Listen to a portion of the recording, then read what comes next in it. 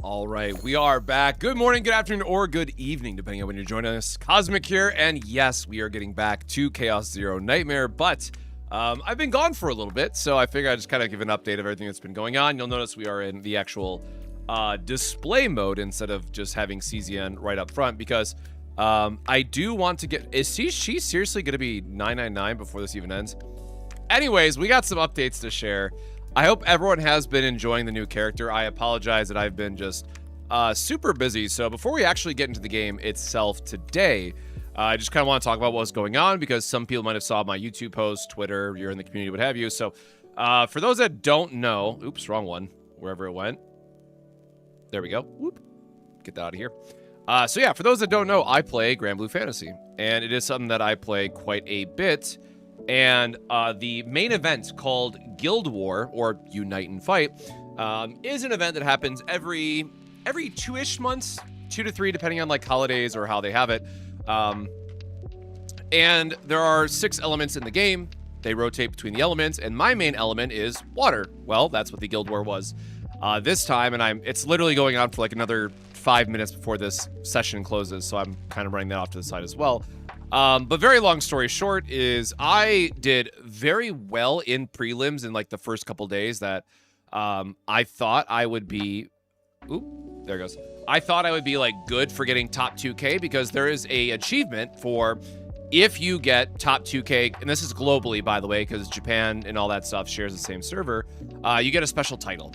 Now, unfortunately, and because I did not grind last night, if we go into my actual ranking here, I've fallen quite a bit, but I was hovering around like 2200 the entire time.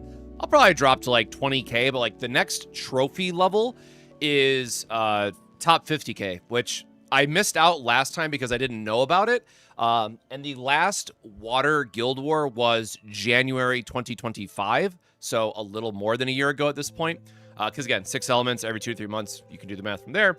So I was really bummed out that I missed it. And unfortunately, there was a new raid that had come out that I didn't have a chance to farm. And the new weapon, which you farm completely free to play, is just insanely broken.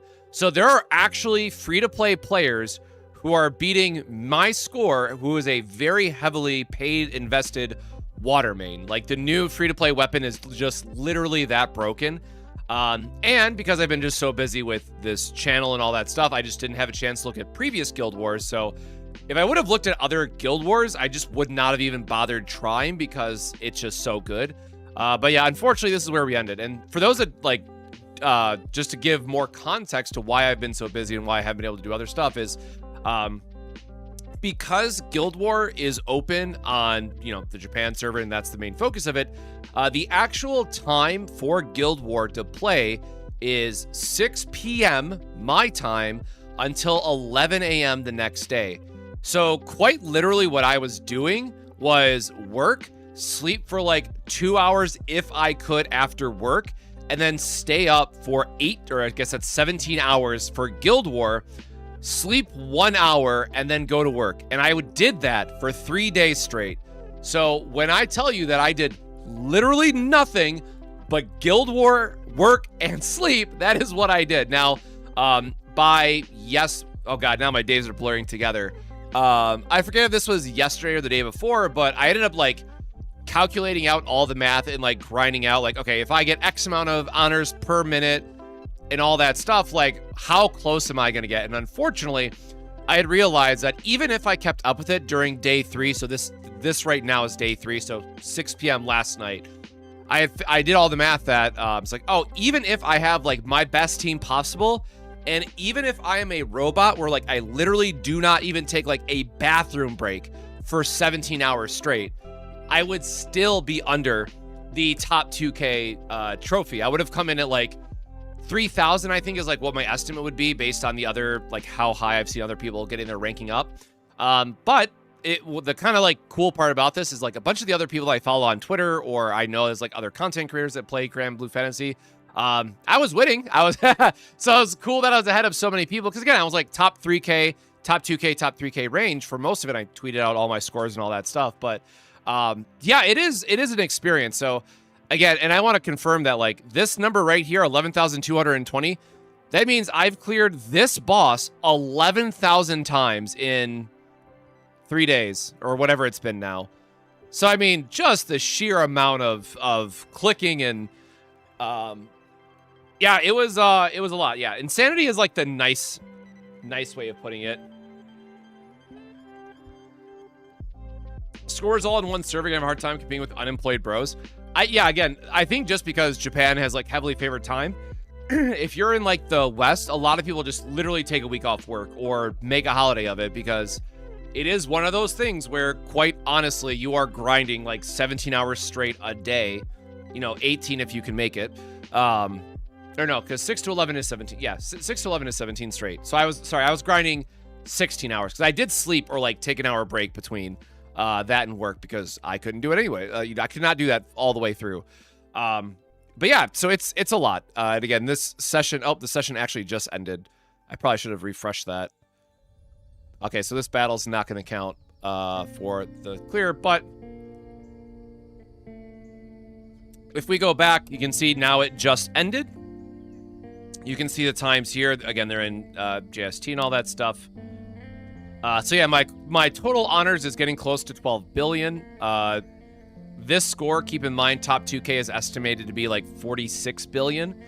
So it's crazy. However, they as much as I make this sound insane, by the way, like they've made this a lot more free-to-play friendly or not free-to-play, but full auto friendly. Sorry, is what I mean to say. So like, yes, you do need to like have it up and have it running in the background, but they've made this so much better for full auto because of the horde mode they have, and then otherwise it's just like as you're doing these higher level boss battles, they're a little bit tougher, so you just press full auto, check back on it in like 5 minutes and you're good to go, sort of thing. So it's been a lot. It hasn't been as crazy as a lot of people might make it out to be.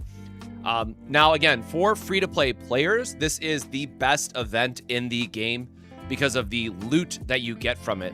So for those that don't know, for the free-to-play players, this is the once a month where, I shouldn't say, sorry, not once a month, once an attempt where you can get a free sunlight stone. This is like the most important currency in the entire game. So you are able to, progress your account naturally. And like, you don't have to go super hard to get this moonlight stone. You just literally have to participate. Now, if you want to get like more of the Valor badges, obviously you need to do a little bit better, but the only thing that really matters is making sure that you're buying this every single time. So anyways, that's what I've been doing the last few days. So again, I apologize that we haven't been able to, dive into this character because her character launched the same day as Guild War. So literally day one in this went up at the same time. And I popped into Sue's stream and he was like, when he got delayed for the patch, right? It was delayed until like 7 a.m. Sue went to bed. I was still grinding Guild War. Like I was up and I was, grinding away at the battles. And like I will never stream Guild War because it is literally like watching paint dry. It is so ungodly bad by comparison. So I would again do not recommend catching a stream of it. I will never stream it personally, but I just want to add some transparency as to kind of what I was doing in the background, why I was gone for a few days, why my video was delayed and all that stuff. So I'm really sorry that I didn't have more to show for it, if I'm being perfectly honest. I feel like I really let a lot of people down because I know people appreciate my all-in-one images and all that stuff. But again, keep in mind, I was literally doing that for 16 hours straight and then working on top of it. Like I just did not have time for anything else. But while this is going in the background, yes, we are going to be playing Diana today. But for those that either follow the channel or know about it, the other thing that I was really going to be excited about was Mongol Stardive. And I've been so busy, I have not even watched this developer preview yet. I've gotten some notes in the Discord. Some people shared like, just the highlights. It's probably, I think it was like the pinned comment or something. Yeah. So like, I've read all this. Again, unlucky me, no additional male characters. It is what it is. I know there's some at launch, but, and also no PvP, which is really nice.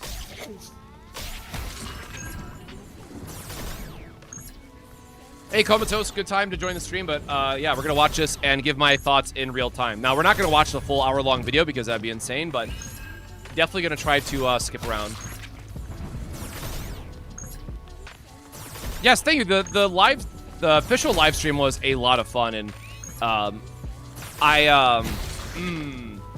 Sorry, that just reminded, how do I want to say this? I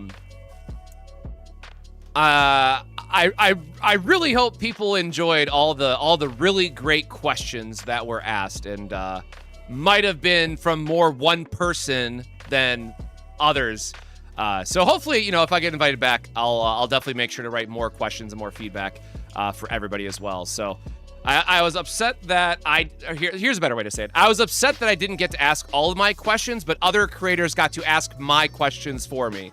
So at least they got answered in a way. So, but if you know me, you should clearly know which questions were mine. So that's the last one I'll say about it, because I'm trying not to be too upset about that. I just wish there was better participation from everybody. So it is what it is. Now, that said, more importantly, and I say more importantly, but I want to make sure this is still running in the background because I got to grind out all these as well.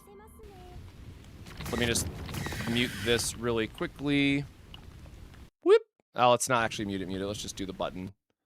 That'll be easier. Oh my God, please. There we go.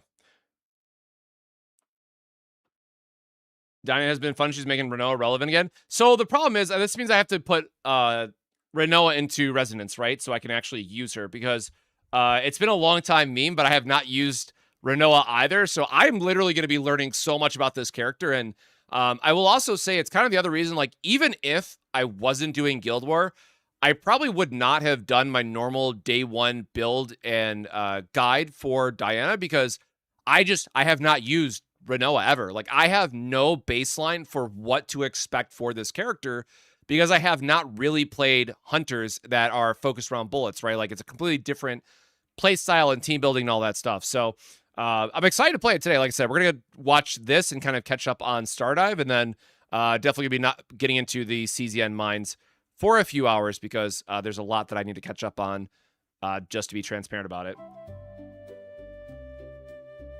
But yeah, so the other last part that I'll kind of say here is that for a lot of people I know as well, for me, I'm kind of just looking for a decent second game to have on the channel.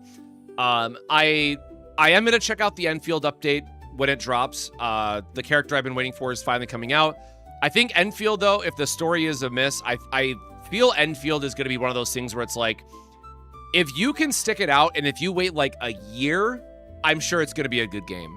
But it definitely needs a lot more time to work through all their issues and all that stuff. And I know that long term, it'll be great. I don't have that kind of patience just with all the other games that I'm trying to juggle right now. Star Savior, I've actually been having a lot of fun with. I really do love the journey mode of Star Savior. I still haven't had time to get into PvP. I think the PvE content is actually pretty good as well, from like the what I keep forgetting what the Great Rift is called over there, the Chaos Gate, if I remember correctly. I still really love that you're not like forced into doing PvP in Star Savior. I get that as like the main focus, but I think if you just like journey mode and if you like that style of combat, I think it's actually a pretty solid game. The downside is that now the honeymoon phase is over. Now the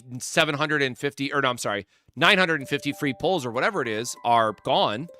And in 3 days, I think now, because I checked it yesterday, it was 4 days, right? So yeah, in 3 days, the special event with the, extra pulls is also going away. So I don't know how Star Savior is ever going to be approachable for new players. Like, if you started with global, the launch, I think you're great. I think you're fine just to enjoy the game as is. But if you are a new player who then says, oh, I want to check out Star Savior, a week from now, no, I honestly would say no. Like, I would honestly tell you, do not waste your time, because you just need so much in that game in terms of characters and dupes and arcanas and all that stuff, that there doesn't really seem to be a way yet in game that they're going to like make up for it. Yes, you do get daily pulls for like weeklies. Yes, you can get pulls out of events. Like, there are ways to get it, but it's not like CZN where you get a bunch of pulls and you only need to pull a character once, right? Like, you do need dupes for Star Savior. So I feel really bad because my free-to-play account is like a god tier lucky, all things considered, and I still am like, I'm probably going to drop this game. And it's like, I can only imagine how frustrating this game must be for players who are trying to get into it after. So, you know, I try not to just be like super down on games or like just kind of be a complete doomer, but like, unless that game makes serious changes quickly, I don't see how they keep a global audience, because you're not going to get any new players from this point. Like you got your global launch, you got your people who are invested, get all the polls, what have you, and then there's no avenue for new players to ever join the game. Now, the 6-month anniversary is coming up for that game, I think, as well. So that might be another, you know, opportunity to be like, hey, here's a bunch of free stuff, get in people's good graces again. And that could be fine too. So I am still logging in. I am still trying to use my stamina, all that stuff. It just goes into gear anyways. You know, it takes all of 10 minutes to do my dailies. And I'm going to wait to see like what the next anniversary or bigger event looks like for the game to really decide if I'm going to continue with it or not. But yes, to the earlier comment, NTE is on the end of April. But quickly talk about Stardive and get this out of the way so we can actually get into CZN. I never upgraded her potentials. That's why I just remembered. Like, I know I clicked through Diana, but I forgot to upgrade something. It was definitely her potentials. But Stardive. So Stardive seems to be more of like a monster collector style of game. Yes, the gacha is still going to be for characters and stuff like that, but there was this like really cool monster fusion snippet that I kept seeing them advertise on Twitter or YouTube shorts and stuff. Also, this little cat guy, his name is something stupid though. I think it's like Nanners or Nyammer, some cat sound, whatever, other couple letters thrown on the end of it, right? But he's super adorable, so I'm a sucker. But this is also, if I remember correctly, going to be more open world, which means I am, after Enfield, and maybe this is just the genre, or maybe it's just Enfield really left a sour taste in my mouth, but anytime you say open world, I'm immediately going to be turned off, because there is just fuck all to do, if I'm being honest, after you get through the content. Like, at least in Chaos Zero Nightmare, I can still grind for stuff, I can still work on perfect decks, and maybe this just says more about me, but when Enfield 1.1 update launched, I literally finished it in a day. And there was nothing else to do. Like, sure, you can make a comment that there is always going to be the AIC, you know, getting 80,000 of all those crafting resources and making sure that you're ready for the next patch and stuff. That's like super inflated, not worth it, right? Like that's just going too far in the other direction. It's open like Sun Wukong. I have never played that, unfortunately. Can you please give me a deck for Diana? I am just starting Diana today myself, so unfortunately I don't have anything that I can share.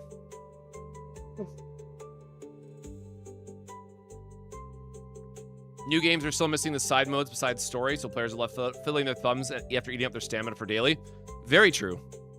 Very true. All right, so let's skip ahead, because again, I'm not going to have this play for the full hour long. But I'm definitely going to try to... Actually, let me make this a little bit bigger really quick. Because, again, honestly, for me personally, how good this game turns out determines if I'm going to be checking out NTE or not. Because that's the same thing. It's just like, if I remember correctly, NTE is also open world. The monster collecting is just using them as equipables. You don't actually use them behind that. So the thing that I saw from the devs is that the monsters are used in combat and like actually have a combat role, like in Enfield with like combos and stuff. Uh-oh. Uh-oh. Oh, that's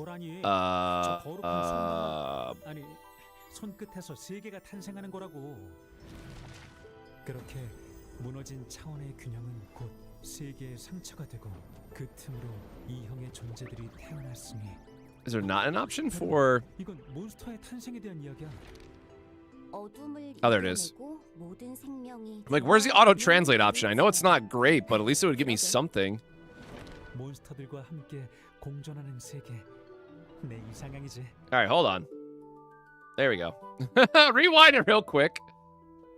그 책이 여기 있는 건 맞아? 어? 이건 There he is. There's the cat. 태초에 Show me the cat. 운명을 자아내는 In the beginning, 위대한 there was a 존재가 great 계셨으니 being. I'm not gonna do my 위대한 best. 존재가 Oh my god. 저거라니. 저 거룩한 손방망이 아니 손끝에서 세계가 탄생하는 거라고. Well, that was just a ball thread, 그렇게 man. 무너진 차원의 균형은 곧 세계의 상처가 되고 그 틈으로 이형의 존재들이 태어났으니. 베르나, 이건 몬스터의 탄생에 대한 이야기야. 어둠을 이겨내고 Oh, look how 모든 cute they are, 생명이 though. 조화와 균형을 이룰지어다. 그러게. 몬스터들과 함께 Hey, welcome, welcome.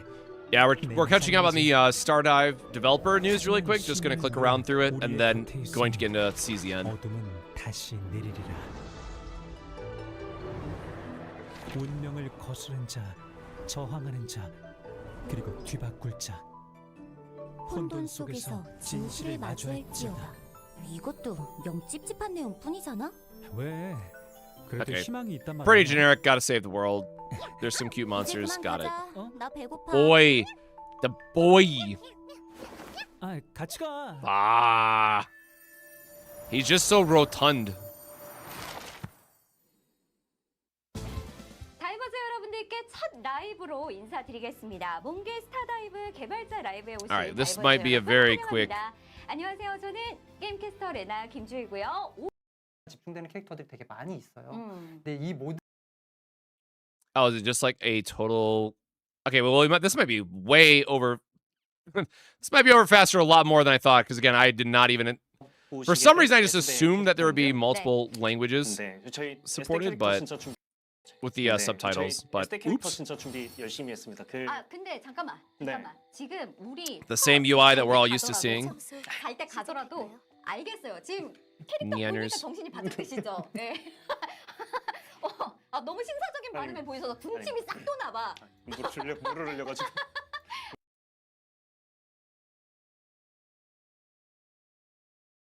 I was hoping we can get more into the. Like, I really just want to see the monster combat part of it if they covered it at all. And if they don't, I guess I'll be a little bit sad. You do get to name the cat, by the way? Hell yeah. Sir Meowington.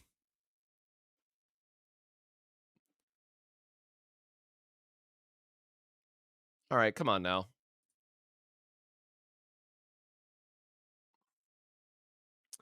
Yeah, they really wanted to give it the it's like, hey, you can check this camera out anywhere, man. 네. 네, 저희 SD 캐릭터 진짜 준비. How fast is my internet? 그- Not fast enough, I guess. But also good old Comcast, so 부터 좀 짚고 갈까요? 도대체 우리의 게임은 어떤 the side 장르인가? boob is 저희가 tremendous as 지향하는 well. 건 전투 모드가 네. 그것들을 Again, they are really selling the 대성 whole 방식, get your up 이걸 skirt. 설명드리는 것보다 아마 시작은 이쪽. 저희가 이제 낙산이라는 이쪽 지역을 만들었고 저희가 만들면서 Oh, so it 되게 is 여러 gonna be, 가지 고민을 많이 했었는데요. So it's instance locked for 아니 이게 복식을 Each 볼 area. 수 있게 예, 좀 넓. 그러니까 저희가 I mean, like visually it looks decent. I mean, I'll make the argument that the UI just looks like. I'm glad we've all settled on the Genshin UI, I guess, but that's kind of what happens when you're like the big game that breaks out, right? I wonder why she has a lute though. Like that's music notes and a lute above her HP, man. That seems interesting. 그래도 낙산 너무 자랑하고 싶기는 해요. 네네 그러니까 한번 자랑 좀 해주세요. 저희가 이런 어떤 건물 양식이나 아니면은 그 뭐랄까요 그 NPC들의 복식 그런 것들도 진짜 신경을 많이 썼고 되게 여러 레퍼런스도 찾아봤고 심지어 Yeah, so I know the little monsters change, like they actually go on your outfit, 계속 진행을 하면서 저희가 되게 and they're supposed to play a very big role in combat. NPC들 저 부장님? 지금 NPC들 그 대화가 가능하지 않은 NPC들의 이 복장들도 굉장히 좀 굉장히 좋다는 이야기들도 되게 많이 해주셨는데 I mean, like, 그 sure. Oh, no, get it. Yeah. Give me the loot. 네, 그 흐름에 따라서 다양한 Hell yeah, man. 연출이 가능하겠네요. 네네 맞습니다. 네, 그 All right, is she a 5-star? I want to roll for her. 이게 어디서 보셔도 We found our reroll target. 느낌들은 되게 재밌게 많이 Give me the 보실 수 있을 musician. 것 같아요. 네네네. Hey, Sin. Hope you're doing well, brother. 맵이 크고 아름답다. 예, 맞습니다. 예, 맵이 크고 굉장히 아름답고. 근데 이제 여기서 중요한 거, 저 조금 되게 그랬던 게, 네. 그 쇼케이스에서 네, 저희 이런 거좀 I played this in beta for a couple hours. Oh wait, was there a beta for this? 네. 근데 다른 매체 인터뷰 Yeah, we're trying to guys, we're trying to see the details on the loot. It's very important that we zoom in here, okay? We're really just trying to show the attention to the detail, the craftsmanship of this beautiful instrument. 본인만 알고 있는 그 시크릿 Good lord. 포인트가 있다고 말씀을 해 주셨는데 본인만 알 거라고 했으니까 저희 쇼케이스가 이렇게 된 김에 So, 다이버즈 again, 여러분들이 진짜 For me 기대가 되게 personally, 많이 a 했는데, immediate 네, red 이 flag 쇼케이스 is, 얘기 and 알고 I don't know if 있는데 it's just 그랬는데도 불구하고 for the 이렇게 stream or 맞춰주셨으니까 maybe 본인 there's 알고 like 있는 포인트를 conversations that's happening here, 좀 right? But 공개를 like 해주신다면. they're 그때 overselling the fan 말씀드렸을 service a 때는 little bit, 저희가 which worries me. 각도도 조금 이제 But like her 제한을 design is 했고, cute. Her design is very fun. 사실 그런 스팟들을 보는 것보다 언제나 어디서나 Yeah, sorry, the boobs are distracting from the such divine instrumentation. Oh wait, we actually hold on. We actually have a male 5-star. Who's you? Who are you? Or is that 2? I can't really tell who's next to them. I need to know who this is. 제가 좀 준비를 해봤습니다. 카메라 각도나 어떤 Oh, this is criminal. 것들을 최대한 No, he did make it. He is a character. Oh my god, do I have that tweet still? 근데 부장님 조금 의심스러워요. 네? Or did I put it in the? Oh, I think I put it in the Discord actually. 대신 그 손놀림이셔가지고 Jesus 많이 Christ. 그 게임을 좀 많이 예 정신 없어요. 제가 사실은 정말 이런 거. Oh, no, I put it in the Discord. I'm not gonna dig for it. 게임을 준비를 하면서 저는 Uh, 사실은 되게 was it Johnny Young Bosch? I think was the voice actor for this guy. 성향은 아니고 어쨌든 They had like some 그런 really 게임을 많이 했었는데요. popular 네. voice actors randomly that I saw popping up. 좀 되게 얘기를 많이 했어요. 그러니까 All right, let's skip ahead again. 배우신 분들이 아니고 배운 척하는 분들이 아닌가. 네. 약간 Yes, the shoes are important. Yep, nothing else to see there. Nope, just the shoes. 네. Just the shoes. 또 저희가 그 되게 We really not gonna get to see some of the other designs.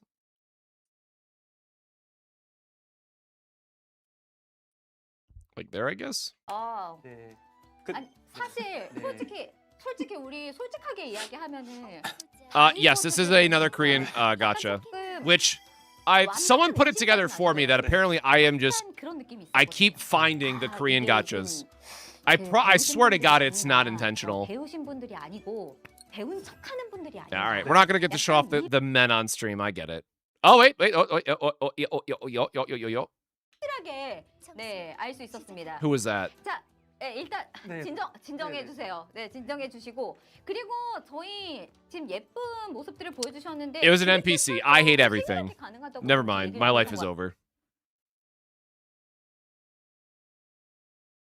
More of the loots. 진짜 이제 나 영상으로 아니고 실제로 게임 안에서 만나볼 수 있는 이 비주얼과 성능 뭐 이런 Yeah, I mean, 것들 네, 소개까지 Visually, 이 otherwise, 친구를 this 내 all 최애로 looks 삼아도 될 expected. 것인가를 이제 한번 I guess I would say. 지켜보도록 하겠습니다. 일단 근데 저희 아까도 계속 강조해 주셨지만 Yeah, 19친구가 있어요. 근데 그 someone I think it was like Type Moon. Somebody said there was like a whole big controversy and just kind of nuked all gotchas in South Korea. So like, I kind of get it, but at the same time, it's really disappointing.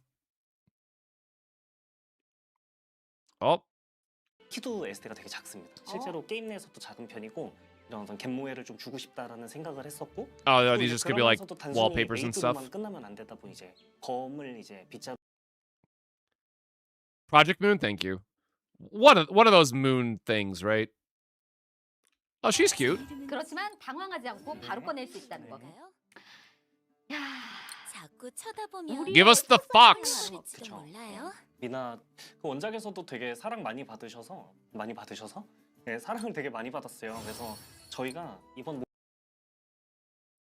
Getting into combat. Another character.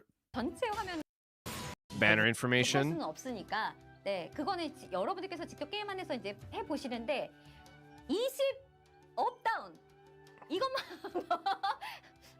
다운이죠. 네. 오, 알겠습니다. 자, 그러면 일단 이 픽업에 관련된 거 1% 그리고 이거 픽들 없고, 네. 그리고 반천장 없고, 네, 이제 말씀을 주셨는데 우리 이제 Yeah, so what the hell is the orb? 지금 채팅방에서도 광산. Well, they got a Rubik's Cube in this shit, man. 주시고 계세요. 네. 저희가 이 부분들은 조금 설명이 부족하고 그 티켓이라던가 그 성장 Oh yeah, so that's the other thing, right? Like, the other part of us that caught my attention is like they're doing 600 free polls at launch, sort of thing. Which again, I know to a point that's like gotchas, as it were, right? Like, the 1.0 update, you grind out every little thing, you're gonna have all these polls, what have you.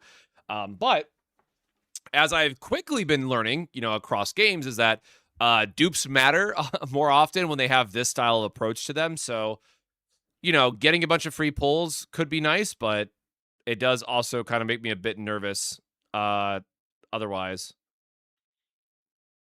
All right, well, we got her for free, it looks like. 게임 화면으로 좀 다시 넘어가도록 하겠습니다. 근데 이제 BM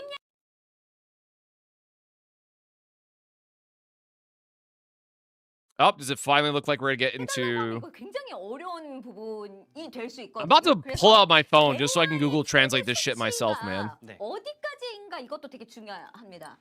저희 6번째까지 있습니다. So we got character. Is this going to be like resonance level or something? 공적으로. 네. 6개화까지. 네, 6개월까지. 네. 그래서 6개화를 통해서 Yeah, so I think CZN gave like 200. Like there's this range, right? Like if you have like 100 to 300 pulls at launch, your game's probably fine. If you have like 500 to 1,000 at launch, it's like, all right, tell me what you really are.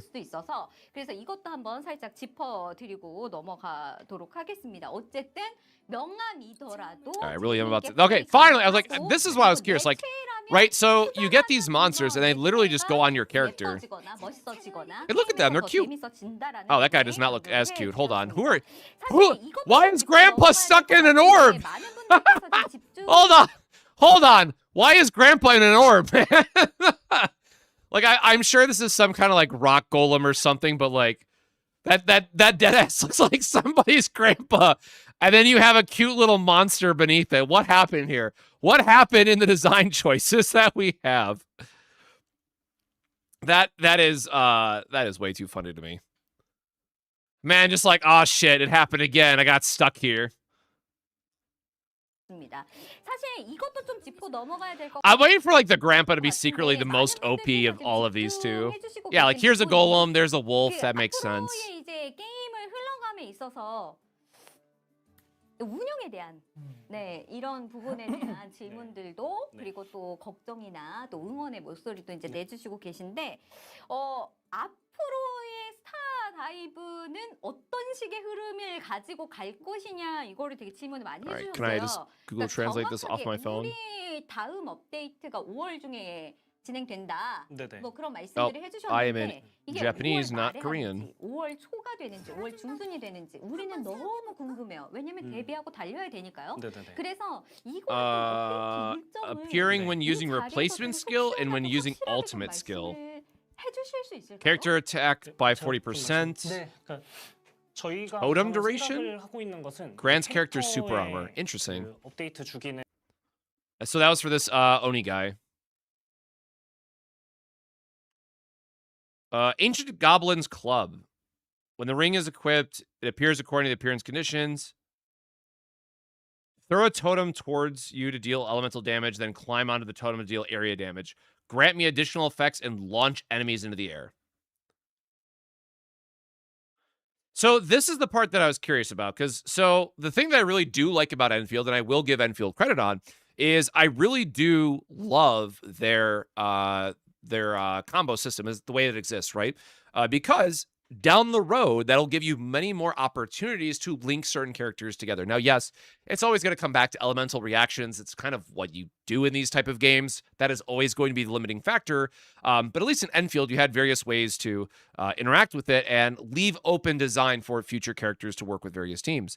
And so that was like my initial impressions based on what the devs were saying for this game, is that like, depending on the monster you bring, your characters will do different things. And to my understanding, again, looking at literally the screen right here, is that every character will have a total of 3 different monsters that you can equip. However, I still don't know how to get these monsters, and that is the other red flag, in my opinion, is that like I don't want these to be strictly gacha tied, right? If this ends up just being the weapon banner, then crap, that kind of sucks, right? But if they make some of these farmable and improving characters, then I think that could be a really huge win for this game. Low-key, they might be the echoes from Mua. Man, if I... Like, I'm not beating the allegations of someone who got, played 1.0 Wua and quit, but again, I apologize, y'all. I know that Wua is a great game now, but I am one of the many people who played it at launch, had a god-awful experience with it, and just literally never had the time to go back.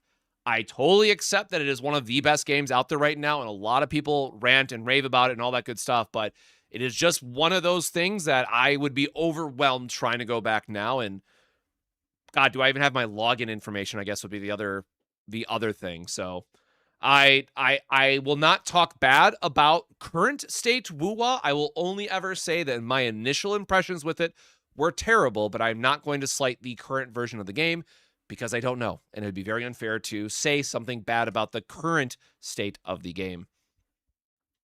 The monsters are farmable, thank God. 3개월? 3개 죄송합니다. 3주. 3개월. So again, for me personally, this I'll deal with the fact that I'm not going to get any men. There are at least men at launch, but this mechanic and how this might change combat immediately gives me makes me more interested for the game. 이야기의 서사라던가 이제 어떤 준비가 되게 이제 크게 동반이 되다 보니까 아무래도 이제 런칭 후 첫 번째 업데이트에서는 바로 이제 다음 에피소드를 만나보고 Yeah, I saw like the absorb mechanic for it, but I didn't they didn't really get into like how you farm them or how oh shit. 그 사이에 이제 Well, she had a cool design. Dude, click on the guy. He's right there. Click. Please click on him. I'm begging you. 캐릭터들의 Oh, man. 그러니까 에피소드에서 보신 이야기와는 다른 캐릭터들의 서사들에 대해서 중간중간 업데이트로 좀 보여드리고 What if I told you that Wu has really good looking 5-star men? 이렇게 좀 생각을 해보고 있습니다. Yeah, I could be tempted. 정리를 하면 Wait, that's a lot of holy shit, that is a lot of 5-star monsters. Damn, how many monsters are in the game? I guess. Like so what 3, 6, 9, 12 at least. And then the Oni guy is missing, Gramps is missing. Huh. So I'm gonna be perfectly honest. I was going into this expecting that there was gonna be like 10 monsters, like, and that's it. Huh. 픽업은 3주 단위가 맞습니다. 그리고 I couldn't tell you how important they'll be as Alpha Beta only had access to green rarities. Aw, boo. Oh, here we go. Here's more. Sorry, I'm just gonna screenshot this really quick and translate because I am curious. Oh my god, that's so cute. They actually tell you how tall they are and how much they weigh. When dodging, increase boss monster damage by 6.5% for 5 seconds. Hot, full of stamina, reflexes, and sharp teeth. Oh, right. So that was the other thing. There's apparently like inheritables that you can get in this game, or like these stats. Apparently, you can like build out a monster with like the perfect combination too. So again, this might be the autism, guys. I'm sorry. But it sounds like a part of this game is going to be min-maxing the monsters and the different inheritables that they can get on them as well. Now I'm just curious what more of these effects are, to be honest. And it goes up to level 49. 그리고 뭐 스토리라던가 이것저것 시스템 Every monster exists in every rarity and they go up by account level a la artifacts. Okay, that would make more sense. 뭐 3개월 텀으로 이제 맞추려고 하는데 그 개발 상황에 따라 Hold on, what was that? They said new monsters every 3 months? Hold up. Updates are scheduled every 6 weeks. 뭐 스토리라던가 이것저것 시스템에 반영된 것들은 네.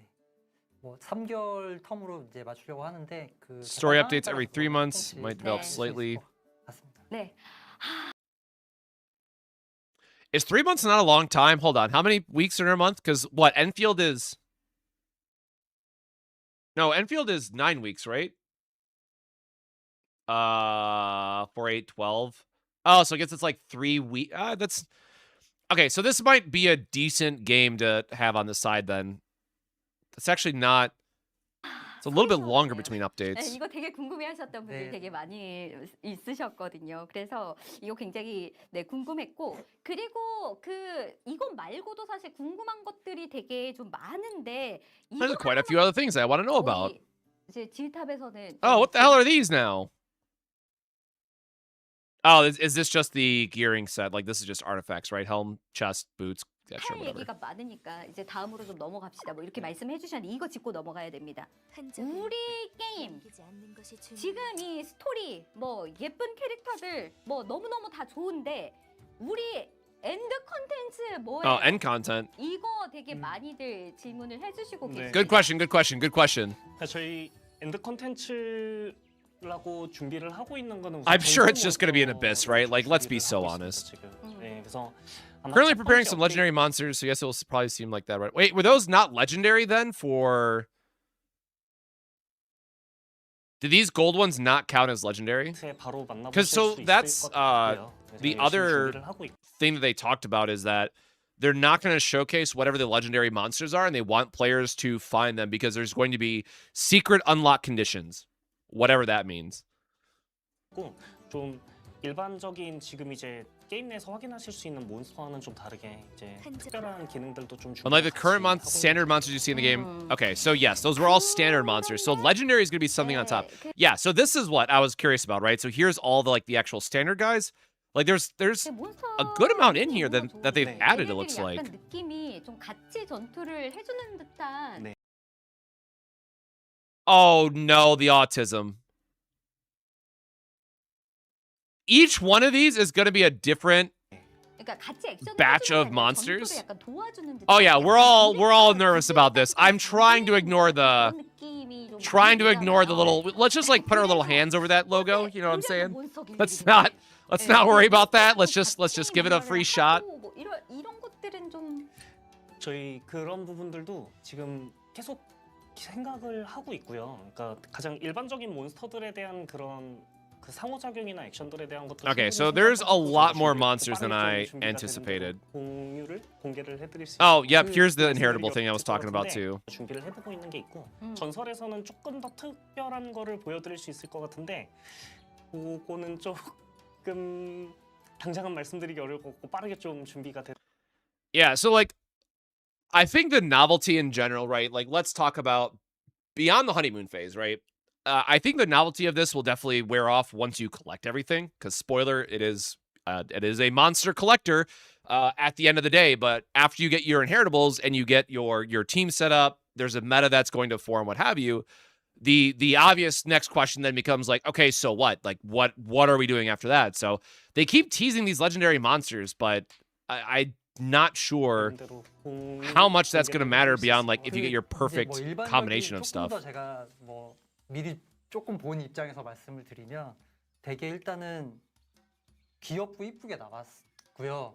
네, 저희가 뭐 다른 데서 공개드린 그런 좀 웅장한 거 말고 반대급부의 좀 그런 부분. Alright, this auto translate's not really helping me here. 일반적인 몬스터링은 그냥 이제 뭐 뒤에 쪽에 차고 다니는데 그 전설 몬스터 같은 경우에는 좀 더 캐릭터. Legendary monsters' interactions with the playable character and similar aspects will be enhanced. 타이틀값 하게 되나요?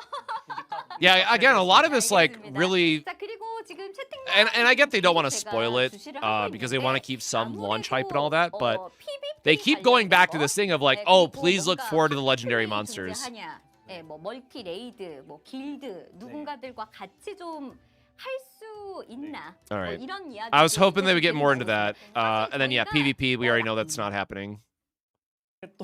이런 부분들도 뭐 를 수집할 수 있는 그런 이제 플레이 컨텐츠. Yeah, I want to know more about this. Like, 계속 플레이를 하면서 몬스터링 합성하고 새로운 몬스터를 얻어가는 재미를. and now again, this is obviously going to be like the big grind for this game is getting all of the monsters, getting their mutations or inheritables or whatever they're going to call them in this game, min-maxing the monsters and all that. But again, the biggest thing that look, it's a gacha game. They got to make money.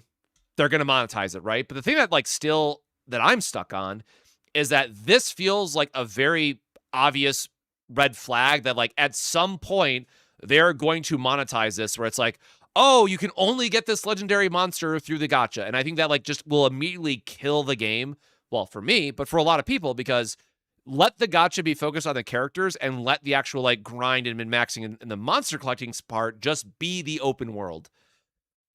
좀 느끼셨으면 좋겠습니다. 그래서 조금 And like obviously I'm sure there's gonna be weapon banners and all that stuff. You know, more copies, more gooder, as I always like to meme and say. But I think that this could legitimately feel like a fine free-to-play experience. 또 한번 말씀을 드렸었는데, 그러니까 원작에서 잠깐만요. 지금 효과음 때문에 지금.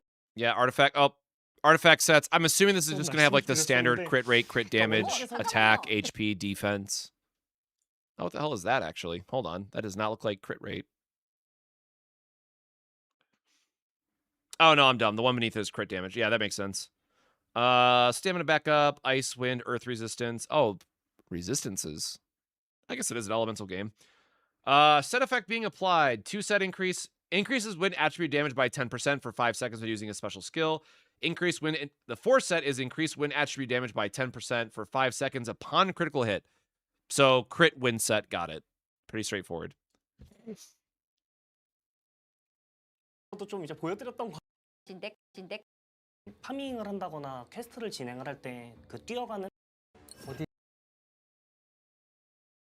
right, looks like we're getting towards the end here. 파괴는 그로기를. 네. 또 이런 거. Yeah, it's funny that you mentioned Arc Knights though, because I literally have, oh my god, what was his name? Is it?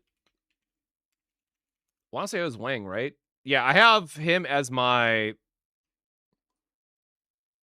I have this dude as my phone background right now, because holy shit, the drip, man. So I found a random artist, made it my lock screen. The dude's beautiful. So yeah, if you ever want to know about me and my type, there you go. Yeah, another gotcha game, another crit set. Am I right? 자, 가보죠.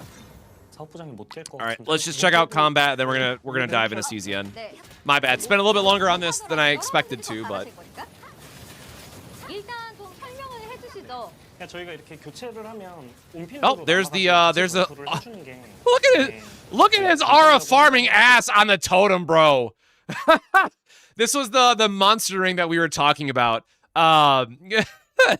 They just summon this guy and he just posted up like, all right, man, I'm here to give my support. 네. 지금 플레이어 같은 캐릭터는 That is kind of funny though. Who are you? There's a whole ass dragon? 게이지를 되게 잘 깎는 게 있거든요. 파괴는 그로기를. 네. 네. Jesus, man. 이런 거는 이제 좀 회피를 해줘야 되는데 지금 다 막고 있는 것 같습니다. 그리고 저희가 이렇게 좀 전처럼 이제 강공격 때 이제 교체. I mean, it's flashy. I mean, whatever the combat looks. 교체 시간이 좀. You know, you got your oohs and your ahs moment, right? 네.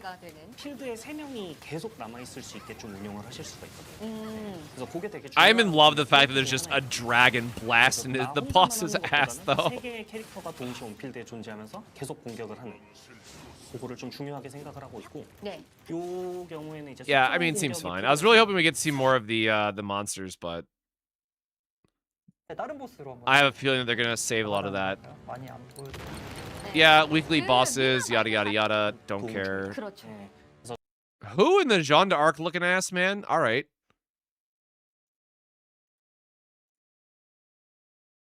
있습니다. 그래서 여러분들께 좀 도움이 됐으면. 네, Was Loki expecting 마음도 Pokemon-sized summons and we got 실제로 Shenron just 게임에서 flying 불러 up top? 들어오는 Yeah. 도움이 좀 되는. 자, So 한번 가볼까요? that's interesting then, right? Because when we saw it earlier, that there was a size and a weight for all the monsters. So it looks like they are going to keep the original sizes. 너무 긴장해서 여기도 지금 말이 다 없어지는데. 아니 근데 지금 그 우리 다이버즈 여러분들 모르시겠지만. Yeah, I mean, okay, this is 부장님 손을 막 달달. whatever. If you've seen one open, ARPG style combat system, oh, what are? Okay, so you have like some kind of charge mechanic down here. I mean, you've seen them all at this point, right? 지금 우리 게임에. Like this game is going to be like, are the monsters good? And do they add variety to the gameplay loop, right? Like, that's it. 이거 잘해주셔야 됩니다. I think the rest of this looks. Oh. 이후 에피소드에서 보실 수 있는 보스인데. Hello.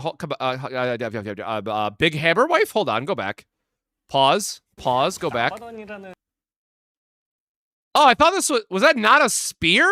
이 보스 She gets a whole ass hammer? 에피소드에서 보실 수 있는 Yo, I really thought that was a spear. Holy shit. 좀 공개가 된 All right, give me hammer, mommy. Let's go.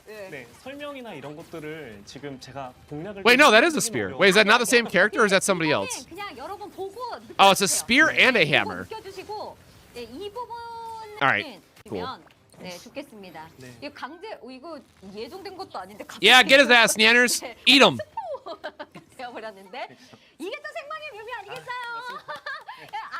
알아서 다 생각해 주실 거예요. 아 이거 우리 처음 만나는 거야 하면서 이제 나중에 그리고 이거 자꾸 질문해 주셨는데 닉네임 Oh, it has a break bar. There we go. I'm like, 질문을 해주셨는데 이게 잠깐 중복됩니다. 네, 중복됩니다. yeah, I love her. 게임은 중복해서 만드실 She 수 seems 있게 sick. 되어 있습니다. 그럼 레나 The fact that she just swaps between weapon 네, types is 대신 여러 레나가 it's really giving a Monster Hunter vibes on that one. 자꾸 그 레나 내 게임으로 This is a long ass fight though. Like I get it's supposed to be like a weekly boss or whatever, but damn, bro. All right, let's skip ahead. Is there anything else? 승리 포즈를 보실 수가 있는데. 한번 볼까요? Oh my god, did we get a chest? Switch axe, thank you. That's the word I was looking for. 오! 야, 이게 살짝 그 Yeah, first time clear 보이면서 currency 이제 plus whatever 고개 this 가까워요. currency is, whatever, man. 라이브 Q&A 시 Looks like that is it. Yeah, so oh, I guess they showed off more character designs. Hold on, let's go back then, I guess. 그런데 다이버즈 전투 복하겠습니다. Q&A 시인데 를 골라주시면 All right, so yeah, teams of 3. 좀전 Oh, she's cool. Probably a 4-star. Sorry, she's not showing enough skin, so she's probably a 4-star, right? That's how that works. 그래도 속성을 Oh, I like the flower though. That's cute. Probably a healer or something. 좀 맞춰서 네, 세 번째 어디로 갈까요? 첫 번째, 두 번째, 오, 세 아니 번째가 근데 좋은데 저는 세 번째요. All right, let me get 네. the captions out of the way. Sorry. 없는 게 나을 것 같아요. 지원이 둘보다는 저는 All right. 파괴 So like the other thing is at least there's good variety. Like it's not all 100% Gunnar bait, Nikkei level skins, right? Like there is actually some decent variety. 네. Like yeah, you're gonna have your side boob, you're gonna have your fan service, but if like we look at their actual designs, there's a good amount. I want to know who this character is that they keep intentionally skipping over, 네, 플레이어가 which is 없고. pissing me off. 근데 이거 우리 이제 전투를 볼 건데 우리 다이버즈 여러분 감사합니다. 여러분들께서 All right, hold on. Let me just.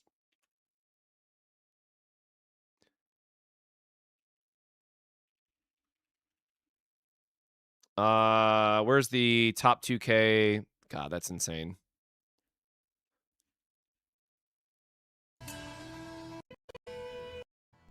Different region previews, sure. Oh yeah, again, April 15th is the official launch. I'll have to figure out when the time is to see if this is gonna be like another one of those like late night streams, and then we'll do like our reroll. But yeah, the other thing I will say is like I'm just gonna take a note from Vulcan. And again, for my small disclaimer that I will say for those that don't know, I covered TCGs for many years. But with gachas, I'm very quickly learning that unless it's something that I'm gonna be playing long time, like I usually just buy the battle pass and the daily login cards anyway. So like I'm not a big spender when it comes to gachas to begin with, but so many of these just come and go so quickly, or just I'm very quickly realizing they're not good. So yeah, I will definitely be taking this one as like a free to play account, like I did with Star Savior. Oh, here we go. We actually have. Well, my dumbass could have just checked the site. Oh, nope. Go back down. So different regions. Oh, coming soon. Coming soon. Okay. Well. Yeah, dude, she's sick. Here I come! What the? Where am I? So there is going to be 5 male characters at launch, but they said that much like CZN, there's no current plans for male characters, which means they could add some in the future, but they're not against it. But there's actually a few like in the game and whatnot. Also, the creator program is like whatever. Again, I have a day job, y'all, and this content creator program I'm not going to sign up for. And look, I get it. People got to make a living and all that stuff, but the content creator program for this game is basically like me trying to get you guys to spend money on the game because I get a kickback from it. I'm not doing that. So I will not be joining this. I will not be joining this program. I will not do any sponsored streams. It'll just be me giving my very raw opinions on it.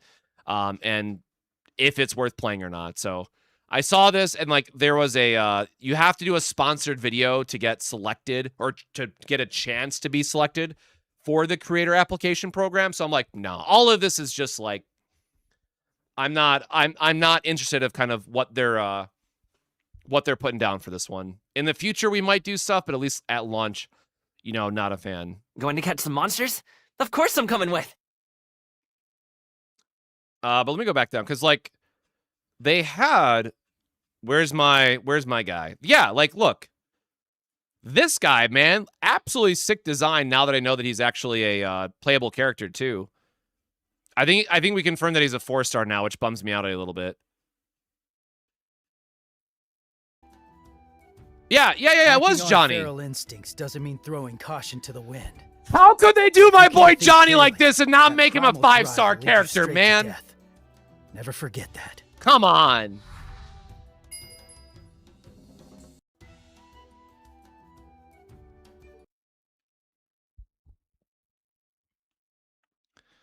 Ah, womp womp. Can't believe they made him a 4-star. Anyways, do we have an actual launch time yet? I don't think we do, right? They had the developer stream.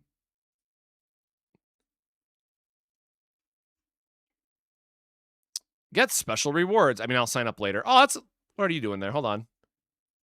Look at that little cutie with all the freebies. They don't even have like a. Oh, it's literally just broken out by tabs. I was expecting some kind of like launch. Star Dives. Discord exclusive redeem code. Really? Why are we being like this? Not media. I guess maybe does media have anything? Oh, Jesus.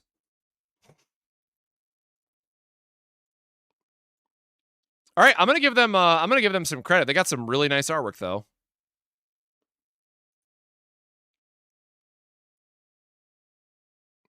Nope, that was just saying please check out the developer stream, but they didn't have more information, unfortunately. Official launch schedule? PC launcher, Epic Games, App Store, and Google Play. Just says the 15th, which is actually the 14th then for me, right? Because it'll be one of those time zone shenanigans. So yeah, this might be or wait, what is today even, right? Because today's the 11th. Yeah, so we got to knock out this CZN stuff because this might be a Monday night thing, depending on what time it launches.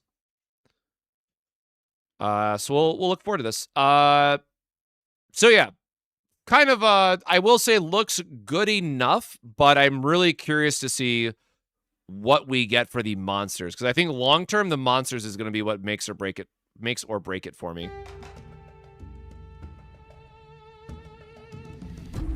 I guess we'll just play the trailer real quick. Your fate ends here.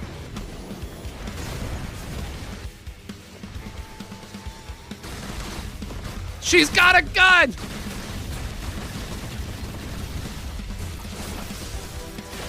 Yo! Wait, who are you?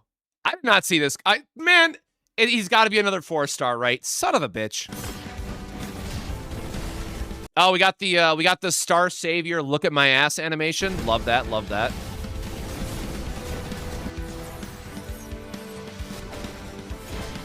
She got a tuba. She got a tuba, man. Shall we let it bloom?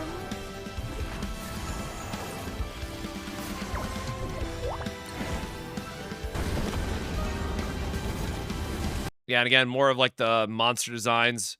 So I guess here's the other thing. Like, I don't want the monsters to just be like, oh, I appear on the screen and I do static damage sort of thing. I hope these become a little bit more interesting. Like, we've already seen knock-up effects and stuff like that, so.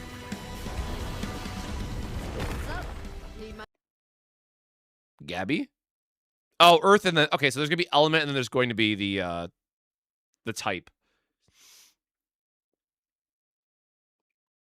Okay, yeah. Which door should I?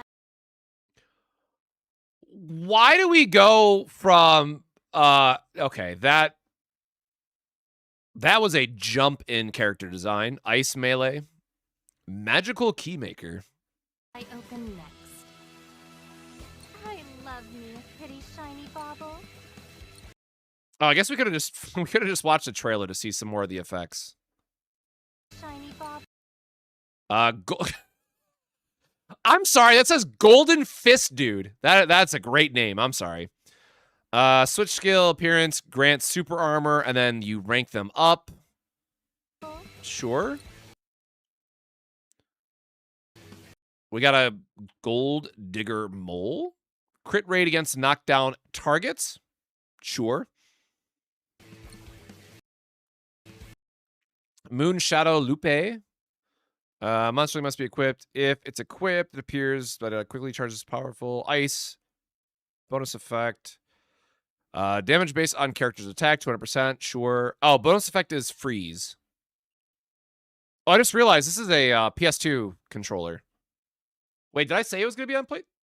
I said Steam, Epic. Is it launching on PlayStation?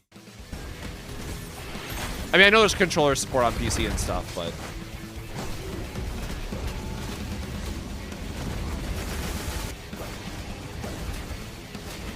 That monster's going crazy.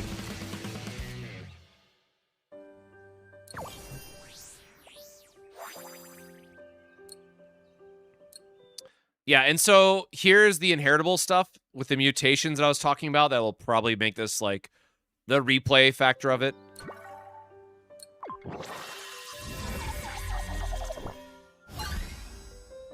Capyberry.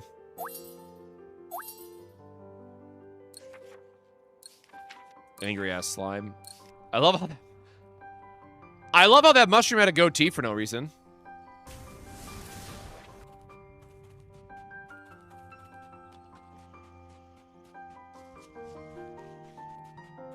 Yeah, I'm gonna say it looks passable. You know what I'm saying? I'm gonna say it's passable, and if the monster element part is good, then the game's fine.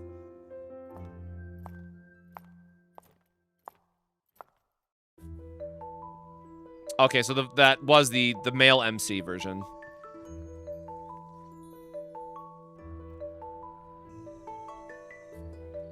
There he is. There he is. Sorry, I gotta do that little. Okay. We're good. I think that was the other guy that we were looking at. Ah, he's tired just like me. The lightning dude was cool. Yeah, seems fine, man. Okay, enough of that. Boop.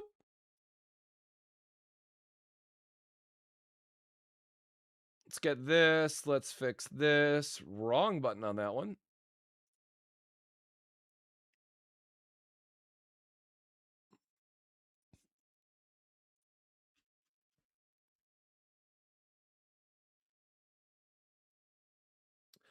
Peak, why did you show me a pirate? And yeah, I do have Jinyu, I believe his name was. The dragon guy.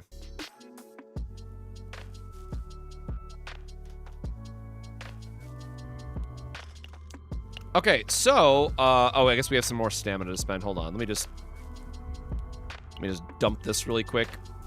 Oh no, we are out of stamina. Okay. Yeah, Teal Dragon Daddy, whatever his name was. Yeah, potential farming is truly never ending in this game.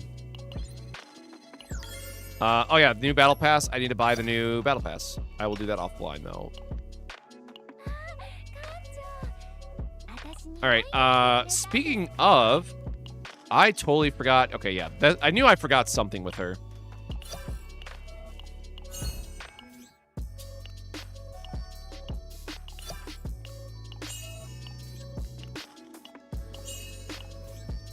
Sorry, y'all. I forgot. I thought I had everything maxed out for her, but clearly I did not.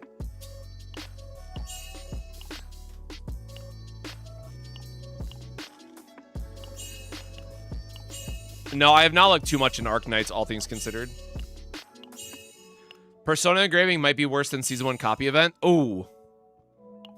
Don't say that. That breaks my heart. I've heard a lot of people say positive things about Persona. Again, this will literally be me checking out everything for the first time, so I will definitely be giving my own impressions on it, but... You know, I was wondering why her crit damage was so low. This makes a lot more sense.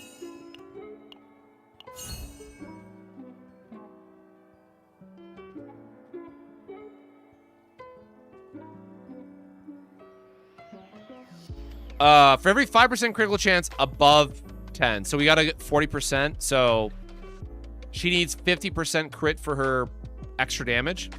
That seems fine.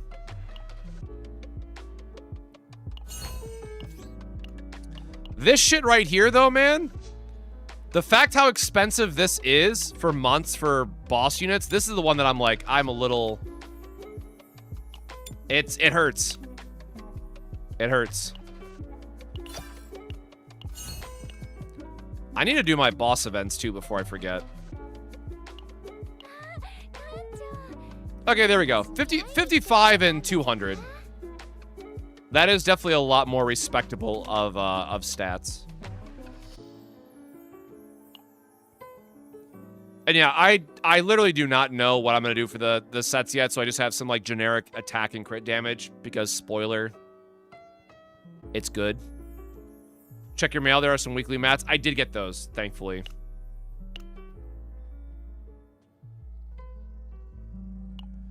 Oh yeah, we have to do, we have to check this out at some point, too.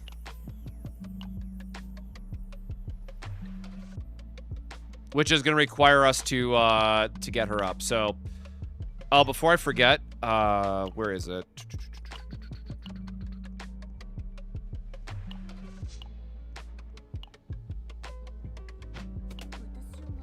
Oh, they do give you full crit rate as well. That's kind of sick.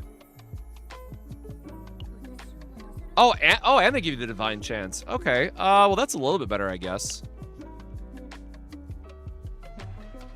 Like, you're not doing as much damage, but at least you're getting the free crit rate and free divines. How much upgrades should we do with basic, common, and unique card potentials? So, if you... Where are we? I'll just use her as an example, because I just upgraded points. So, here's something to consider. If you're struggling to go through chaos with a character, and if you want to make it a bit easier, I would recommend upgrading basics, because it is going to make your chaos runs quite a bit smoother. This node in particular is quite cheap, so it can be fine. However, once you get to a point in the game where you're more comfortable with running chaos, even on like the highest of difficulties, I still skip this one, as you can see. Now for neutrals, I never take this. Neutrals in this game are still a little lackluster in my opinion. There are some very niche cases where it might be okay to take it. There was a... Was it the Magnus save that I did the... No, it was Maribel. So I did a Maribel OTK deck that had whatever the Retained Shield card is called. I'm totally blanking on it now. But that was a case where I wanted to max out the neutral potential because it did give me more shield off that one card generation. That is the only time that I have upgraded neutral cards potentials since literally October when the game launched. So it's that niche. And then the last one, the unique card upgrade, this is going to be where every character cares about like those cards. So I would always take unique card upgrades up to 10. This is the most important node out of all of these. Oh yeah, Luke is still broken, right? Luke, for whatever reason, Luke is the only bullet character that has his bullets count as neutral, where everybody else counts as unique, or some BS like that. I guess we could look. I think they updated the tag. They updated the tag for him, but they never corrected it in-game, right?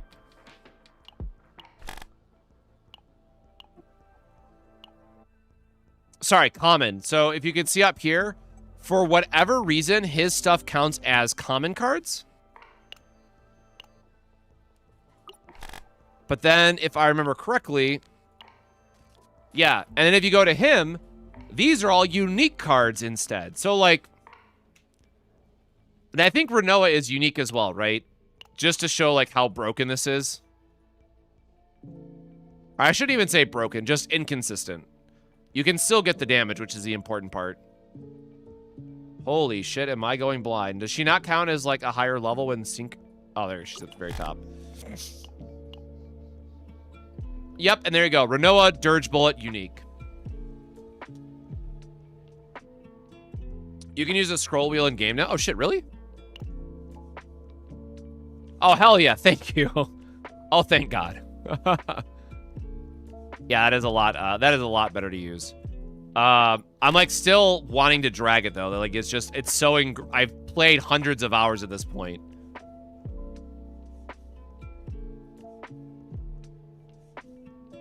Is there anybody else with, like, weird...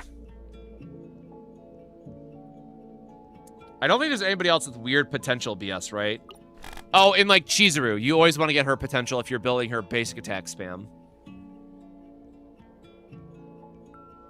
Oh, ballistas. Ballistas are unique, right? Yep, ballistas are unique as well. Bro, I missed the Kalowski cards already. I gotta be so real.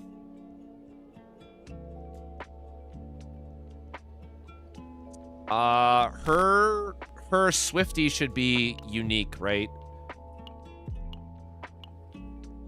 Yeah, so even her Swifty for the damage scaling is off of unique cards. So this is like a good rule of thumb for like all future characters. Before you invest in potentials, make sure you like just click through their kit. Make sure you understand where everything is coming from. I realize the irony of me saying that and literally not checking Diana, but...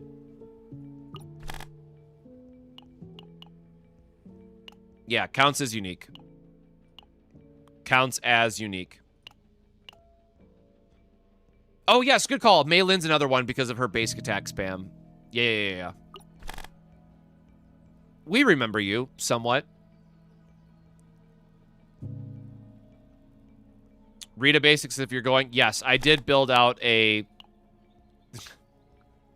This one was just fun. I actually really did like this build. Unfortunately, outside of Ray, you really don't have like a good team like to really make the most out of this. Like, yes, you can argue Celestial cards to a point, but it feels like there's still something missing otherwise.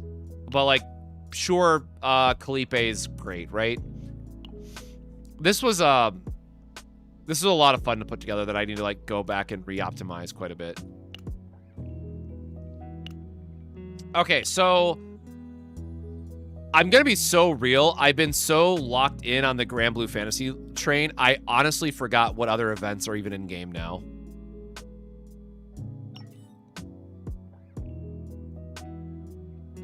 It has just literally been that long. Also, before I forget, I need to loop stuff in the background. The other thing that I want to, highlight here really quickly, though, is that keep in mind that the Chaos Matrix has reset. So we get all these rewards again, which is really, really nice. So definitely make sure you're going through your Chaos runs, upgrading your stuff, and, getting all the various effects. There's also the event going on for clearing 2 Chaoses. You get the Flash, right? Where is it? It is one of these, I swear. Nope, that is the rewards. Yeah, this one. So make sure that you clear the chaos twice, because these are just so important. So I think this is weekly, right? Or is it? It says exploration period number 1 day. So yeah, I think this is weekly. So stock up on these for season 3. Best deck and persona. I was busy in Grand Blue Fantasyland since the patch dropped because Guild War and Diana dropped at the same time. So we are going to be learning this together in real time.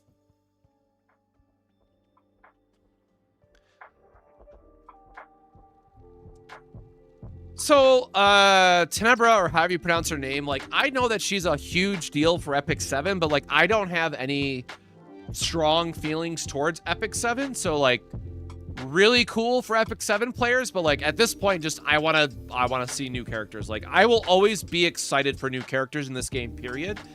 Because so this also goes back to why I like this game so much, right? Like I am someone who is much more interested in learning about how new characters can fit into existing and new teams.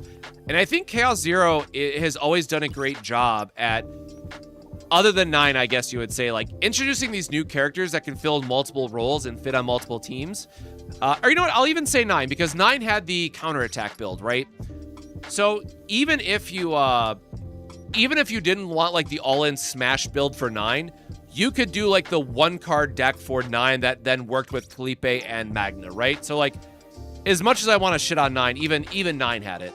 So for me, Chaos Zero Nightmare, and I will always play this game, you know, even, and I was talking to Sue about this on the side, like, I know if you want to get the views and all that stuff, like you always want to chase the new gacha because there's going to be new people checking it out, what have you, but like, I am also perfectly content with Chaos Zero Nightmare just being my main game and being okay with the fact that it's never going to get the views that it did back for Serennial Banner, right? Like, that's just how gacha games work, man.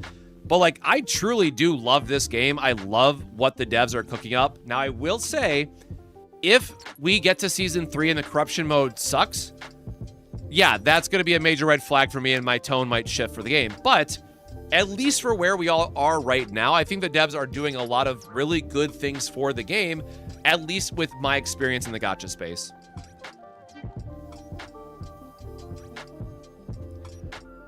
I know, I knew someone was going to say it the second I said something critical about 9.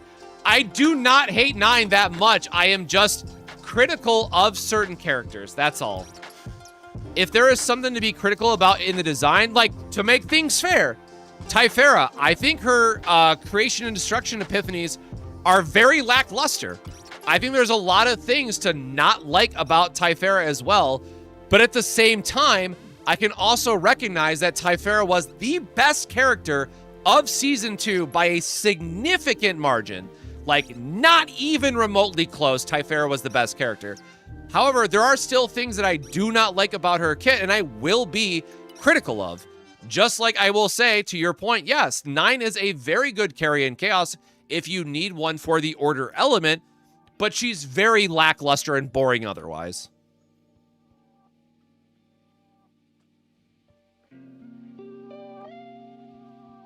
And again, to make things all equal across the board, I personally really love Rita, but I think that she is way too complicated and convoluted for most players. I think that we got two really insane extremes out of where 9 was at and where Rita was at the very end. That, like, I personally love that they did give something for everybody in this season, but I can absolutely understand that Rita is going to catch a lot of flack because her kit is not streamlined, to say the least. All right, we gotta actually, like, do a run, though, right?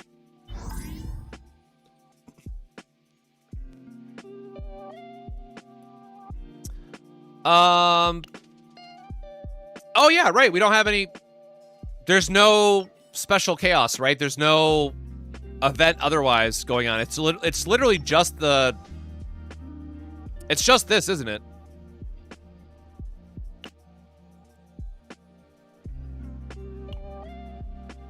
Oh yeah, we never got our Laboratory 0 achievement. All right, so I should be able to... Hold on, I should be able to get Laboratory 0 now, right?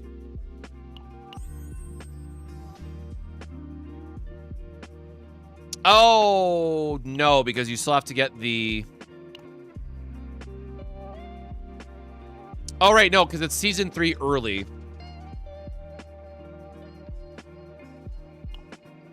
Okay, right.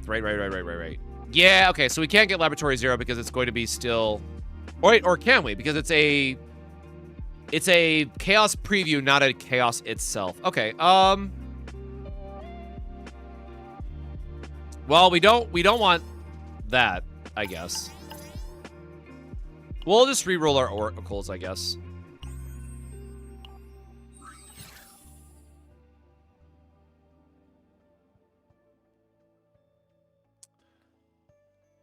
Okay, hold on. Let me actually think. So what? Our options are blue pot and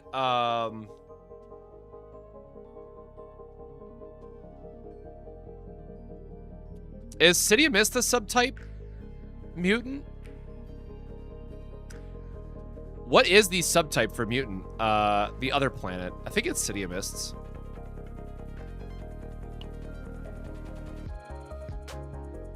Or Chaos Order, whatever they're called. So I guess, never mind. I think it's Foretold Ruin I'm thinking of. This is Diolos. Is tier 14 good enough? Tier 14 is probably good enough. Credits. Sure. How do the Persona cards work? We are going to be learning that in real time together. So unfortunately, I was busy with Grand Blue Fantasy Guild War because my... Oh, I guess this is I think I said this earlier, maybe if I don't remember. For those that don't know, and again, I apologize for missing out on the day one of this. Guild War for a particular element only happens once a year. So my literal once a year event happened this week. So I had to play Grand Blue Fantasy, guys. I apologize for that. So the last Guild War for water, or no, I did say this at the very beginning of the stream. The last water Guild War was January 2025. So I have been waiting 15 months for my element to roll around again. So unfortunately, I got knocked out on day 2. It is what it is, but we will, I've learned a lot, so the time the next Water Guild War rolls around, I have some prep that I gotta do, but I am gonna try a top 2K again. I'm kind of upset where things landed for this Guild War, so it only motivates me to grind more and try to knock it out for the next one. That said, I need to get my guys going in the background while I'm thinking about it.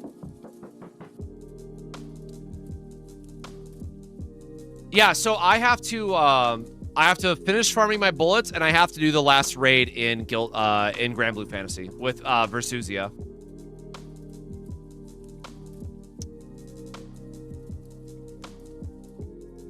Check gear on Rita. Oh, were you just wondering about like what we were using on her? So for Rita, we just recommend the normal 2-2 split with attack and crit damage. But then what's really interesting about Rita is that she is actually she benefits more than any other character in the game currently on the basic attack one. Because if you build her basic attack, the 20% amplification gets way more value out of her basics compared to like Chizuru. Like if you're building Chizuru basic attack, you still take the Scarab set. But on Rita, it does a lot more damage. Hey, Kralik, welcome to the stream. We were just going over Mongol Stardive, which I will definitely be checking out for next week as kind of our like little break between seasons again.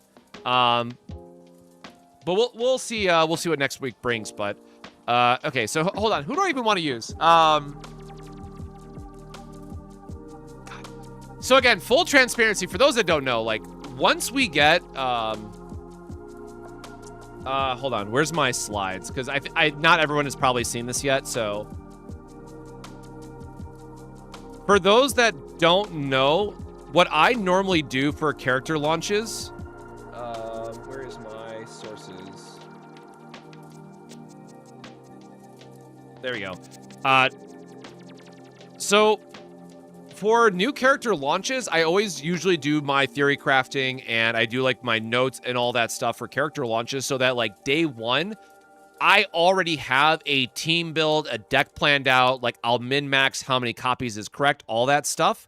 But for, I never put this on Reddit. I'm sure somebody else did. But for Diana, I just did not have time to build out any of this because Guild War was literally... Guild War started before Diana's character dropped. And so I was all in focused on Guild War and could not build out any of this, unfortunately. So like I took all my screenshots because I thought I was going to have time to do my videos. And unfortunately, I was just behind on this. So I didn't get to do my all-in-one graphic. I didn't get to do my deck planning showcase. Like I didn't get to do any of this for Diana. So unfortunately, I am literally going to learn this in real time, and I have no no thoughts, you know, head empty kind of look into this because I just have not had time. Did I toggle the seasonal thing before planet creation? Yes, it was on by default.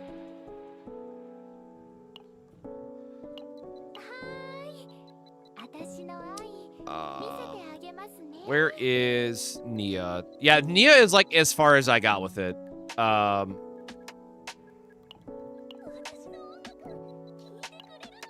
Which, unfortunately, she is like super under level, super under geared and all that stuff. Actually, do we have enough just to like max her out? Oh my god, go back.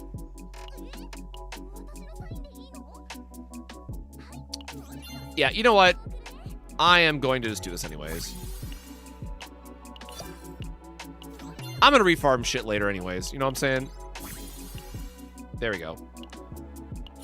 Until we get a different discard support, I mean, like, she is going to be our premier option.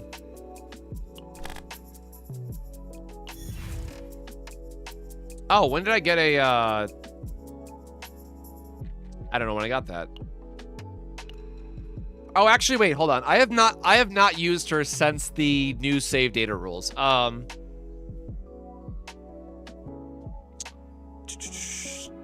Yeah, so, like, Adagio is still our best option. Mute Accent, I'm pretty sure we can freely cut now, which is nice.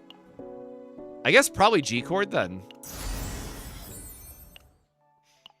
And Soul Rip, I think you just always take the upgrade version, right? So, like, this is now our guaranteed delete. This is upgrade, so we never see it. And G-Chord probably has some use cases.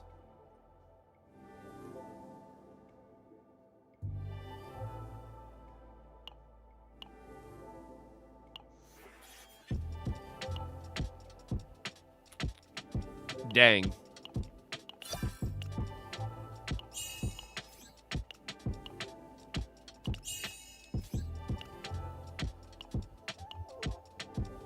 All right, hold on. Do we have any stamina left? Sure. How much do we need to get? 100?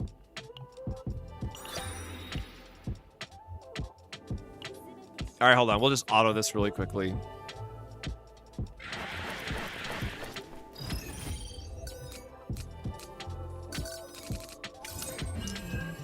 You just put Renault in the Epidemic Center a while ago. She can discard 3 and provide Diana bullets. Oh, yeah, you're right. We haven't done the any of the side event stuff for Diana. I got 9, which hue does most damage. So for 9, the really awesome thing is that she can be super flexible depending on what type of content you want to use her for. Right? Like, if you want to use 9 in the tower, her Ironclad can solo carry literally everything. If you're just looking for pure damage, Extreme Hue is going to be the best, but requires more setup. And then Massacre is really good for AoE settings as well. So it's like, it is very much a it depends situation.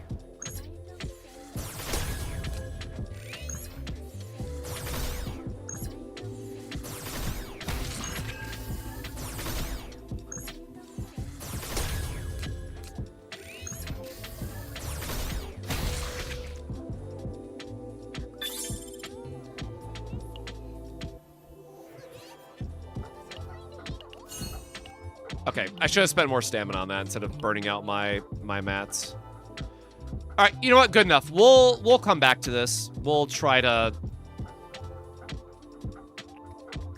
Actually, hold on. How is my potential? Oh yeah, I forgot about this too. What are these good for again? Oh, just more of the. Sure. Whatever. Purple, green, blue. Yeah, we just used all of our reds. Orange. Okay, so yeah, we got some.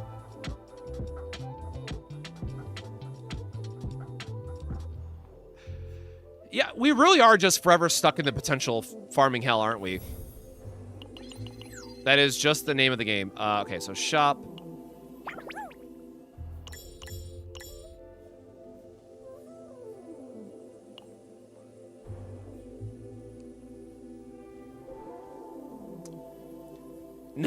Now they're hitting the juice, man. Like, again, I'm not going to do the math. I'm too lazy. I'm sure all this is fine and dandy, but including the relic selectors is peak. Or sorry, memory fragment selectors. And yes, I did buy this at lunch originally because I just wanted more pulls. And I realized after the fact it was a waste because I'm too dumb. I'm too dumb and didn't do the math. Oh, we never got her partner though, which is really good.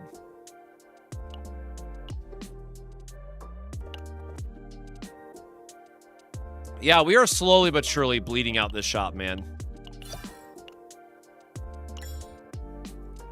Oh, that's the whale one. That's whatever.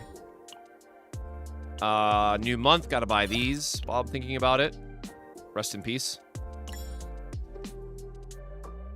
What's the best pack to buy? Oh, these, I don't honestly know. I have not gone through and done the math for all of these. But I mean, that's, you know, that's gacha games in a nutshell, right? Like, they always make it not as clear to know which one is the best value. Oh god, I keep forgetting. I have to rebuy my monthly card, man. Keep forgetting about that. And again, obligatory disclaimer, right? I'm in the content creator program for this game. They, actually, I'm not sure that I'm gonna have time to do a sponsored video for the Diana or not, because what, today's Saturday. So tomorrow I'm helping out at my local card store, and Monday is potentially Stardive. Yeah, I'm sorry, y'all, that my CZN time has been pretty scuffed, but I swear on my life, I don't care what else is going on when Season 3 drops and we get all of those updates, I will be around for Season 3. But yeah, the timing of everything has just been really, really unlucky. This is a Nia season. Man, nothing will ever be as hype as Eternal Hunger Nia Season 1, right? Like, just infinite AP, infinite draw, infinite cycling. I will never... Like, I'm still waiting for the moment that gets me, you know, as hype. And this is with the, what's so crazy now, too, is, like, this is the old save data. And, like, this is obviously not a perfect build of it either, but, like, getting to fix this save data with Season 2 save data rules. Oh my god, dude. This is a drug. Like, this plus Diana would be insane to get this all put together.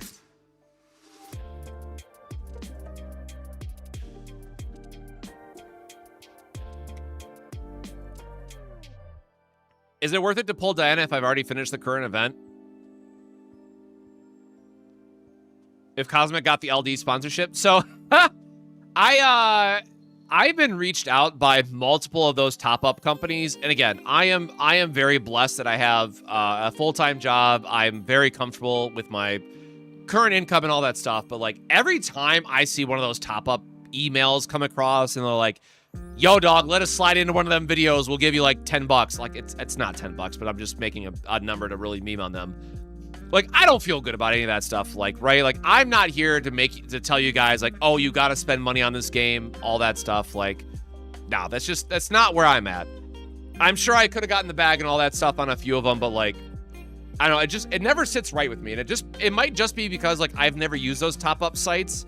So I'm sure some of them might be more legit than others, but every time I try to Google a new one of these, like, top-up sites and learn about the company, because like I'll always vet before I do any type of sponsorship or like whatever. I'm always gonna vet the company that's doing it. But every time, bro, that you go look up and do a Google search on any one of these companies, it's like, oh, this is a scam. Oh, these guys suck. Like, oh, here's all the negative thoughts about him. Like, I can't feel good about doing a sponsored video on any of that stuff if it's going to be just such a shit ton of negative influx of views or opinions that come from it. Like, it's just not worth it to me. So I've always skipped out on those. And you might have noticed, like, there's not been, since I've been starting this channel from October. Like, I've never done a sponsored stream or like segment of like a top off or any of that stuff. So, personally, I will always, unless there's something that is like through the like CZN official, right?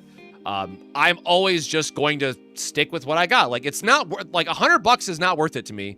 Like, I don't honestly remember what they were offering at this point, to be transparent, but like, I'm gonna skip on the $100 every single time, right? Like, I would much rather take the, and honestly, this is probably the other reason for it, right?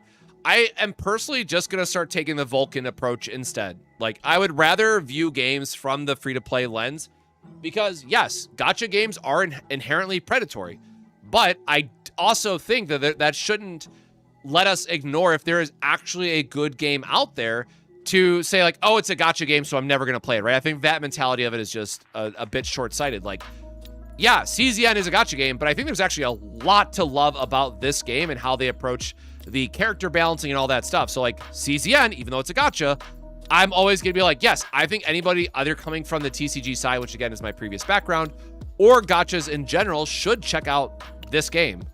Oh, we gotta give her, gotta give her memory fragments. That's what we were coming in here for. All right, I was really hoping that we could just meme and throw on some random shit, but I guess we have to plan this out. Yeah, let me just steal all of Amir's stuff, I guess. That should be an easy enough swap over.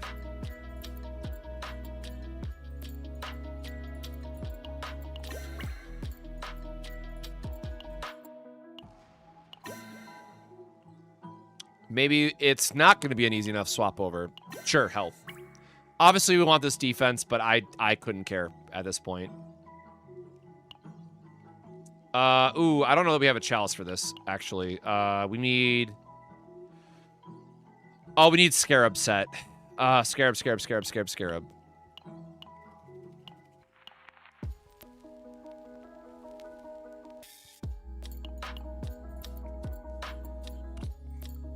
All right, hold on. Let me just YOLO.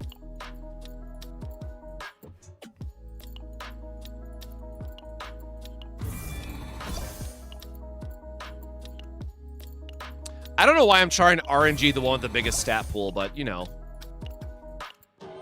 Oh, wait, that was actually like a decent justice one for Rita. Holy shit, hold on. All right, maybe I instantly regret my choices on this one. Gosh darn it.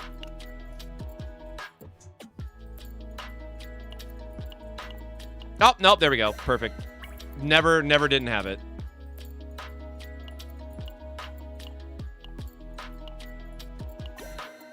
All right, good enough. I'm not even gonna bother upgrading.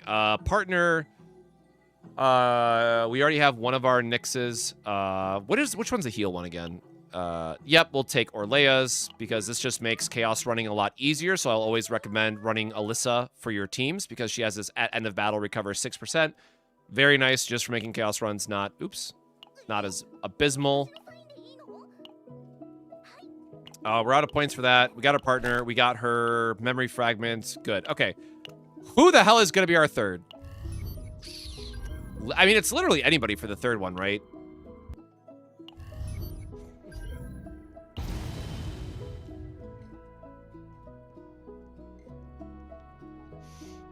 I believe we need a world selector for Chaos System. The more worlds we get, the worse the randomization gets.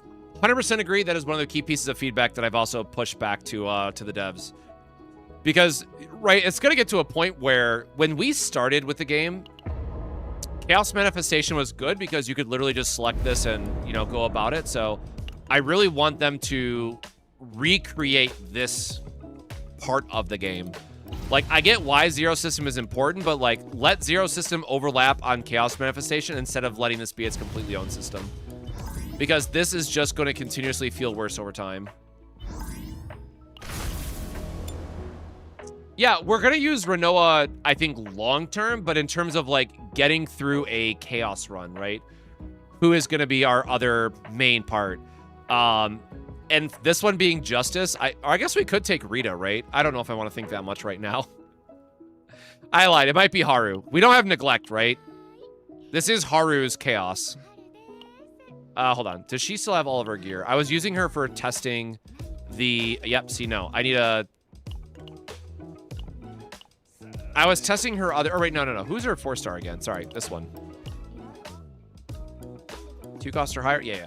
I was doing her 0-cost anchor spam build, so keep in mind, depending on which build of Haru that you're going for, you are going to want to change her partner. So if you're doing just a normal Chaos run, Rito is obviously going to be the pick because all of her anchor costs are going to be 2. Yeah, glad that we checked this really quick. That's terrible. Or no, we should have a justice set for her, right? We were still using... Bro, why is 2 cost on Yuki? Bro, what the hell was past me doing? Hold on.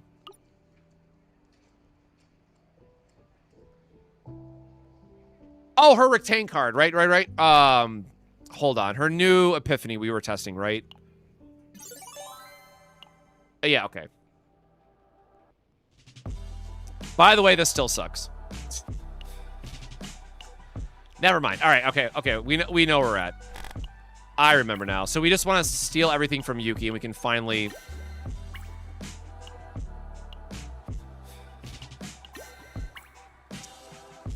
get on with this. Now, unfortunately, I haven't had time to theory craft a build, so we do need to take a moment to look at Diana's cards and figure out where the hell we're going. Because I really don't know.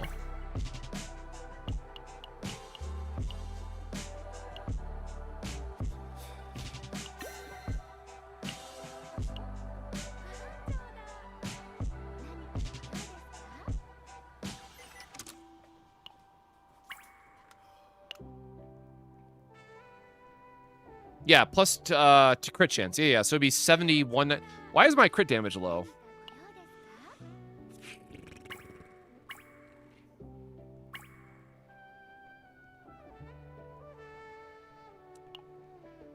There we go. Like, hold on. I knew I upgraded this recently.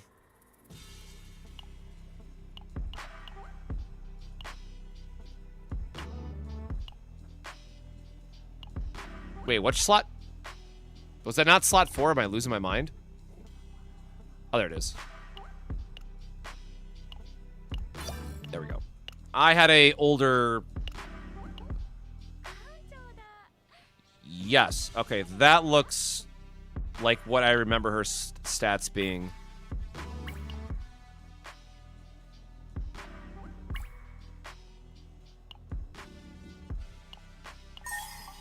Aw, dang it.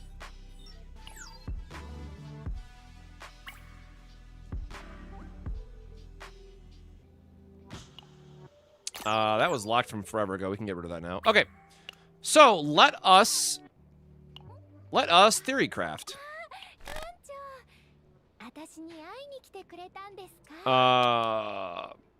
Let me find my... Oh, did we never get the assets for the CZN team? Hold on.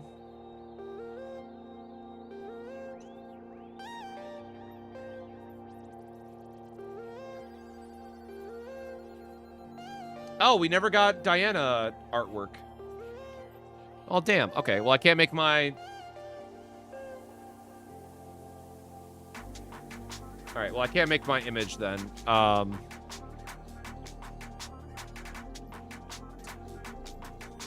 right. So, X-nay on that. All right, so welcome to the live deck building version, as it were. Because I will always go through and make sure that I have this available for display. Nope. This one. And make sure I don't leave out vertical this time. All right, so again, for those that don't know, the way that I will always recommend that before you do any chaos run for any new character, the most important thing to do is to take a step back and realize that you want to plan out what type of deck you are building. So I will always try to recommend build. Do I have a better example? I'm tired of using this example. Yeah, sure. I guess this one's better. So I will always recommend that you take time and build something out like this. Now, this is a crazy min-maxing of every character, all your divines, and stuff like that, because you'll save time in the long run and get a opportunity to go for a certain build. Now, you can go with like 2 different builds in mind because, you know, you might get a different epiphany and you can pivot your build. So that's also worth considering, but I have not played this character at all, so I really have no idea what to expect for her cards. Now, I will say your basics, unless you're doing a very niche build for a certain character, these are always worth discarding. And unfortunately, I have not ever played a bullet style of character, so I don't know what to build for her. Yeah, I will say for this character in particular, unless, I guess I'll have time after work on Monday. Depending on how the rest of the stream goes in testing, I know that Sue is going to have a video out on her today as well.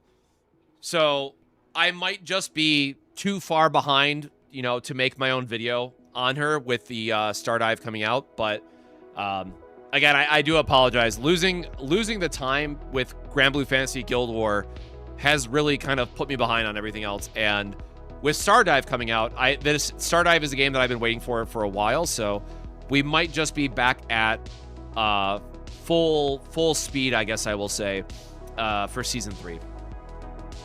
What do I do during the day? As much context as I will give is that I work a full-time job for a tech company. What's Sue's channel name? I can just, it's I'm Sue, but I will just drop it. I will just drop it in chat really quick.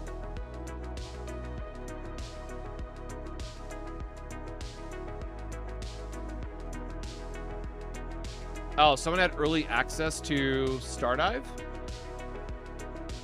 Oh, boo. I want cool early access so I can form my opinions. There you go. Let me drop it in. I'm just going to drop this in all chats really quickly, so... Whoops, my chat is way behind on YouTube. I'm sorry. There we go. I want to give a shout out to I'm Sue, which is really funny. Before Chaos Zero Nightmare, I didn't realize that, like, Sue is actually, like, a friend of a friend, so we're a lot closer, you know, than I realized, because he also comes from a card game background. And Sue is amazing. So I will always say, check out his channel, give him a lot of love and support. The dude is going to be working on a build guide, and again, I was messaging him right before I went live because I was just curious on his thoughts on the character and whatnot. He is a Renoa main, so like if nothing else, no, so I don't know if Sue says his real name on stream or not, so I don't want to call him by his real name. And for fun fact, nobody calls me by my real name. I'm always Kaz or Cosmic, depending on what you know, where you know me from. So like, my first name never gets used. My first name has not been used in like 16 years or something. So if you call me by my first name in public, I will either ignore you, and that's not intentional, or I'm going to give you a stink eye because you should not be calling me by my first name, because that usually means you do not know me well enough to be in a position where you were calling me by my first name. Like, just, it does not happen. So again, Kaz was my childhood nickname that I've just used forever, like before I got into content creation. So part of the reason why my name is Cosmic is because it was very easy to use my childhood nickname and move that into something else. So again, Kaz or Cosmic is what literally everybody calls me by. And so for Sue, I don't know what he prefers to be called other than Sue. So I'm always just going to refer to Sue as Sue. What if I can call you biggest? No, don't call me that shit either. So to go back to Lucio's question though. So for Stardive, there is we covered the dev stream for the first hour of the stream. So if you want to go back and watch the long form of that conversation, yeah, definitely can. But very long story short, I am very interested in the monster collector aspect of the game, in how that will tie into the longevity of the gacha, right? So I will likely be dropping Star Savior. I'm still going to give them a one more update to see where that goes, because my issue with Star Savior, as much as I love the journey mode, and as much as I think they actually do a really good job at the PvE content, I don't know how CZN or how Star Savior survives compared to a game like CZN, where you're getting a bunch of free pulls and you don't need dupes, where in Star Savior you don't get a lot of real currency, but then you also need dupes on top of it, right? Like it just does not work in that regard. Imagine a coworker calling you by your YouTube name. So again, my manager knows about my YouTube content and all that stuff. Like, I have a very open conversation about my content creation side. But again, even in work settings, like, everybody calls me Kaz because that is just, well, one, I have a very generic first name, and there's a lot of people with my first name at work. So it helps distinguish who's who. So a lot of people still know to call me Kaz, all things considered. But then also a lot of people know about my content side as well. Part of that is because I lead a weekly educational session. We call it the Level Up program. Spoiler, yes, it's Level Up like Mario. We have a bunch of, gaming infographics and stuff like that. But I lead that conversation, and a lot of people have always asked me, like, oh, why do you have a very, like, professional presentation style and all that stuff? And spoiler, doing all of this does help with my day job. Because there is a lot of skills that transfer over from content creation. Spoiler, this is why I always have PowerPoint slides and I always work on infographics. Like, literally all of this transfers over to my day job. So it's helped out tremendously. And then I always tell people, like, yeah, I have a YouTube channel. I've been doing content creation for 12 years, all that stuff. Anyways, we're getting so far distracted at this point, and I apologize, but let's, we got to get back on task here and actually figure out what the hell we're doing with this character, because I still don't know, and I still don't know kind of what we're planning on. Now, the thing that I will say is that I will always lean towards something that has a upgrade, because thinning the deck is always good in Chaos Zero Nightmare. Sounds like I'm a PM, so no, but you're not far off. So I will say yes, but no, actually. And again, the last thing I'll say is that I work for a major tech company, so I don't want to say more than that, because it narrows it down very fast if you figure it out from there. And again, I have no problem talking about my day job, like, in person, because obviously I do a lot of stuff for, like, Bondi events and TCGs, where I talk about very openly about my journey through content creation, how I've always worked on my salary and stuff like that first. And as I tell a lot of other people, is like, I will always tell anybody who is, like, looking to get into content creation, one, yes, it's really great to have a creative outlet and to focus on something that that you enjoy, that you can put out into the universe and can help out other people. I will always encourage that. However, I will then also immediately follow up with that saying is, like, work on a salary position, work on a career, because once you find a good paying job, and that gives you the flexibility of, again, doing what I do in particular, is just going to give you a much better quality of life that I would always encourage other people to work towards. So yeah, Cosmic Yaps. Again, this is the problem, y'all. If you get me yapping on, like, a side tangent, I will just not shut up. I apologize. This one is the bullet or the attack one, right?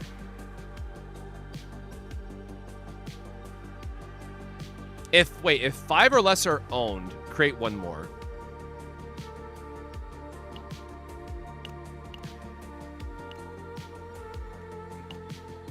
This seems very good for a copy target. I think that's her only upgrade, though, right? If I remember correctly.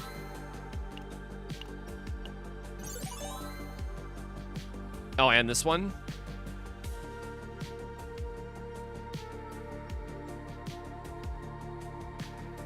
Oh, this is free draw. Okay, hold on. No. I feel like that has got to be the best Blooming Love then, right? And I mean, it's unique as well, so... This feels like it's going to be the focus for her.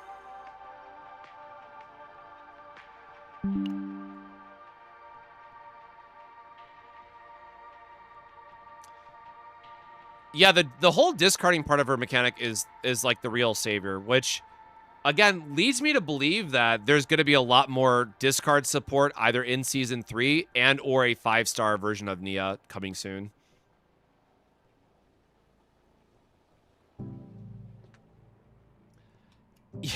Yeah, I will say that the drama sphere around gachas, brother, like I just want to stay away from that as much as humanly possible.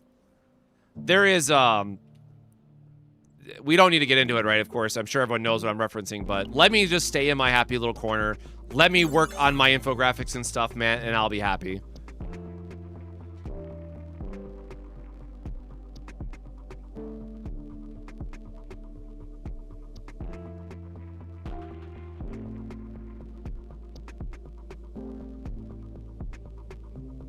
Oh, you can get rid of, oh, this is the one that swaps the bullets and stuff, right? You could swap bullets or you could swap, like, adagios.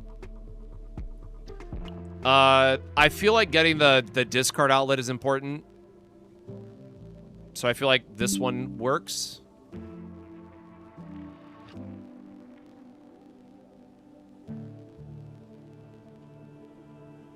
All right, what have we done? We've done, what are we missing? We're missing... Oh, wait, we're just missing pistol spam.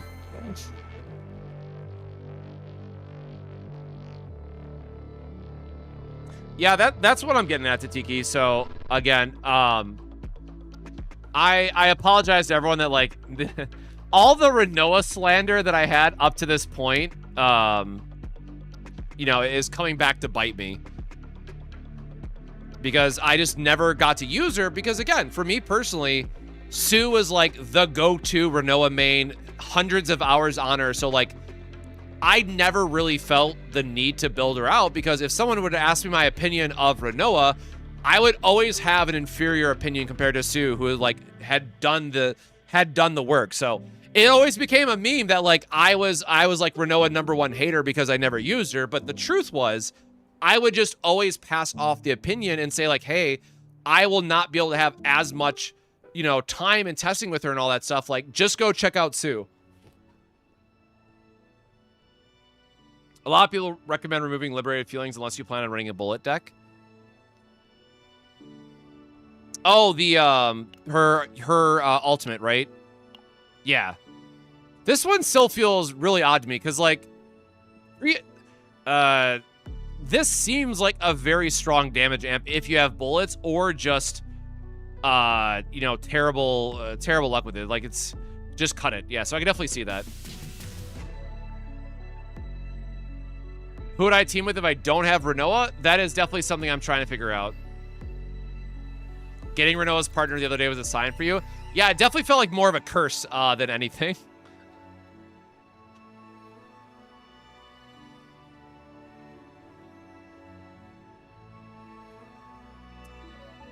Someone in Reddit said ago that Glory's Reign set works great at Diana since her bullets are actually skill cards.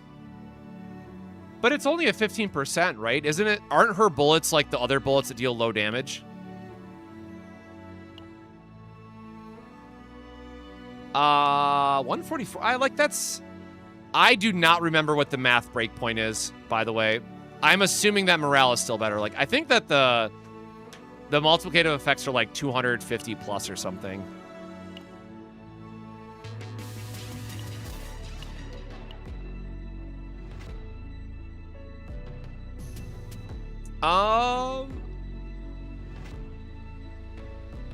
I guess you could run like Narja as well, just for the extra attack boost, right?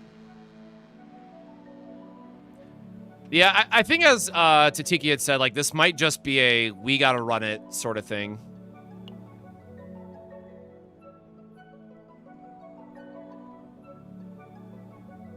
Oh yeah, I totally forgot that we haven't invested in this yet, but it would also work for her because it's the same hunter, right? 10 or more cards are in the graveyard.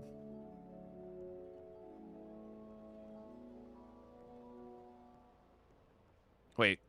When a card is discarded for the first time By the assigned campaign turn. 25 morale damage amount to attack cards for 1. Okay, so it's a free morale boost.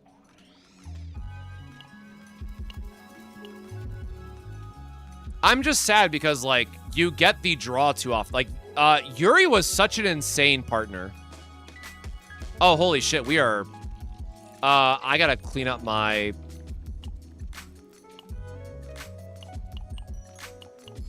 Hold on. That's, like, creeping hella close to full.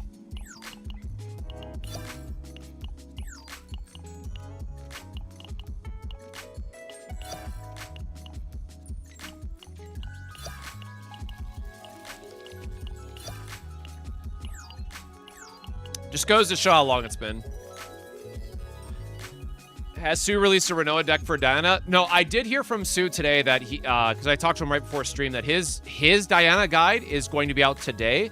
And again, I have no problem hyping up and saying where other gacha creators are going to be better than me in certain areas, but like, even if I were to do a video with like my own thoughts on Diana, like I would put much more faith into Sue, just because I very strongly feel that Renoa is going to be one of the best partners to go with her, just by nature of how their bullet synergies work together.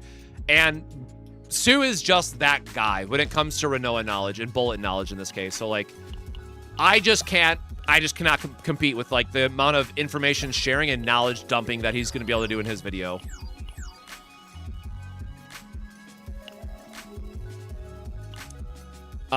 This still seems better, right? Though, because you're getting the extra morale boost, so I will... Oh god, do we even have... I don't know that we have materials to level this up. I'm gonna be so honest right now. I'm gonna try anyways.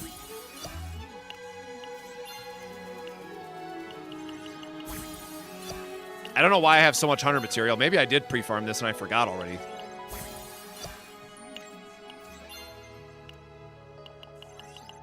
All right, well, that admittedly went better than expected.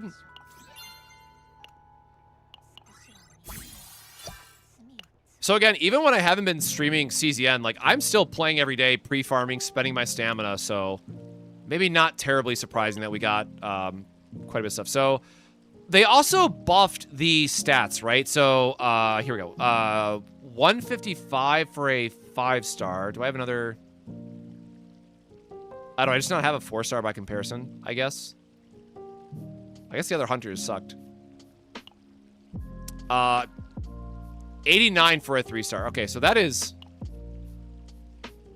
a pretty good boost for 5-star partners, man.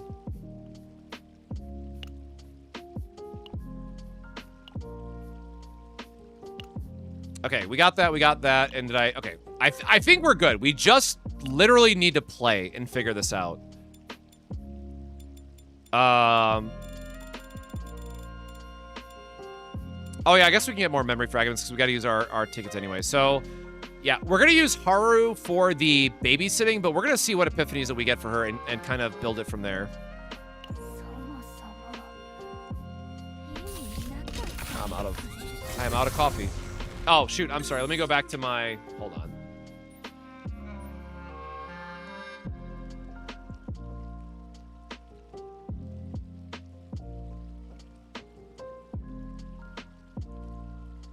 Let me get my screens in the background correct.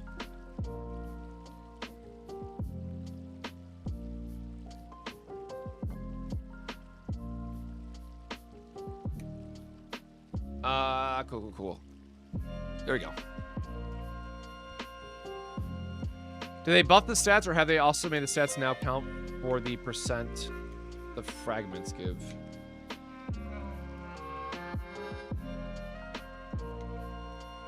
Well, the other ones give attack too, right? I guess I'd have to look at that after.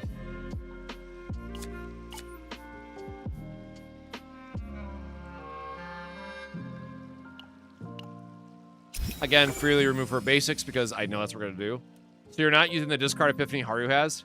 You certainly could. So there was, back in Season 1, there was a really funny video of someone who did a Renoa Haru deck for Judas and like one-shot him. Like the idea is that you fill your hand with Renoa bullets, then use Haru's anchor, discard all of them, and Haru gets like a 1200% damage attack. There's probably something similar that you could do here. I just don't know her kit well enough to see like how many bullet spams we can get to be worthwhile.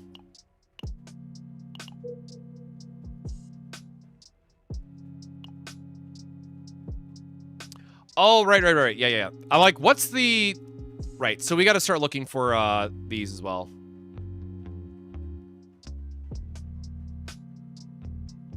Oh, and there, there he is.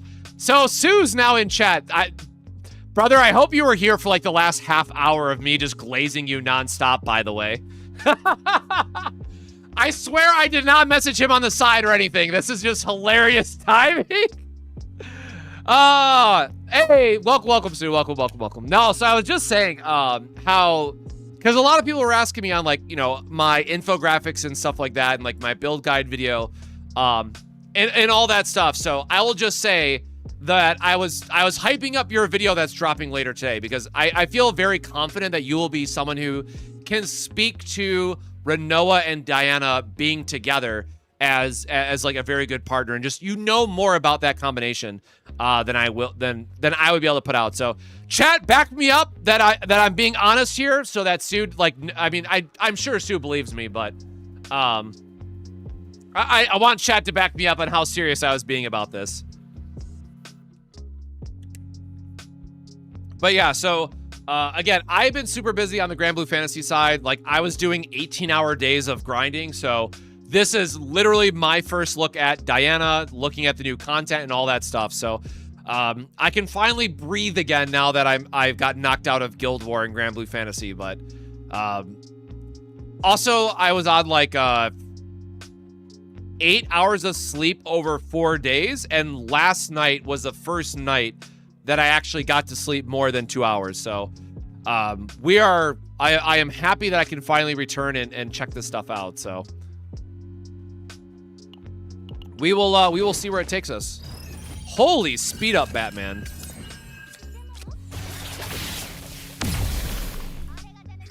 Holy Jesus, did I change a setting? Why is that so fast? That must have been in the patch notes and I just missed it or something, but like, holy shit, is that a lot faster to go between levels now and whatnot, which again, the game needed, to be fair. Last night was the first time I slept more than 3 hours this week. Yeah, I'm glad to hear that you got some rest, brother, but I was definitely not prioritizing my health while Guild War was going on, for sure. Oh yeah, check top 3. Love that for us. I guess we're not building a Nia deck right now anyway, so her cards don't matter as much. Random Epiphany.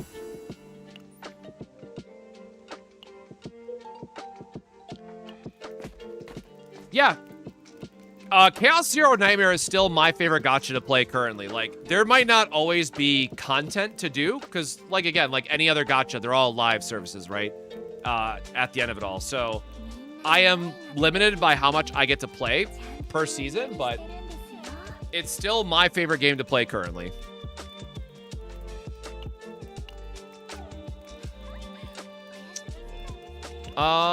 Sure, I guess. Again, we're not building a Nia deck, and it's a free way to cycle one of her cards, so sure.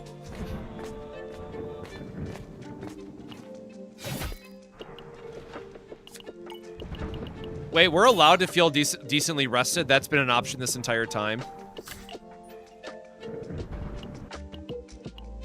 Now, the worst part, too, is, like, getting knocked out of Guild War when I did, it just makes me want to spend more time, like, grinding out for the next Guild War.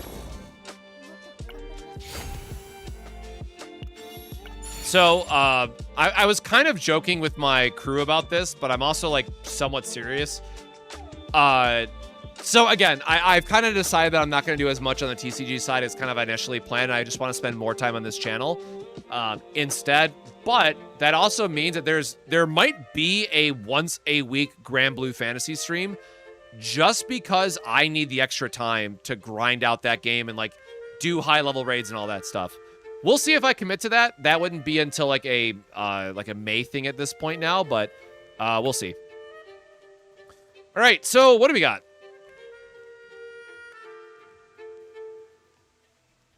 Card with Chaos can have a special engraving applied to it.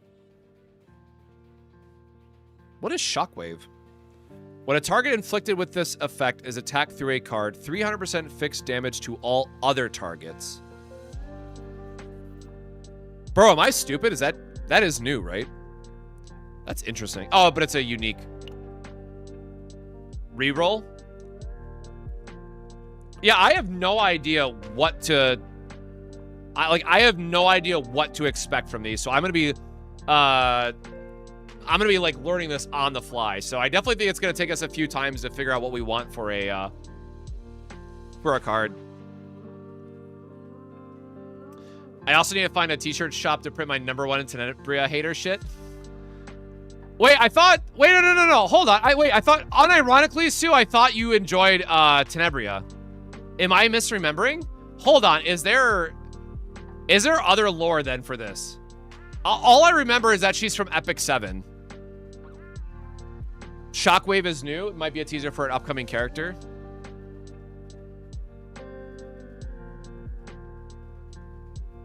You can get more before the run ends.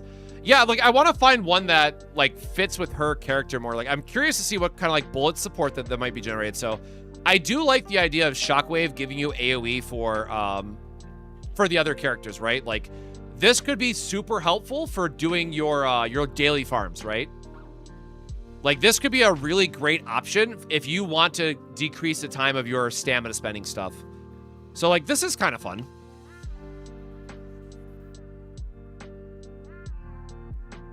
We just hate Tenebria. All right, my bad. Well, I do not remember the lore behind it then. If a card was created this turn, sure, but like whatever. Ooh, Deathbrand. What's this? Plus 80% damage amount each time this card is used to attack the target inflicted with. Plus 8% damage. Oh, so it's like a self-ramping card. It's a self-ramping 1-cost card. Oh, you could do a like a Ray main DPS with this. That's actually kind of cool. She's a villain from Epic 7. She creates illusions and creates nightmares, visions people see. She forces them to relive their worst, most traumatic parts of her life, and she gets off on it. She sounds cool as hell.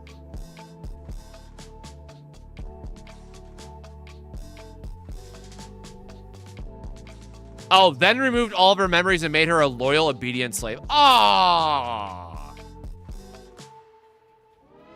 Okay, so she lost all of her aura, basically. Okay, that sucks. I was really hyped for this character on the first thing that you said, and then the immediate next thing just killed the hype for me. Aw, no, dude, that sucks. All right, well, one-dimensional, you know, serving somebody else characters are not hype. Okay, so hold on, before I forget, I love this card because so this goes back to like the main grievance I had with like the other seasons, right? Is that we just didn't have good neutral cards that really allowed you to expand on other characters' kits in a meaningful way. But immediately, like, again, so let's pretend that you are a free-to-play player, you're just starting the game, you don't have shit for a roster. This card, if you were to do like a deck build that was like Owen, Mika, Ray, and you turned Ray into like a main DPS that focused around cycling this card, this could actually be really good because she has a lot of ways to increase the damage even more of 1-cost cards. So with this one, you know, Deathbrand, again, we'll just call it like it is for the keyword, but Deathbrand now has a lot of ways to kind of reinvigorate. Okay, Ray can obviously get a lot of use with this, or any other character that can recycle this and get, now it is unique, so you can't copy it, but this does go back to a low card copy deck where Ray is, again, I just keep going back to Ray because that's immediately what comes to mind for me. This would be like a hyper draw recycling Persona Deathbrand style of card that could be really cool. So I really like this. Like, I'm immediately intrigued by this card and more interested to see what this has to offer. Now, unfortunately, Diana does not want to use this. This is not anything that we want to be doing in a bullet deck.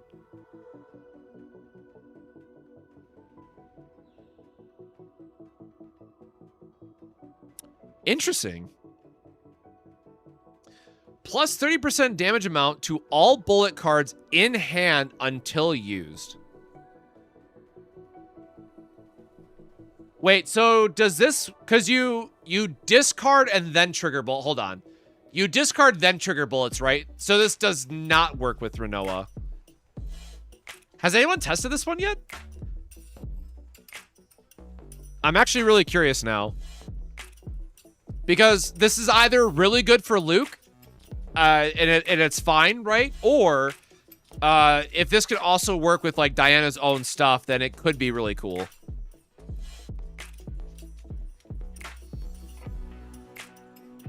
Unfortunately, I don't know how this works with other characters.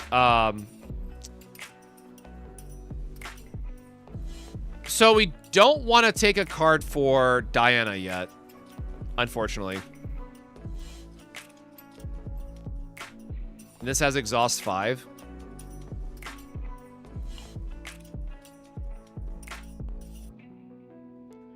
Is Shockwave any attack? Okay, hold on. Is Shockwave any attack card or only her attack cards? Now I'm curious on that too. Oop! I did not mean to click on that.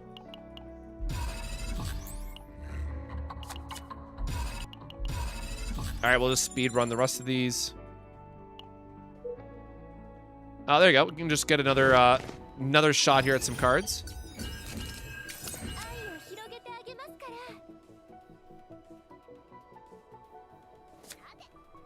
Oh, right, it's highest cost card.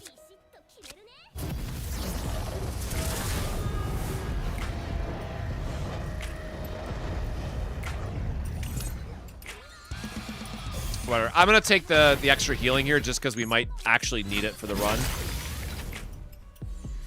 It is any attack? Okay, so that makes that a little bit better as well then.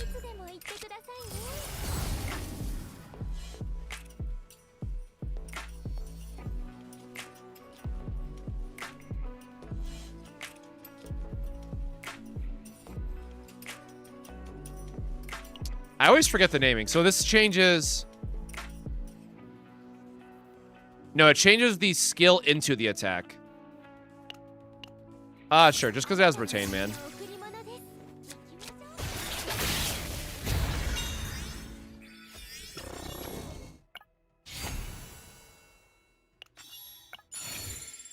Wait, you can't delete persona cards?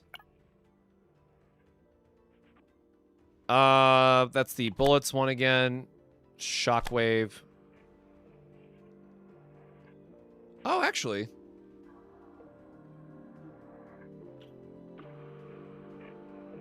That's actually pretty neat. Again, this is more like bullet spam for morale, which could be really, really good. Free draw, I'm always excited about. And I'm sure there's a way to decrease the cost on that. That seems fine.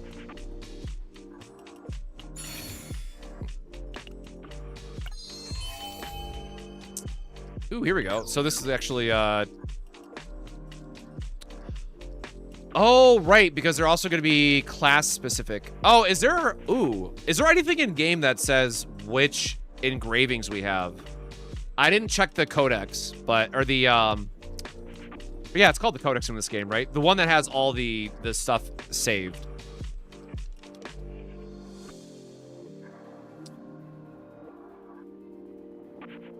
They don't have a list yet. Damn, that's unfortunate.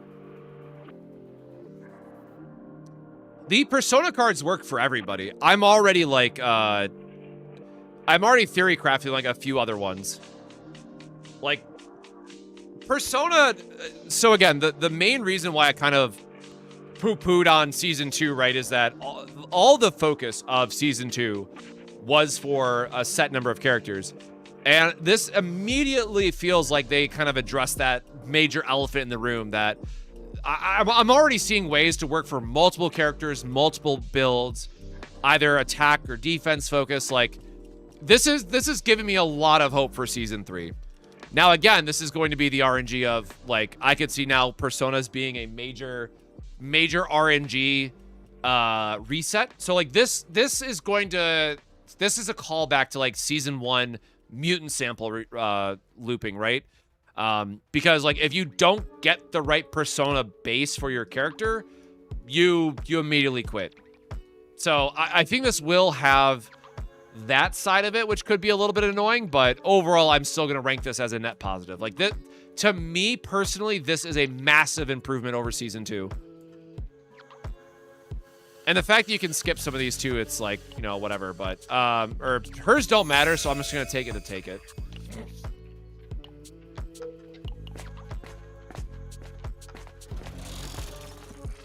Actually, I need to grab, what time? I need to eat something probably really quick. Yeah. I'm going to grab a snack and a beverage really quick from the kitchen. So, hey, if you've been here for a while, jingle, jingle, go drink your water, stay hydrated. Actually, this is getting quite low as well, so I'm going to grab some more water really quickly. I need to go grab a water and a little snack just to keep me going because my coffee on an empty stomach is not smart, it turns out. So, I'll be back in like 20 seconds. Give me a quick second here and we'll be right back.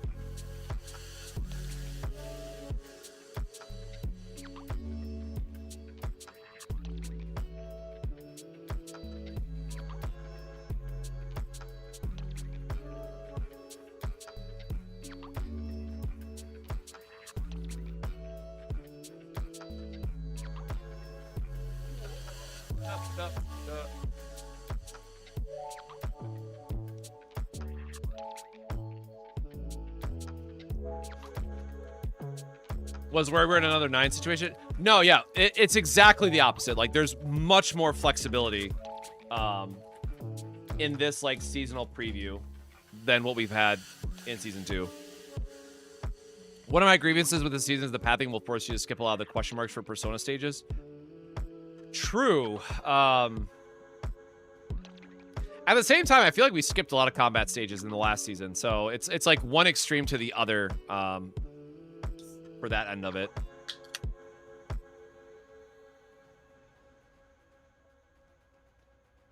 But we'll see what the rest of this run is shaping up to be.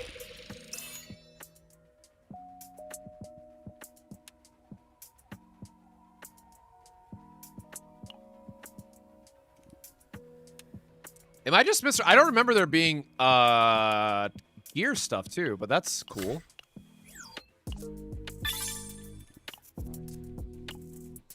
Heck, am I gonna have to make another infographic? Wait, hold on. What does points breakdown look like then? Where is 2020 40? No, she didn't take it neutral yet, right? Did she?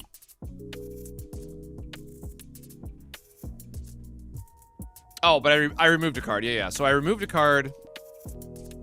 Haru is at 20.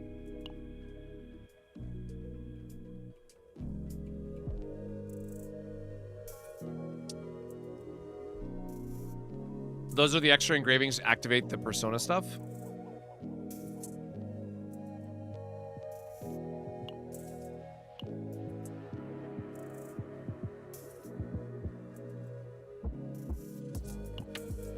I guess I'll have to see it played out. God, what does our pathing even look like? I mean, this is getting us more Persona stuff this way. Sure.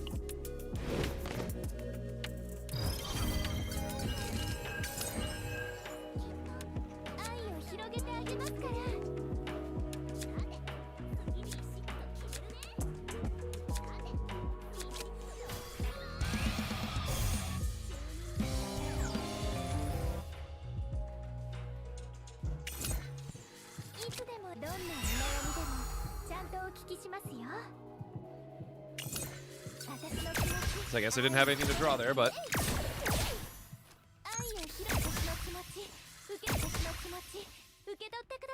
it is a really cute animation. I gotta give it that.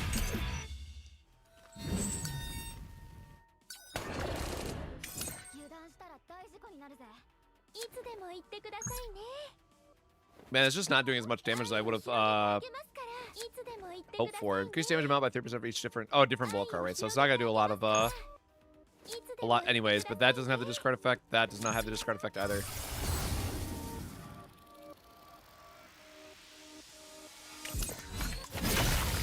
I guess the morale is like decent if we get a bunch of bullets to spam out. That's something.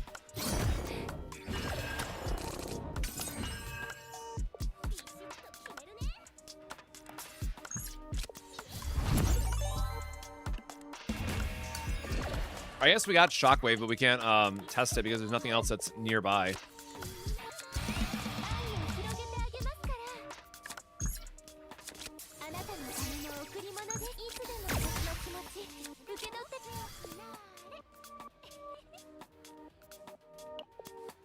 We have no anything left anyways. What am I doing? I wanted to discard for the decibels. Oh, they changed the decibel icon, I just realized too. Nice. Were any of these other ones updated? No. At least Nia finally has like a set, an upgraded visual.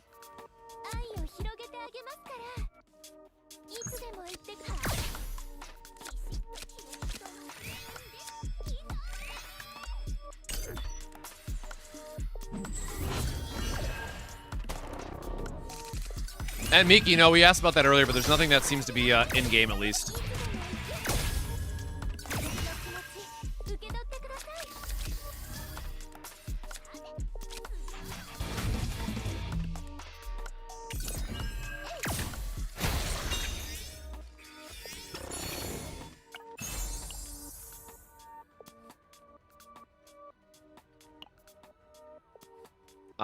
Rather just have my gold, I guess.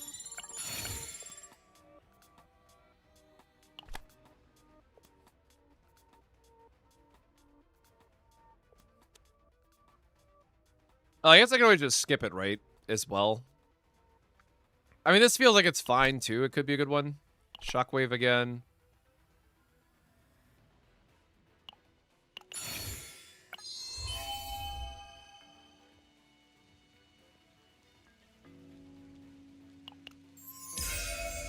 Is that not what I just had? Okay, it was the same one. I'm like, does it stack then? So that is kind of funny that you get to see both of them on one.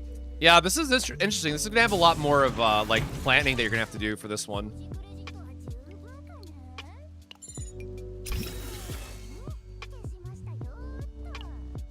I guess quick shelling for the draw is always fine too. I have not seen Wings of Light in so long. Holy shit. It means you need 4 of the yellow icon to activate the effect.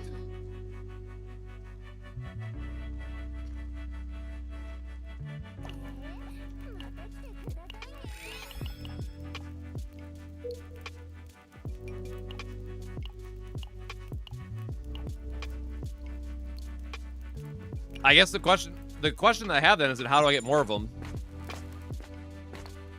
Is it only on gear? Ah.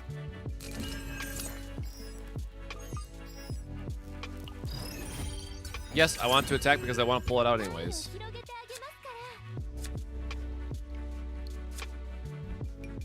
We do not have a discard, but I guess maybe we can try to find a discard.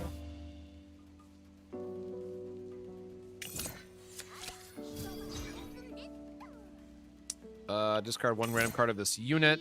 Oh no, because it's not going to let us select anyways. Me forgetting what random is. Random means immediately. Alright, well, if we're going to maximize our chances. That is such a fun animation. Alright, well, never mind.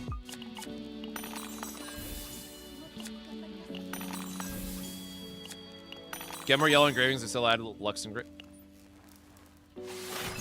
Checkpoints will have engravings on gear. Okay.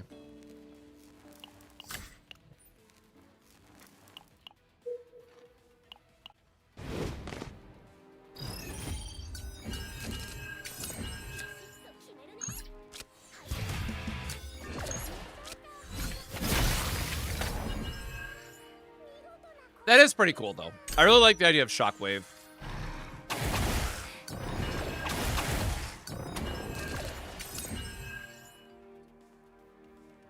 Shockwave also feels like an easy way to help single target characters deal a bit more AoE for like clearing ads and stuff.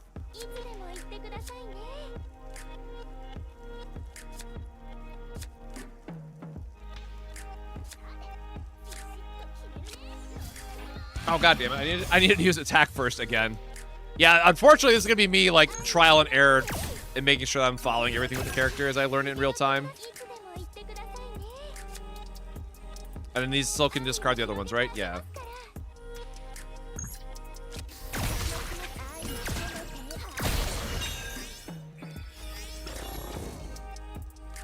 Yeah, when her kit comes online, this is probably gonna feel insane.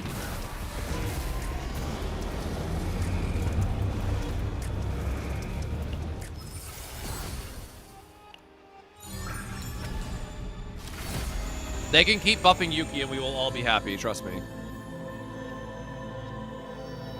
Ooh!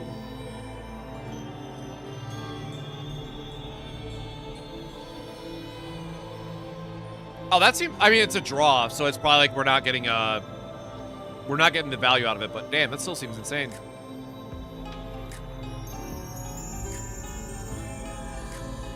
Card discard was a card for a different combatant create. Oh, because you could discard like a Renoa bullet.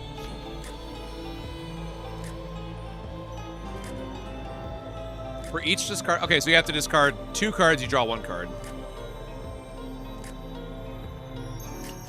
I feel like we're gonna be able to get enough bullets going, hopefully.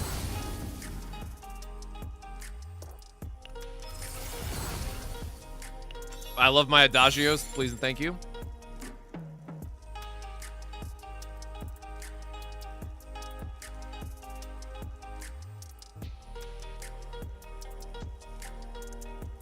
From the draw pile, I just have to assume that this triggers that. That's actually kind of funny.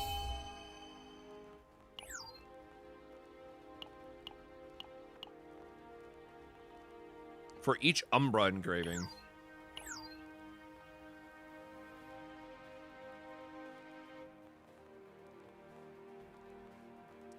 Been waiting for a stream. Is everything okay? Yeah, so I was busy with Grand Blue Fantasy Guild War. I do apologize for kind of the gap there, but I was doing like 18-hour grinding sessions while also trying to work my day job, which was rough. So unfortunately, Guild War started right before Diana's banner dropped because it got Diana's patch got delayed. So when a lot of people were already like going to bed and whatnot, I was several hours in on my first day of grinding sessions in Grand Blue Fantasy.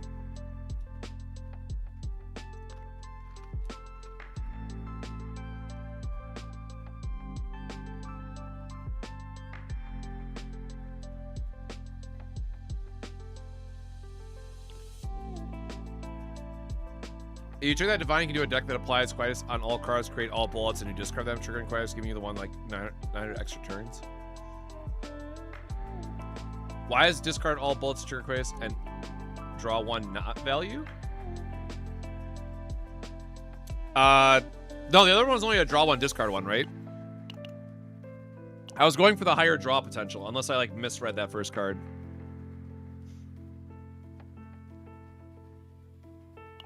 Is there a reason I don't stream Grand Blue? I just find that people wouldn't enjoy it. That's all. I just assume people would not like it. That's it. I don't have any good reasons. I have streamed it a little bit in the past, but...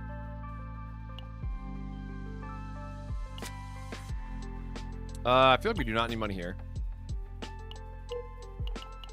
But I am a little bummed out by my performance and not getting as much farming done in the game, so...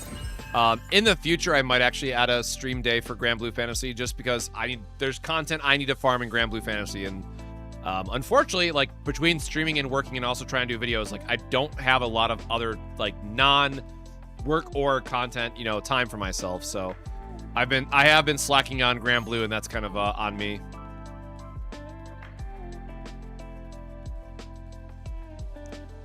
New modifier, interesting. Oop, wrong one. Almost discard the wrong card.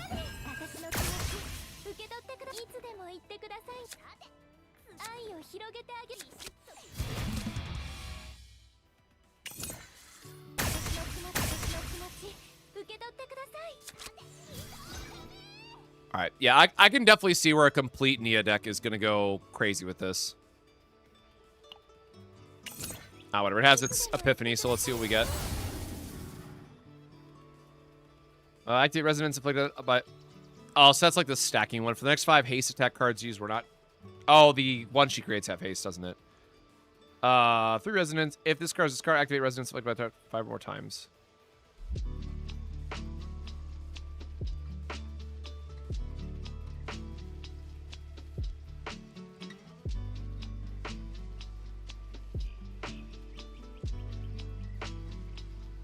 Oh, this is like a build-up and a spender versus this is one is only a spender.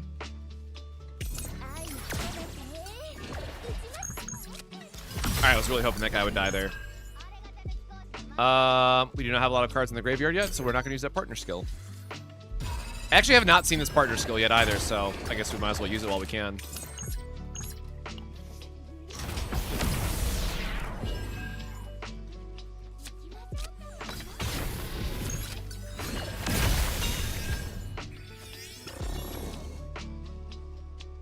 Vulnerable Anchor Shot do go crazy.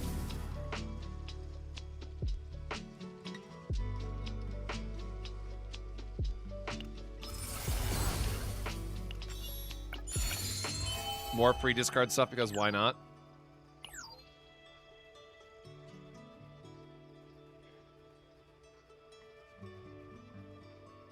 Am I losing my mind here? Why am I only getting...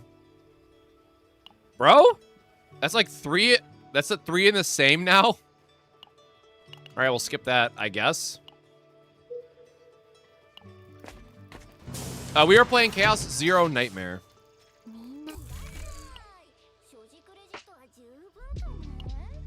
Good to see that my RNG luck is apparently back.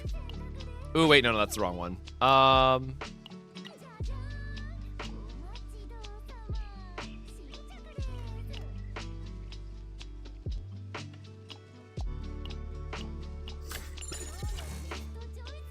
Cube is nice, though. I don't think that we're going to come out of this with a good run, but...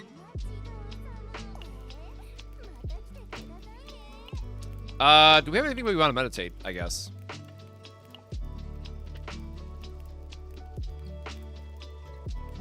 Oh, we still did not get this Epiphany. I feel like that's still fine. Or what other one was I picking for that one? Oh, no, we wanted the discard outlet for this instead of that one. Hold on, I remember now.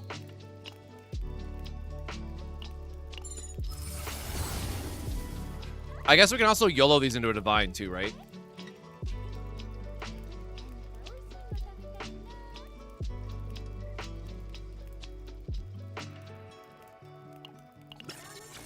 Alright, whatever. We'll skip it, I guess.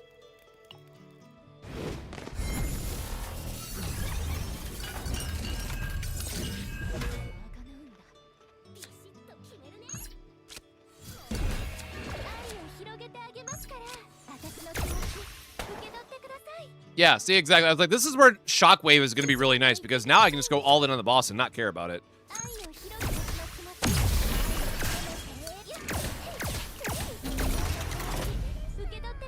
All right. Big Pew Pew is nice. I guess we can draw something still.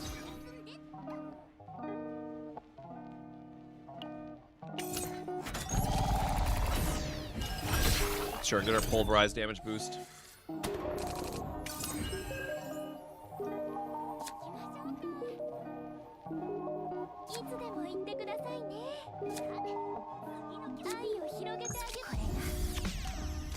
I guess we'll just do a damage turn and be all right with it. Or that's the retain. I was thinking that was on use. It's on retain. My bad.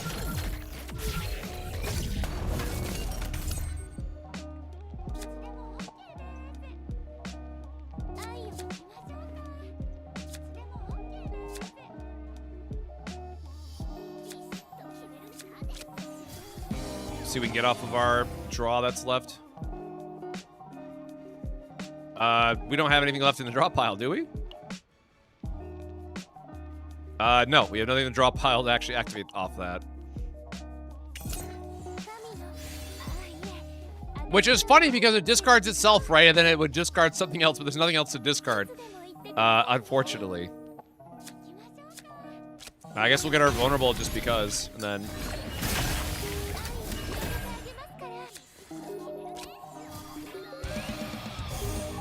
just heal up to survive a little bit, sure.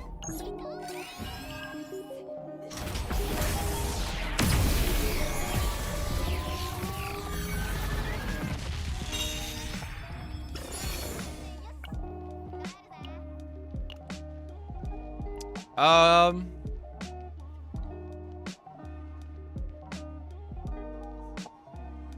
really wanted to go like the double upgrade plan, I guess, but...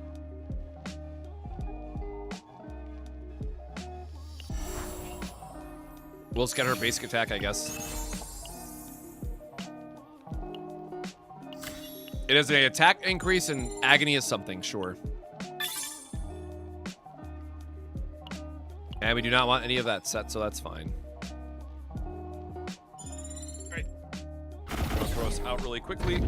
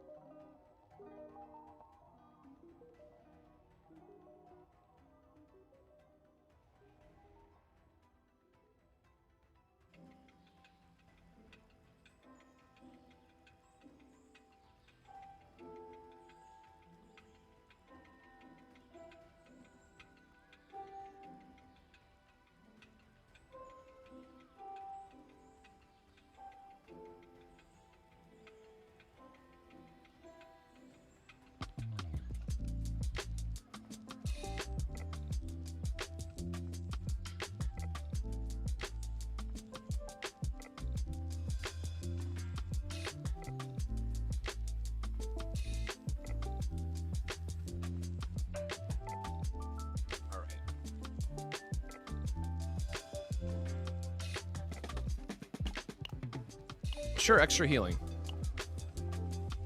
Yeah, so I will say I kind of immediately agree with like the pathing is a bit more restricted, it feels, but first impression with Persona cards is definitely gonna be a lot more positive, but it's hard to plan for where I don't know what all the conditions are yet, or like what are all the different modifiers we can attach to them.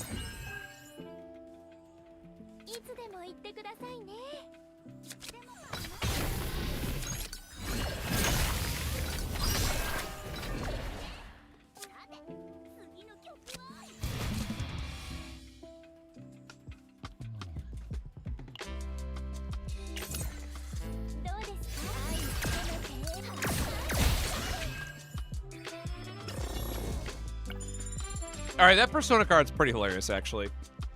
The fact that it's going to give you the free value out of your deck is kind of silly.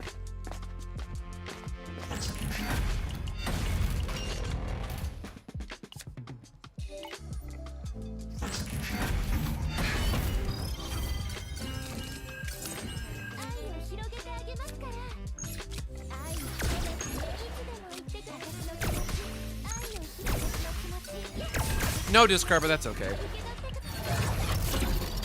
Haru smash for like negative value, but whatever. It looks cool. Still one of my favorite ego skills though, because it's so satisfying to see the big bonk.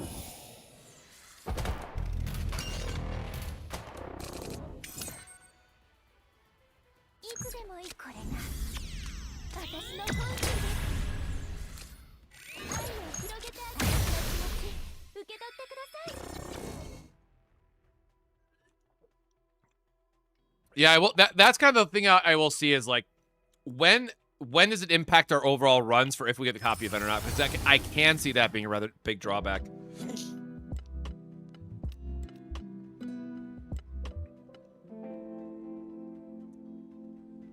Oh, this is the upgrade one that we wanted, which is not good, unfortunately. Hey, Mad Hatter. I am alive, to say the least. I am here. I am functioning. I'm happy that I finally have time to check out the CZN update. It is the last day of Guild War today at 6 o'clock. Lot to be excited about. But hope you're doing well.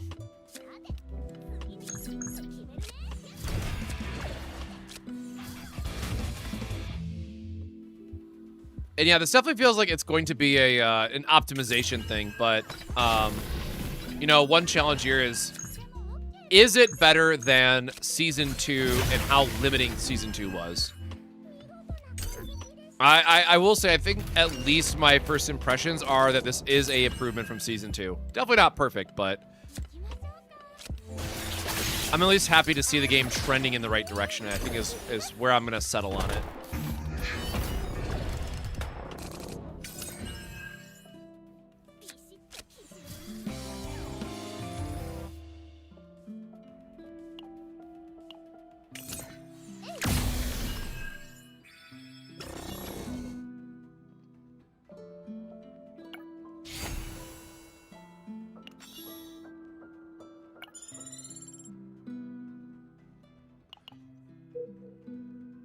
I mean, I think she could definitely work in Mei Lin. The thing is, you'd have Veronica and Mei Lin, of course, and it's just another passion character. So, because like the one, what is it called?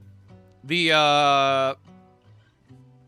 yeah, the With All My Heart one to be an upgrade where you can just get free cards to use off of it, I think would go a long way for Mei Lin. The one challenge there, though, then is like you already do so much damage.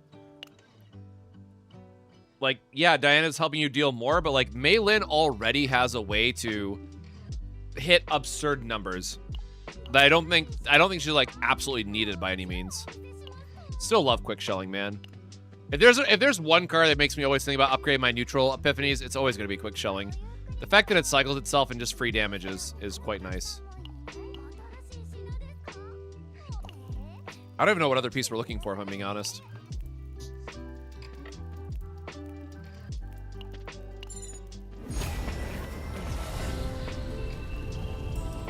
Apply Weekend and Tenacity. Well, that's not... Okay. We got you baited. It's fine.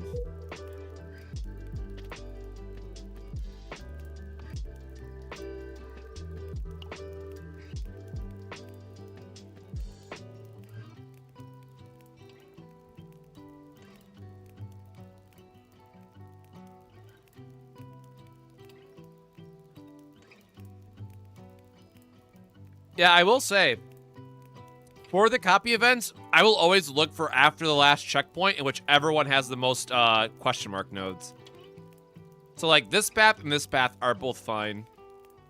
Or I guess this path is technically best because it gives you a shop and then it gives you the 3. Getting the extra shop is definitely way better. 1, 2, 3. Or... Sorry, you get double shop down here. So 1, 2, 3, and then double shop. So I guess we're gonna go straight across and then down.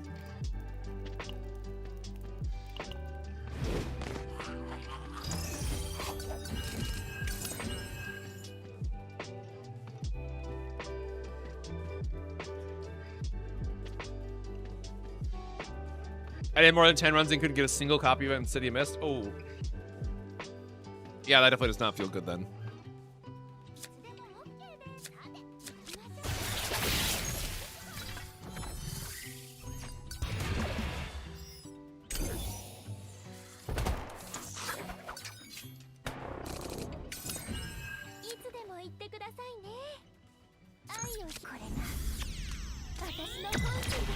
I think the other problem that we have, though, right, is that we are in a position where we are almost certainly getting a seasonal character next, right, with the swimsuit one that that got popped up. So hard to say, you know, how much we could really promote, you know, picking up Diana. If you love Renoa and you want to have like a bullet discard strategy, I think this is great, but 1 agony on all enemies for each Lux engraving. Sure. I think this run's like dead, but whatever.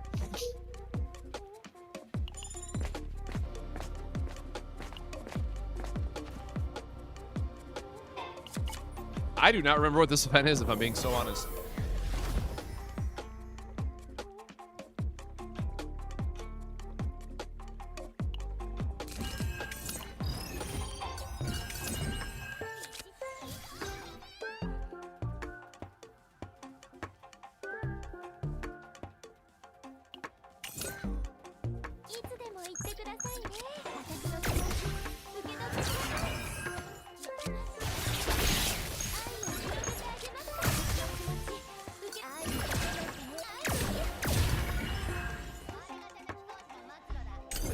Yeah, I mean, I really do like how our kit comes together.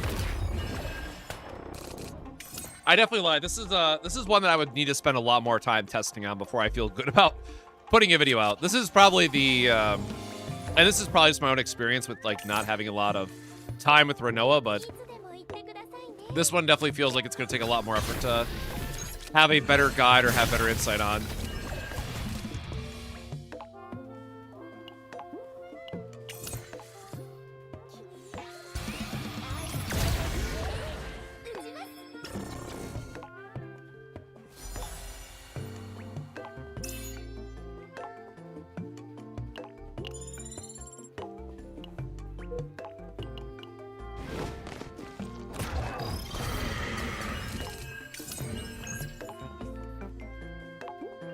You know, we have not seen her ego skill yet, so sure.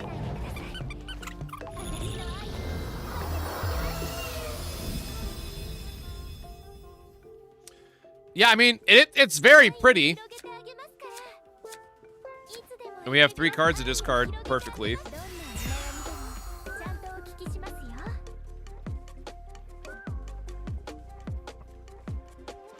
Oh, for each bullet card in hand. Well, I guess that's not going to work quite the way that we want it to, but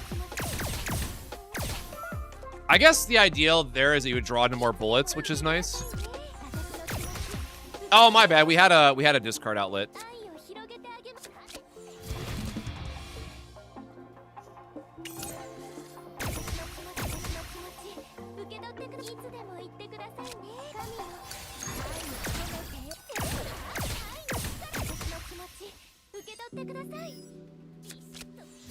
I don't think there's an attack card that we have left that would work, but oh, yes, we did put some in the deck. Never mind, one last little poke.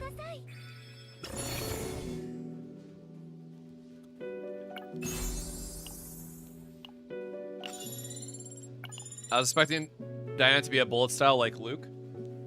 I like that we're getting some variety, though, in terms of how they're like putting together all these different hunter characters. I can't even get tier 15 maps. How can I be picky about choosing the world?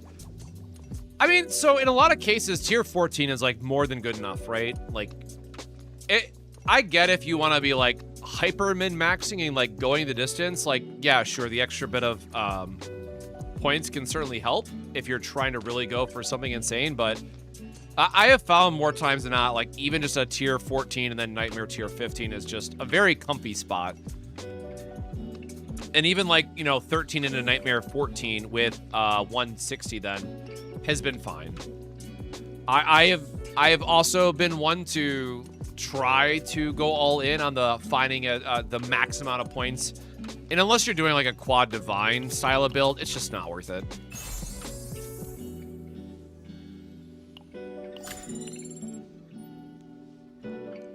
Holy shit, it actually happened. I got a sand off of 6 dragons, man. It has been months.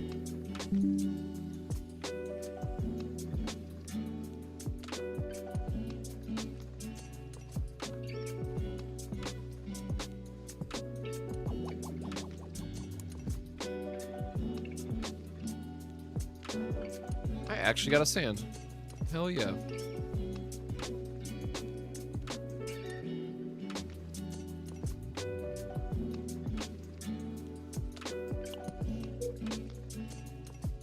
Yeah, I will say first impressions of Diana is that she is going to be a lot of fun to play.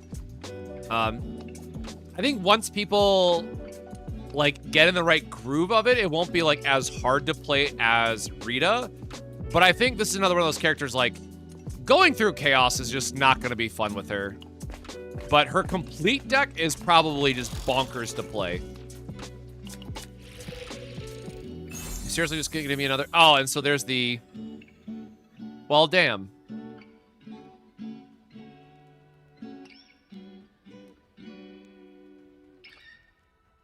That's, like, free damage is free damage, I guess. Man, so is checkpoints the only way to get it, then? I guess the other problem I have here is that the... Trying to get the right umbral or whatever feels rough.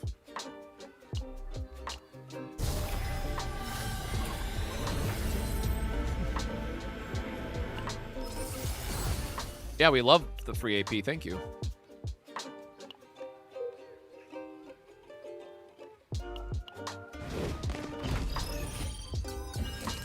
That's also true. Like, trying to get Quad Divine on a zero system feels rough, to say the least.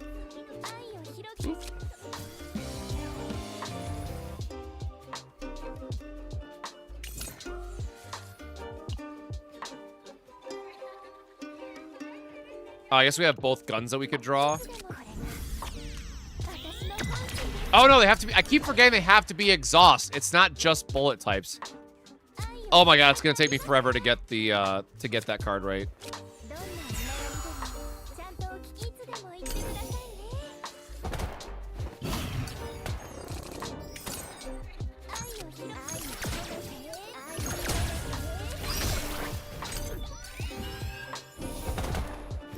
Diana, it's so fun to play. I'm about to burn myself out before the season starts. Definitely do not do that.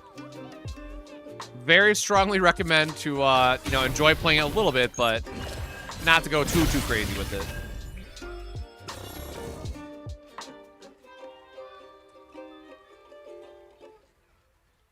Right now seems so. I don't reckon getting it anywhere like arena fragments. That's why I personally just waiting for the full update to drop to grind it all. Yeah, like, I'm gonna do a couple runs, but... And I guess they said this is only like a first look at it, right? So I don't want to judge too harshly.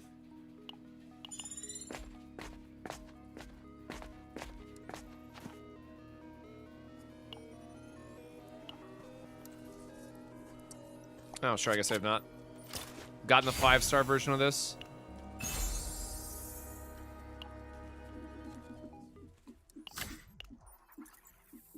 Two immunity is like just such a laughable one, but whatever.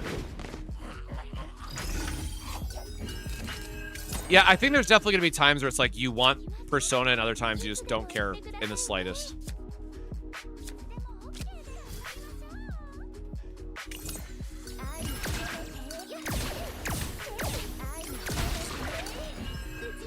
Holy nukes, man. I guess that we don't have anything else, but we can still just do a bit of damage. Or just not crit, that's fine too.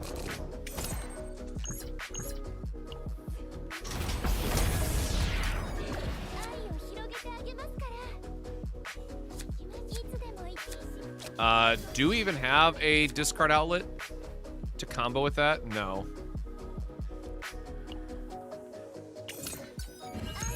I guess we have to do it this way, and then... I don't know, because it doesn't count as a bullet card, right? It just counts as a discard. Ah!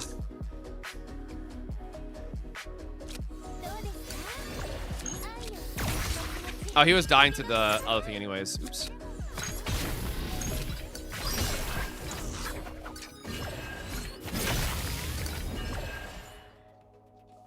Diana won't be the only Quietus character, right? It will. I would imagine that she's gonna be the only one with this effect.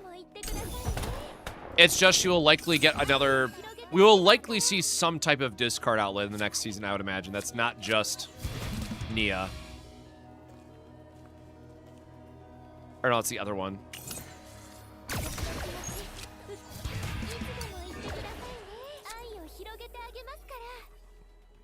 Yeah, I might have to rethink that Blooming Love, TBH.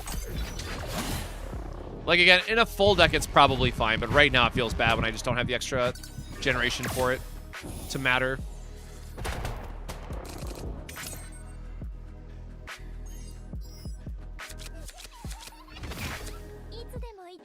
One residence discard one random card from draw pile.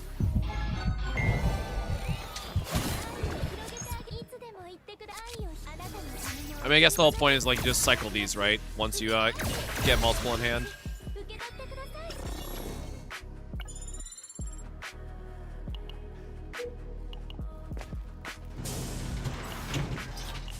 Nope. Oh my god, I meant to do the training. Gosh darn it.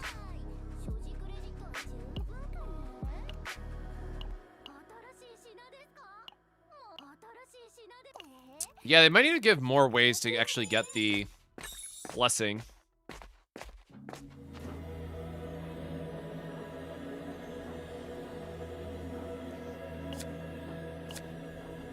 Like, I don't really care to copy anything. Like, this is just such a bad run. Ah, it's whatever.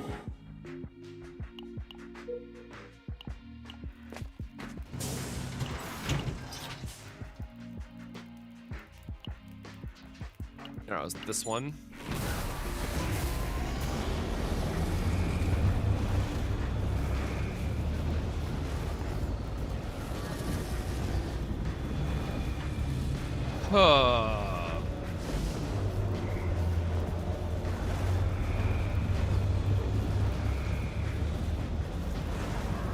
Oh, she would just give it to the other ones.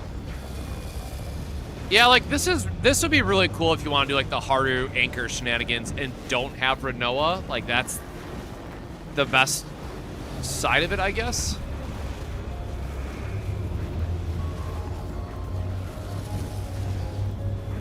I guess what's cute about this is you could technically change the if you have the copy Adagio, you could turn Adagio into Heartbreaker.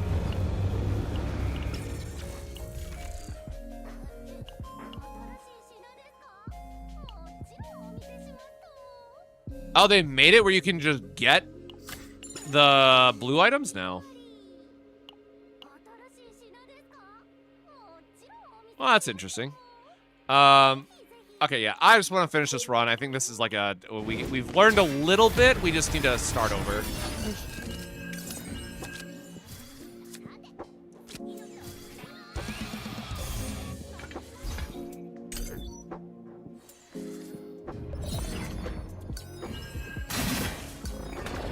Just realized I've not really been paying attention to our health either.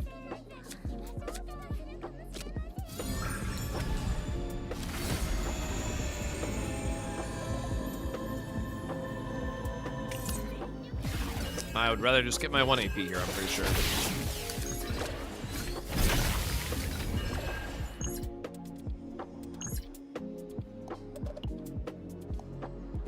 We are taking a lot of damage, bro.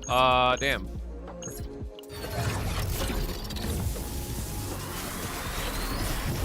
Who is the best support for the Diana Reno team, you think? I'm not sure yet.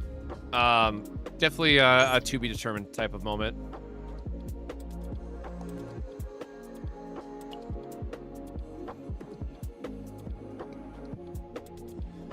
Oh, did these activate because you're technically discarding from the zone as well? Or I guess we want to cycle our other pistol back in.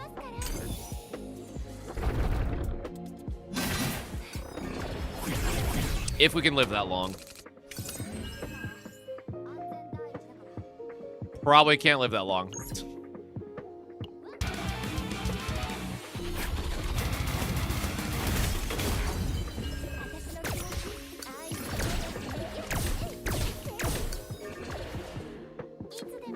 Okay, so she still has the same, like, Renoa skill side of it.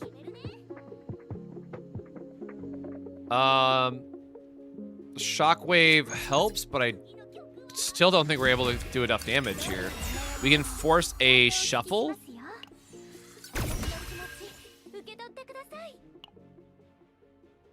Oh no, because we have to discard 2 cards to get the... Okay, we're just dead. My bad. Good thing we were scrapping this run anyways.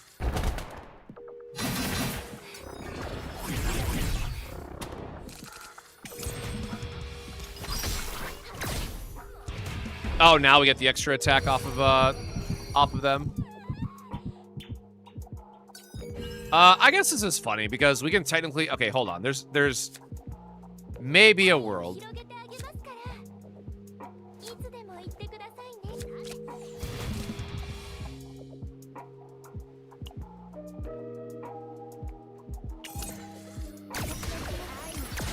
Oh, I should have got rid of Soul Rip, actually.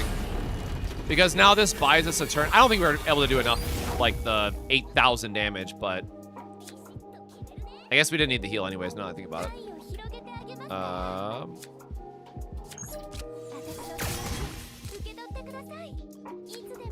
We could change this into the other one just for more damage.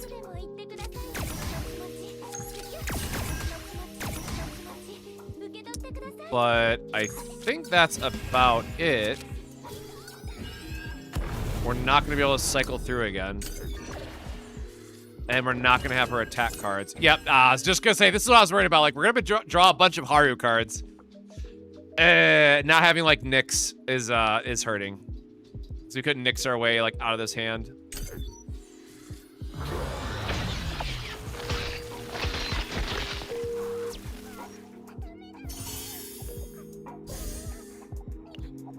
Oh, I guess we accidentally got our 30. Oh, we didn't spend a lot of time re-rolling our chaos. That's the only reason. Like, we just did not get good planets, so.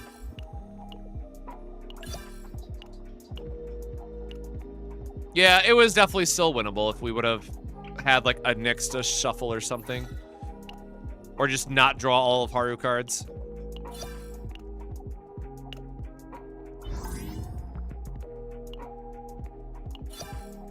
Cool, get my 30 there. I miss you, Laboratory Zero.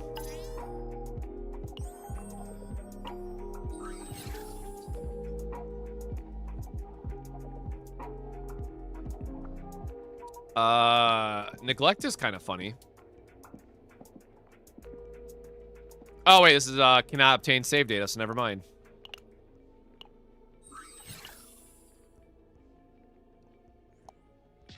All right, let's try to...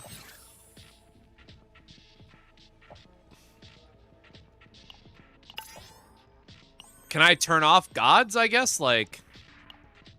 Damn, bro.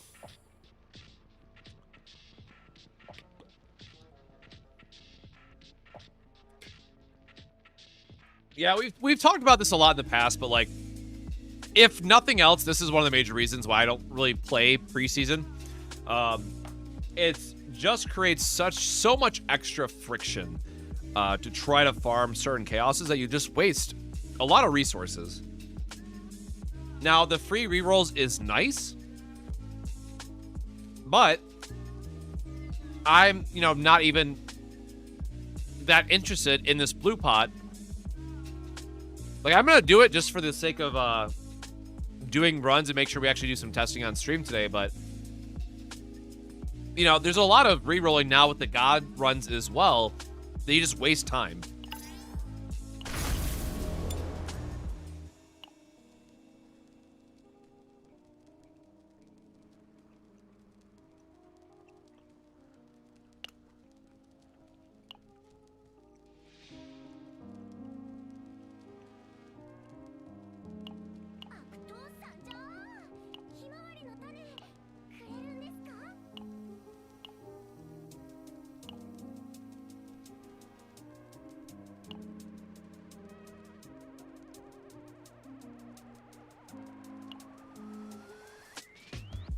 Man, why was I still using this one, actually, now I think about it?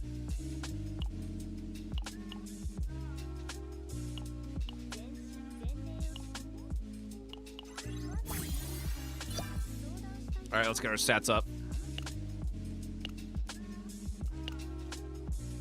Yeah, but I mean, we get to bring Veronica now, which will definitely help out, too. Like, this should be a very easy clear team.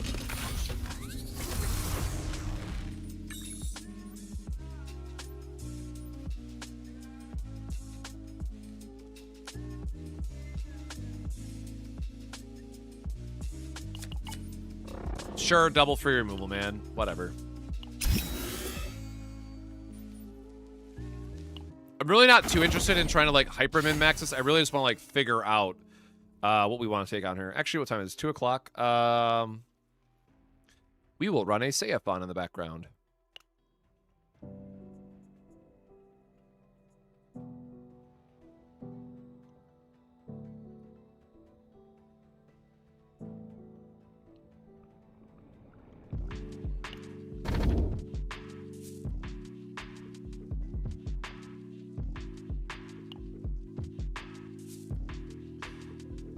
Actually, sure. Free legendary stuff. Why not?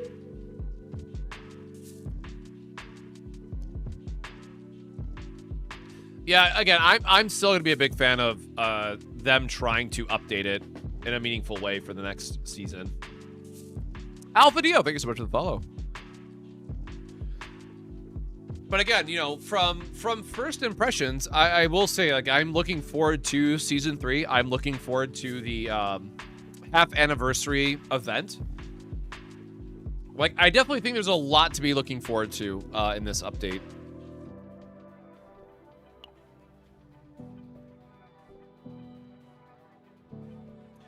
I'm gonna be so honest, I have no idea how I want to optimize pathing anymore. Which, in one way, is good, right? Like, so far, every run in Chaos Zero Nightmare has been, like, predetermined on where we're going, but, like, maybe I just need to spend more time thinking about this, but there's now, like, your shop layers, your number of shops matter, the number of event nodes matter, the number of persona nodes matter.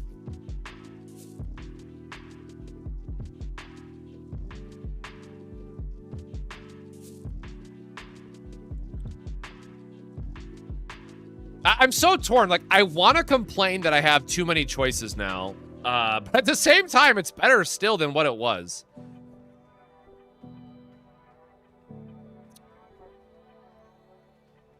I mean, I guess I got the double removal event early, so I technically don't have to prioritize a shop.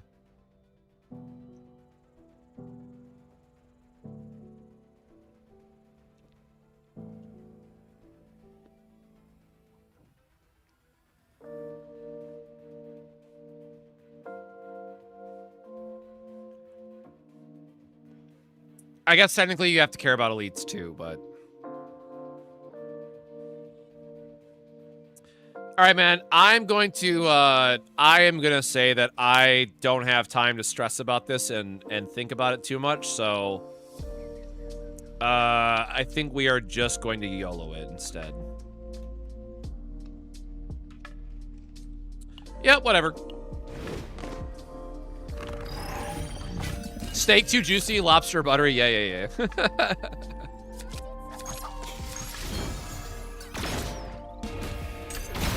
Yeah, I guess I really will not have time to put a guide together then, unfortunately, because there's a lot more to consider and test, and I just don't have time before Star Dive drops.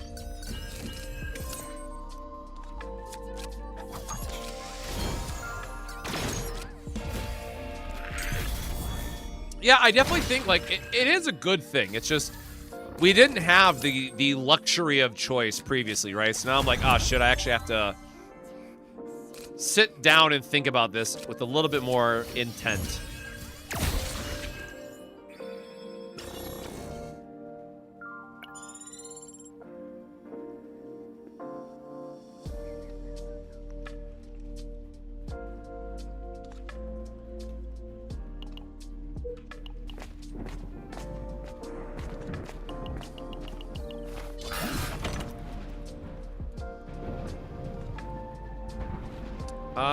I don't know that we're gonna need the coinage, but whatever. We can take a little bit of damage. It's not that big of a deal. I'm so used to, like, Mika's passive healing as well that I gotta remember to actually use Nia's cards.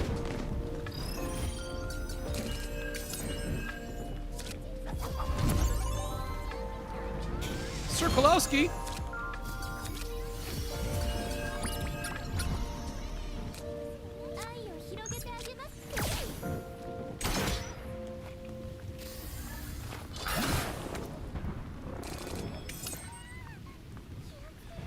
Have you seen the show keybind settings? You won't have to count how many cards in your hand, but in exchange, there'll be more icons on your screen. Oh God, no, please. I don't need more icon clutter.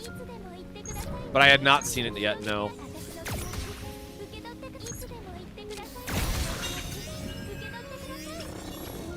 Oh, I'm totally remembering why we can't run Nia and Veronica together. The whole discard lowest, always counting ballistas kills me.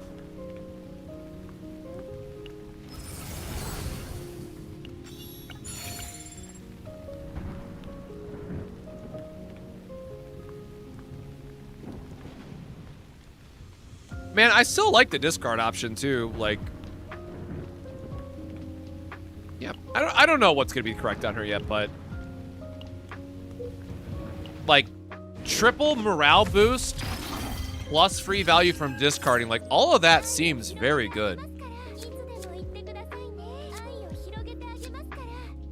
And it's also up to, so it's like not even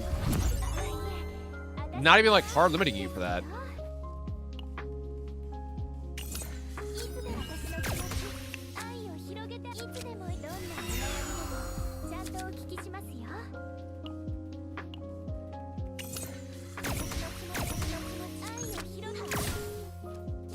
All right, well, close.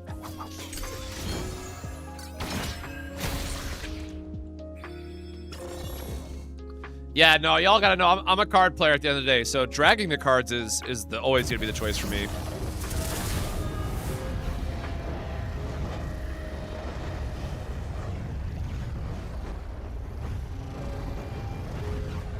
Which one's Heartshaker again? Oh yeah, Heartshaker's the Resonance one. I mean, draw one is dope.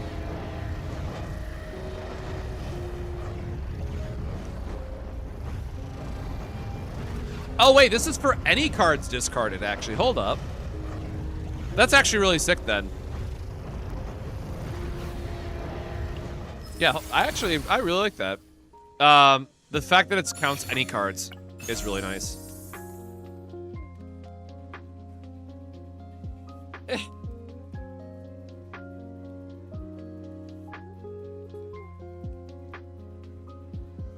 If you know, you know. That's all. I'm not gonna say anything, man. If you know, you know. Fuck off.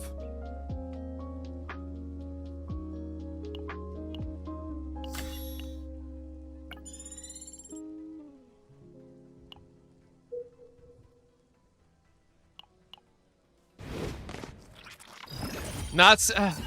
Upwards and onwards. Upward. It's like fucking Haru anchor shot, man. Flashbacks. I'm like the dog with the PTSD.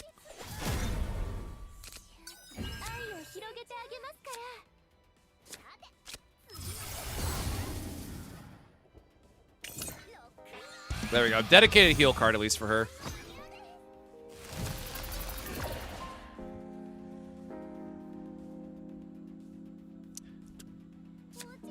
Did they fix the Nia thing? Damn, have I not played Nia in so long that they actually fixed that? Hold on, what's the wording of it? Huh. Cool. So Mute Accent used to always discard Ballista cards, which is why you could never run Nia and Veronica together. I always assumed that was like a, error as it were, but cool. Cool to see that fixed. Yeah, the classic back in my day moment. Oh, man. That shit was rude, man. I'm sorry. Oh, that was rude indeed.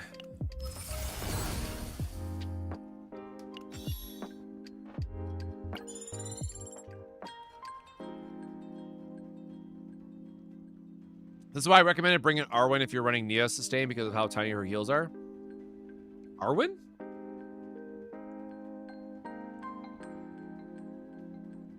Do you mean Alyssa? Do you mean the partner?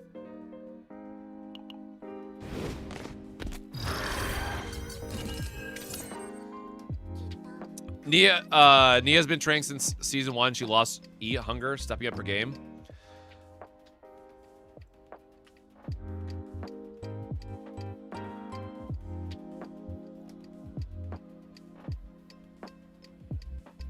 I am just totally blanking on who you are referencing. Unless that's Diana's partner, which I don't remember. 'Cause I usually don't pull for partners.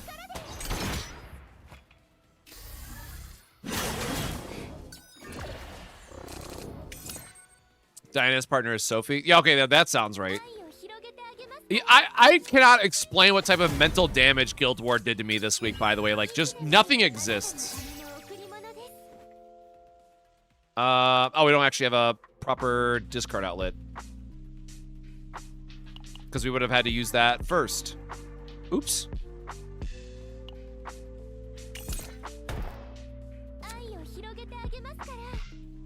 Oh, I totally forgot it was giving us a heart shaker. My bad. I definitely goofed that one up a little bit. I should have discarded the stuff anyways just to get more copies of that card.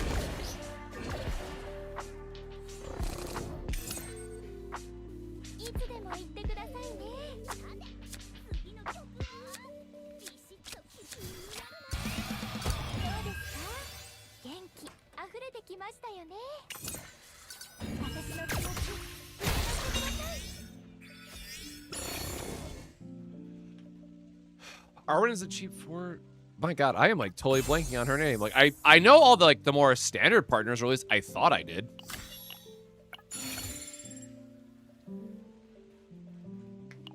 Sure, man.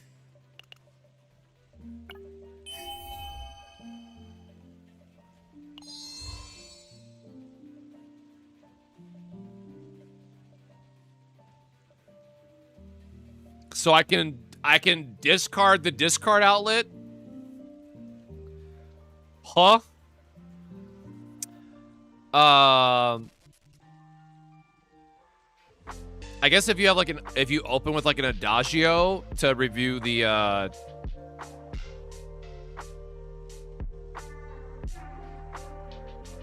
this is fine. Because, like, you're always going to partner her with Nia, right? Like, I'm just trying to think about, like, how this interaction's going to work. Because it has to resolve Adagio first. So you would discard it with Adagio, get the draw, and then you would resolve Persona effect. This seems actually fine.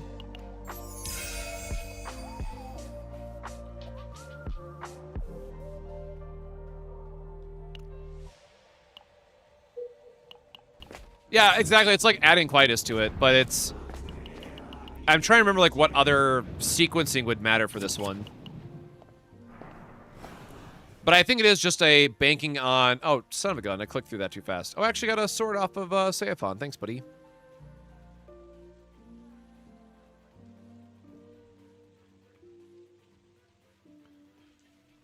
Oh, I need to do my Subaha runs today, too, still. Seiphon, play. Gotta do my Revan's host. Oh, true. Yeah. Heartbreaker can actually hit it as well, because it is random.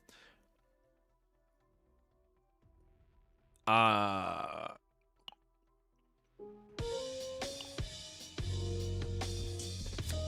know this is used in the second half, but it's honestly been so long that I've forgotten. I know you need this in an event in the second half, but I don't remember for what. Isn't Heartbreak a random card? Am I crazy?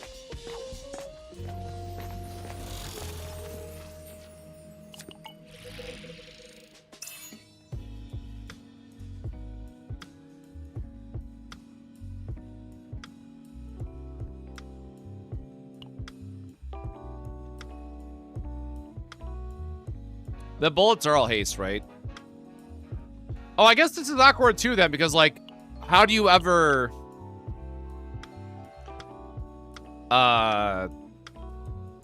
I want to, like, extracting this. I can't think of the right word I want to use. Like, where's my keep the item, get the buff thing? It's a little unfortunate. But I guess if I understand the system, I need to look for Umbra stuff anyways.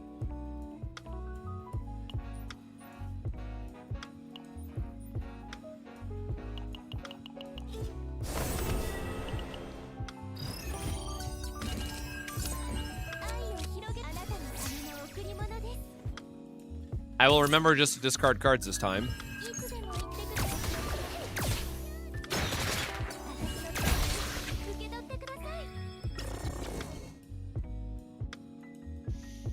Is it worth me investing in this character because the only team I have viable is the one that you're using now, and Lucas, and the only hunter I have is Luke?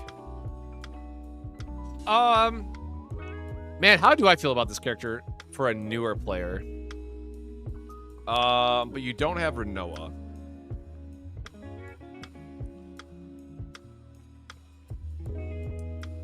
Man, could you use Lucas? Or Lucas has the passive bullet generation, right? So I guess you could do like a lower cost Lucas deck and still have extra cards to discard that way.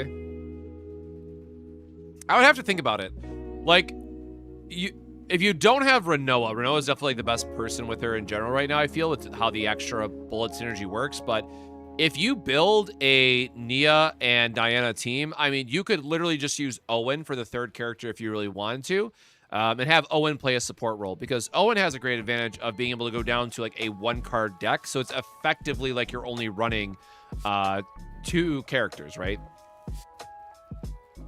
So I will say that Diana and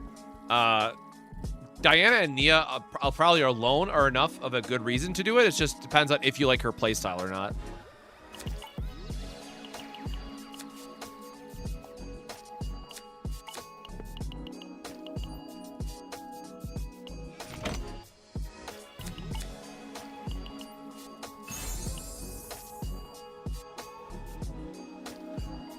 Oh yeah, that, holy shit, we actually get to use Dimensional Cube again, don't we? Hell yeah, welcome back Dimensional Cube, I guess. That's kind of dope. Great, how am I ever supposed to get engravings on her now that I've gotten like every good item for her?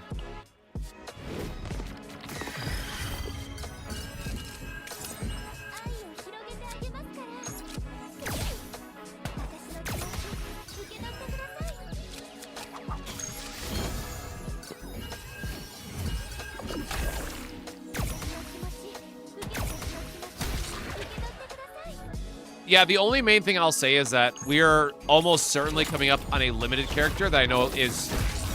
If we take Serenial as our baseline, I'm assuming the next limited character is also just going to be bonkers, so... It's one of those things that you would just have to plan for, unfortunately.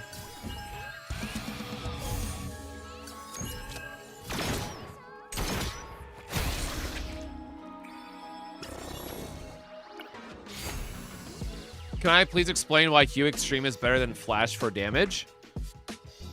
They would ultimately go into 2 very different styles of decks, and Extreme has better damage scaling when you're using things like Typhera or Leia. But Flash would work too. Flash does reasonable damage. It's more of a playstyle question.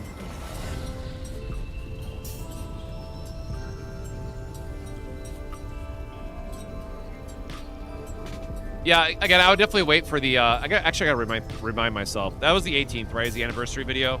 So that's next, yeah, next weekend, CZN.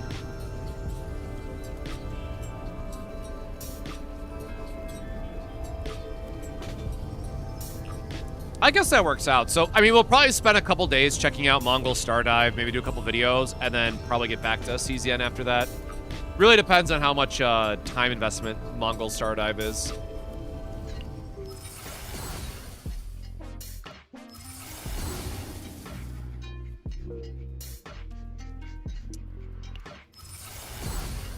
Is it still good to play CZN? I played for like a month when it released, but still didn't understand it. I really enjoy it. It always comes down to if you enjoy deck building style of games or not.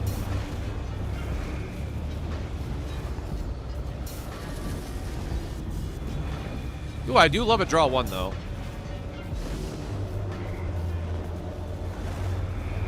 Ah, whatever. Give me my Gamba characters, man. Or Gamba... Nia getting stuff.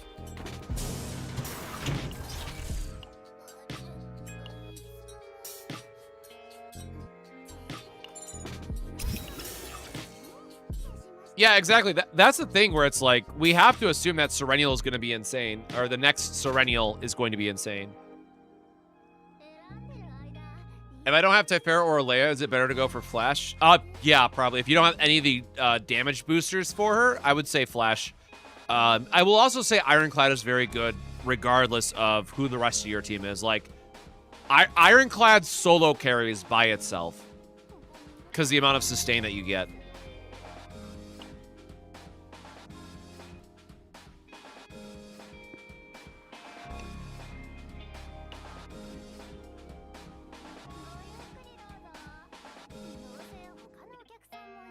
Man, precision aim could be fun with her, I guess. That's like something. Maybe, anyways.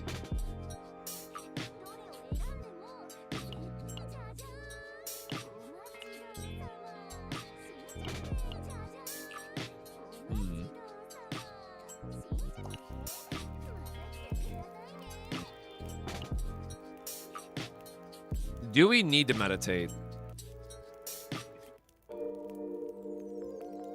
I guess we literally only have the divines right now.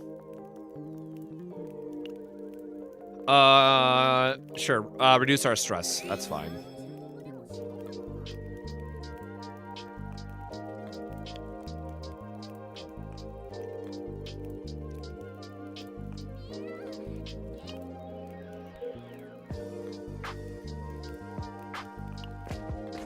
Yeah, like, precision aim in general is going to be better most of the time just for the extra, like, choice of setting up the next turn, but I'm not sold yet that you really want space for either one of them in the deck. I don't know how I feel about that yet.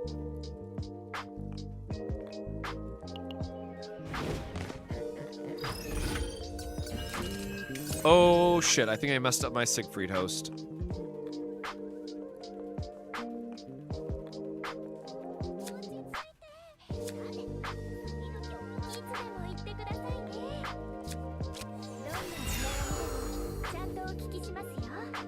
Or wait, is this one the...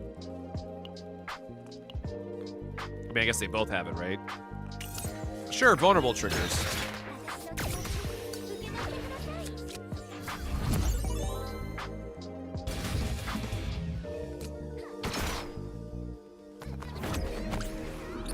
Love an Adagio, but, I mean, we're going to be doing our Ballista generation all the same.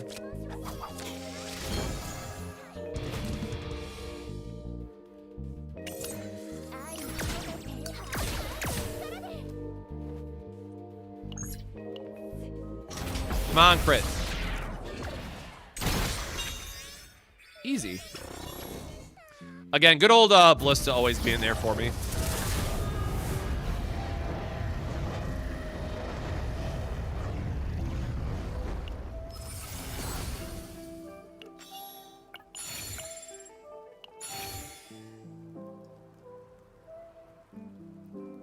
God, dude, the fact that, like, your ultimate team is realistically probably just 3 copies of this across the entire team doing insane shit. Good lord. What do I think about Persona so far? It's definitely an improvement from our one Agony. I guess this one doesn't matter. It's definitely an improvement from the Season 2 stuff. So I really do love Shockwave as, like, just a deck building flexibility option. But it makes me more curious about what we're going to see in the following season. Or I should say in the when the actual full season is out. Oh, this is the removal guy. Do we have anything that we care to remove? I mean, no, like, we're already...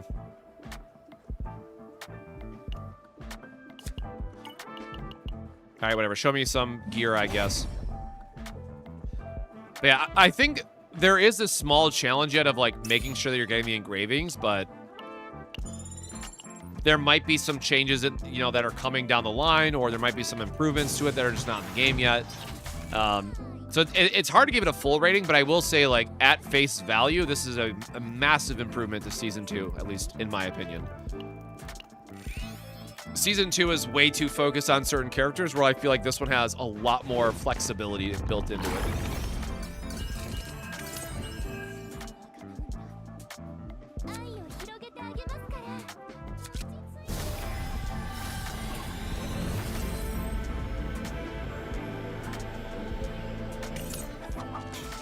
Yeah, sure, man. Enhanced Ballista it is.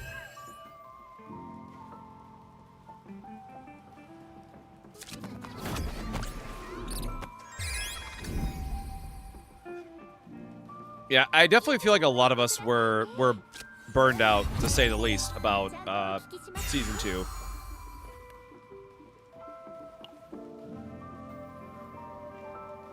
So this one is a hard select. God, I always forget about Slippery debuff, man. I hate this little guy. Oh, there you go. Veronica very quickly going to end this one for us.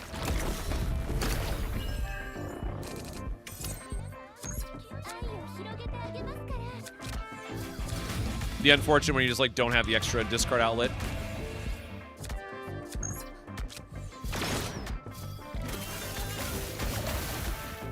Oh, 25 but has agony on him, so yeah, they're dead.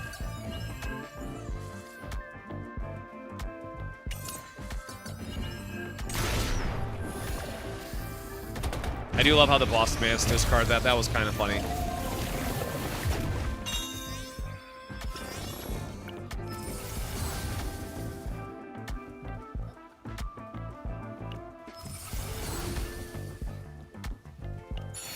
We'll take the only real upgrade of that, right?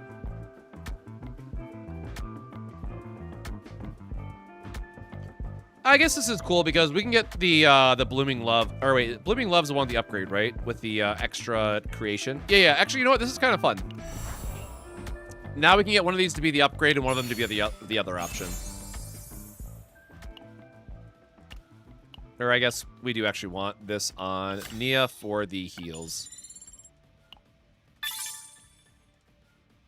Which one's that again? Sure, that's fine. I need to remember that it's like end of the week, so I have to like actually use these up before it cycles through. Which reminds me, I need to also do my weekly bosses, but I will do those offline.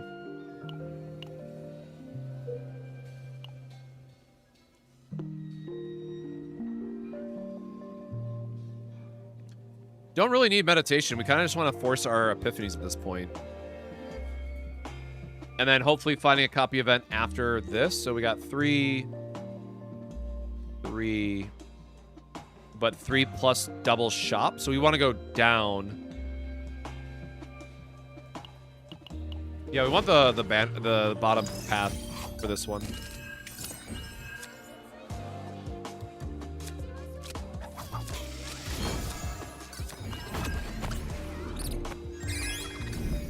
Just use Veronica here to spam out all my upgrades and be good with it.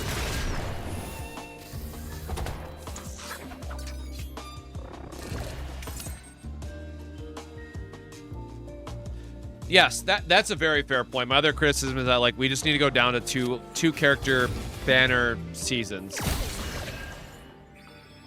Like there is just no hype for, you know, 6 weeks in plus at that point. Like everyone's tired of running the chaos nonstop. There's just not much you can realistically do. I think no matter what, your community is going to be burned out by that point. Which, again, back to the Stardive comment, right? Now that we know that those major updates are going to be once every 3 months, I mean, cool, it might be a really nice, like, back burner game, but that's a long time between updates.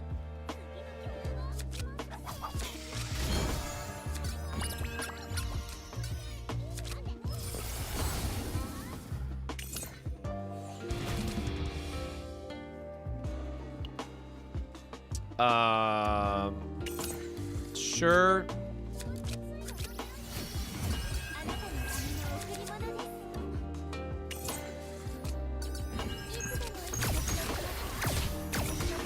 Just build up our residents, I guess.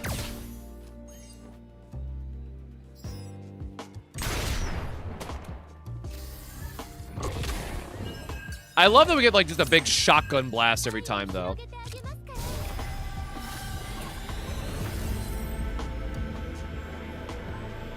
With All My Love is the upgrade that gives you 2 Heartbreaker cards per turn.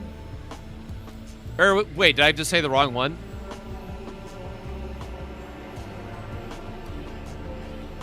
Oh, right. Blooming Love is the one that upgrades the that gives you the draw if you whiff. Yeah, this one. Which I feel like is still worth taking. And no, backseating is absolutely okay. Especially if it's a new character, I am all for like, you know, like team building and theory crafting as like as a community experience. That's actually really insane though, right? Because we get to draw and then we get to discard everything.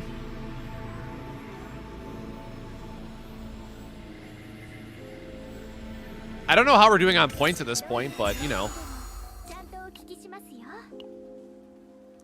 Yeah, we're kind of screwed on points, unfortunately.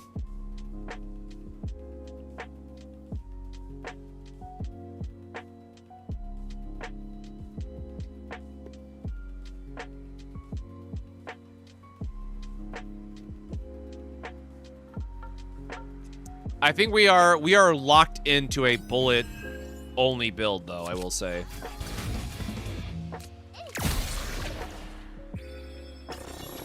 Definitely should have healed first, but oops. Yeah, 3 Divines kind of getting chunky here.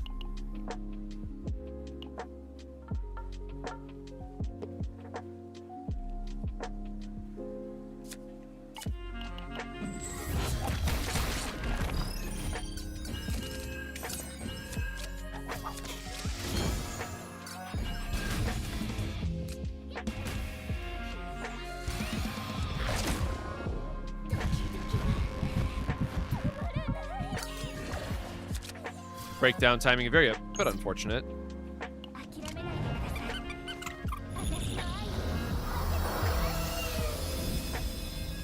I am a little upset that our fluffy companions don't get to do a bit more.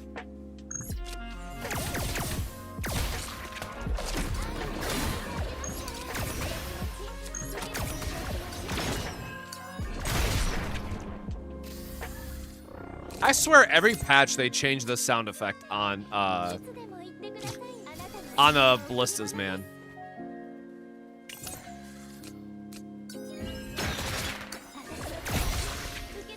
Oh, I guess there was only the one guy left.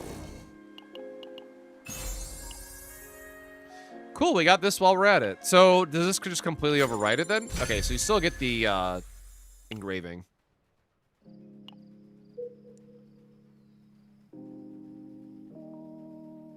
I was hoping for some sharp teeth and bite or something. Of Milk and Pong, man? No, adorable babies, which we must appreciate and love and cherish and take care of.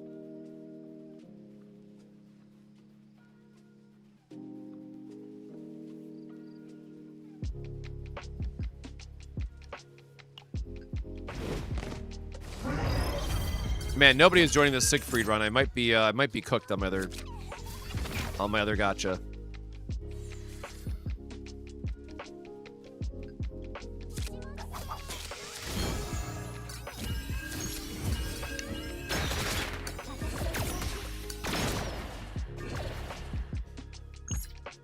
If nobody got me, I'm gonna know my big damage turns got me. Damn. Well, almost, I guess. Never mind, we did get there. Still not taking that.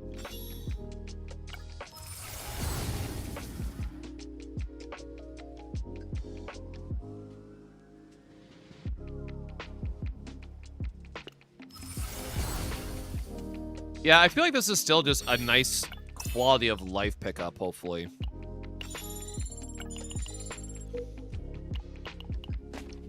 I think the new character is pretty fun, especially if you really like discard or bullet strategies. She's fitting very well.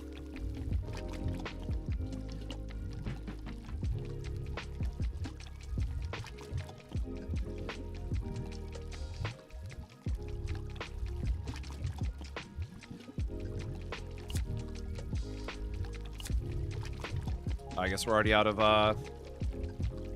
I don't want to fight these guys. I'm kind of done with this run.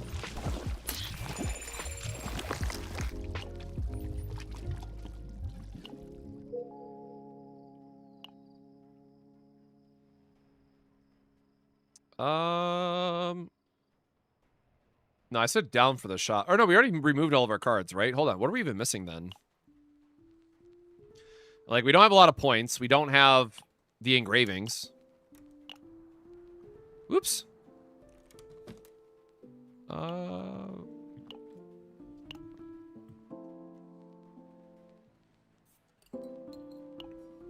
Okay, hold on. What else is pistol up? Where's my... Do I still have my notes up? Nope. I already deleted them like an idiot. Oh, well. I guess we could try to reroll Pistol of Purification, get a last Divine, and just say YOLO with it. I don't know what we're looking for on this.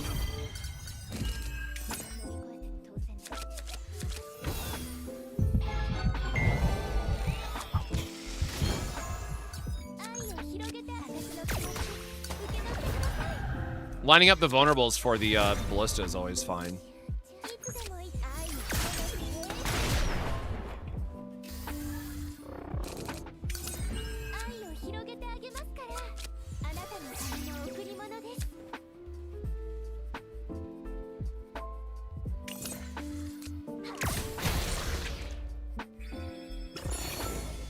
Yeah, I definitely feel like, which is funny too, because she could technically work with Haru, but getting all in on the discard bullet outlet, I feel like is going to be the best home for her, but she has a couple different options, it looks like, otherwise.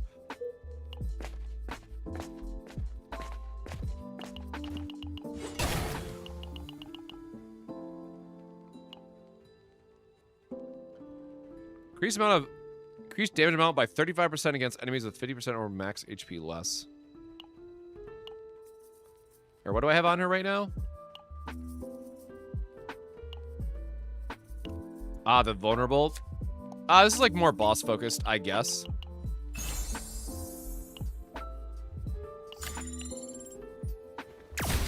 Got burned out playing CZN. Hey, it's always good to take a break no matter what game it is. If you find yourself not enjoying it anymore, feel free to take a break. I know for me, myself personally, I'm going to be playing this for a couple days, but mostly looking forward to Season 3's beginning. Whoop, she is at the top.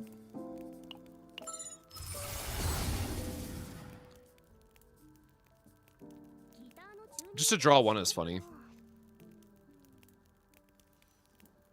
I really don't feel like we want any of those, actually.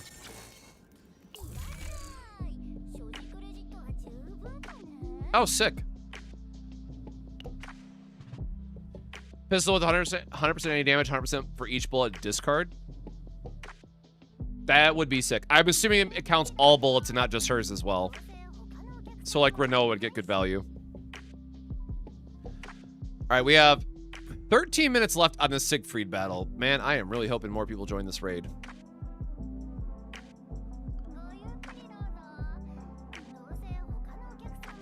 We removed all our other cards, so that's fine. Liberated Feelings is going to be fine because we have a lower threshold deck anyways.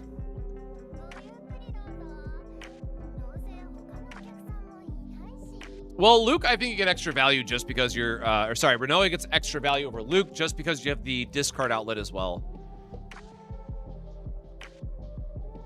Oh. Gotta check that really quick.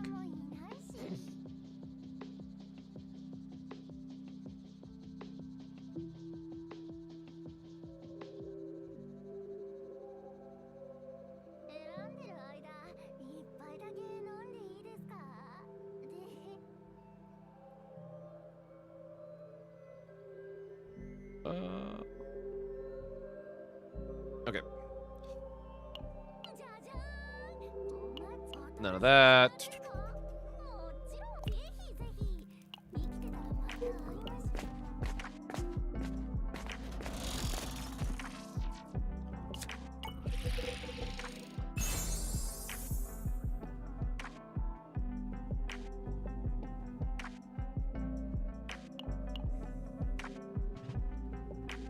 But now this is the wrong one, right? Like, we don't need the...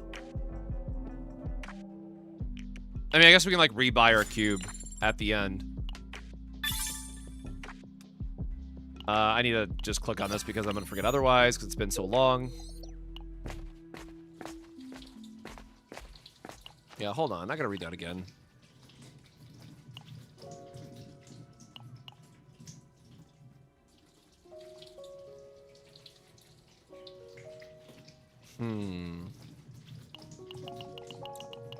Yeah, I am stuck on how you're supposed to... Like, I guess maybe now I was just supposed to, roll for... I'll just take the money and run, whatever. Roll for more Persona events and just try to get light now instead. But now we have one Persona event left.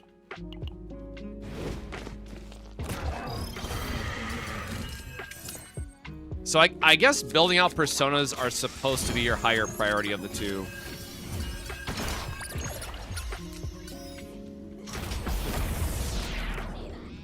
Yeah, I'm definitely have to think that one through a bit more.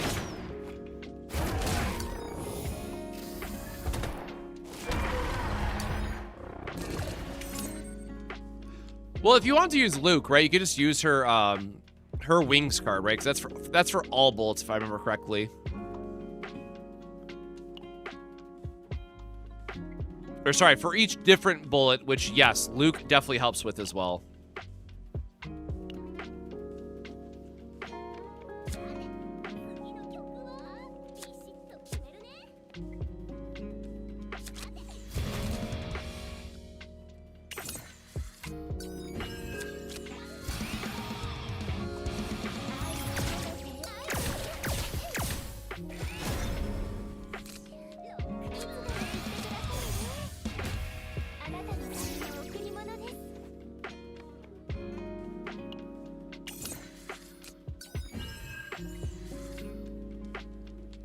Oh no, it did let me do it that time. Wait, so I didn't have... Wait, so what's the engraving part then? Because I still got the activation from the Persona card.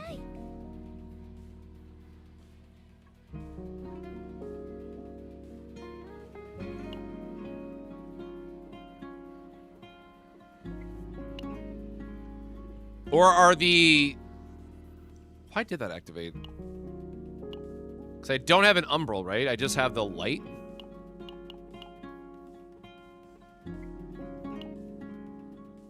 Unless they're just two different systems, I guess.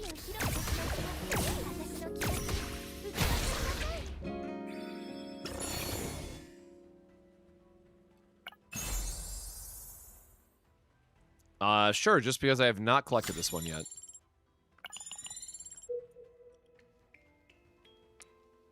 Teammates engravings and count too, but I don't have a dark. I only have 2 lights.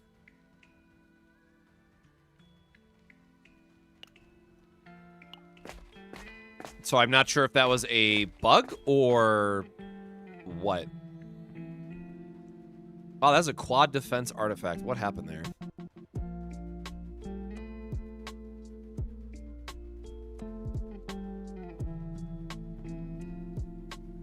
Oh, I thought that was a requirement, not a cost.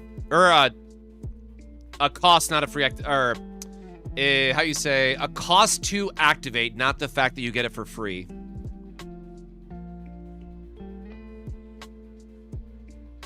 Where is it again?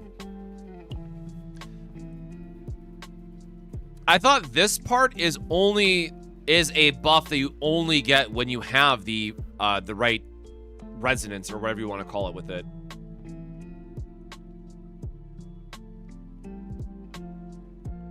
When you use Heart Shaker, it discards random cards in draw pile and activate the... Oh, right. I keep forgetting Heart Shaker is draw as well.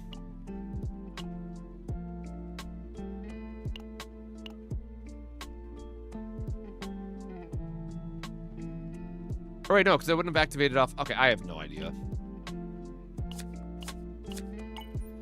Yeah, just give me the money, man. It's fine. We've definitely over gold farmed on this run. Yeah, need the Persona card, I guess.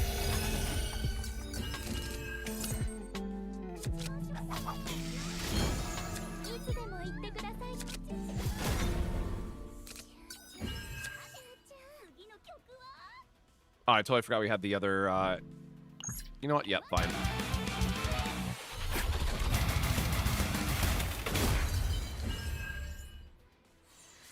Get whatever other activations we can really quickly.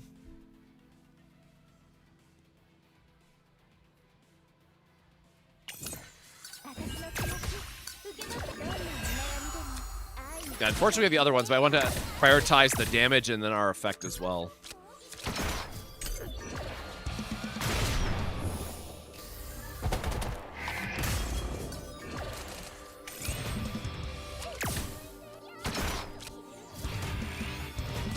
Now 2 freebie discards.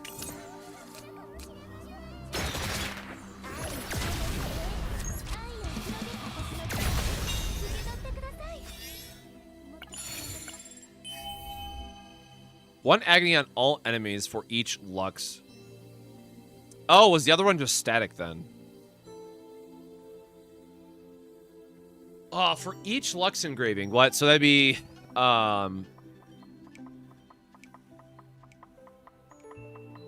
So does that mean persona and gear counts? Like... Oh, dude, this makes Tressa good, but this has got to be insane to farm out. I'm not doing that for a video.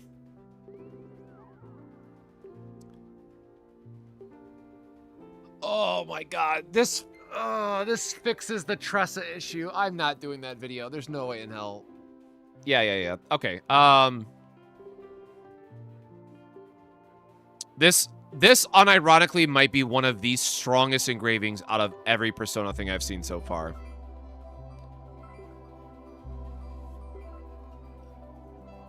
Oh, no, I'm not.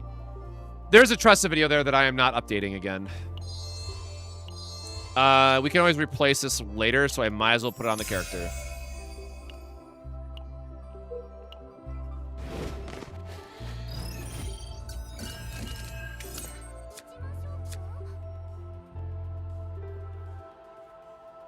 Yeah, because it counts as 2. 1, 3, 6. No, this would be 9 total. Or wait, no, does it not count? Does it not count itself?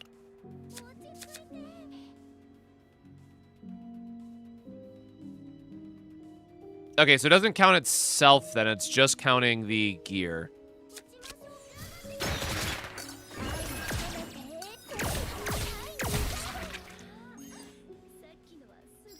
Yeah, for Tressa's advanced Shadow Dagger build that I made a video on, because you're able, with that card in theory, it solves the issue of needing to have the different agony sources, because you need to have 20 stacks on the other 2 characters to do the most amount of damage, right? Like, the way that Tressa can be built out is that you can turn her into a free, what is it, like 900% damage nuke with advanced Shadow Daggers, and then you multiply that by 10 because you can swap out your entire, or sorry, by 9, because you can swap out your entire hand for it.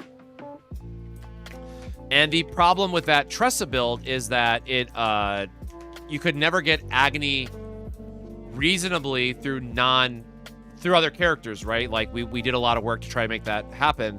But that single Persona card, now that you're able to, like, find that missing piece, Tressa could actually do a shit ton of damage now. But to farm 3 characters with max Lux engravings and having the right supporting decks, like, no, I am not doing that to myself. I've already done, like, the theory crafting for all of that, so I've done my time, but kind of cool to see it all, like, you know, be a possibility, I will say.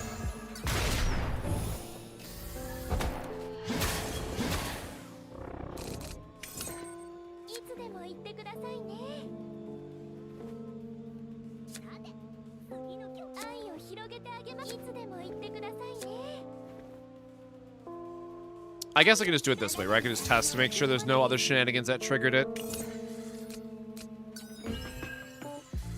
Okay, yeah, so that one just activates freely.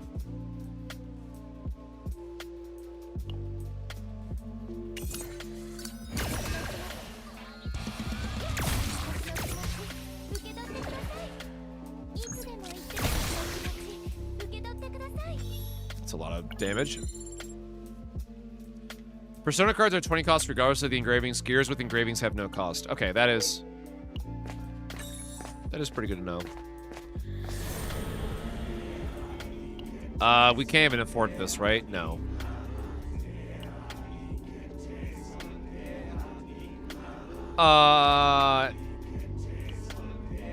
No, I guess.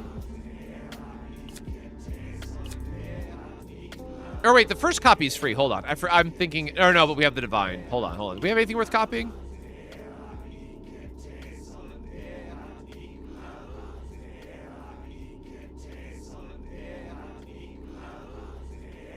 I guess copying the draw works?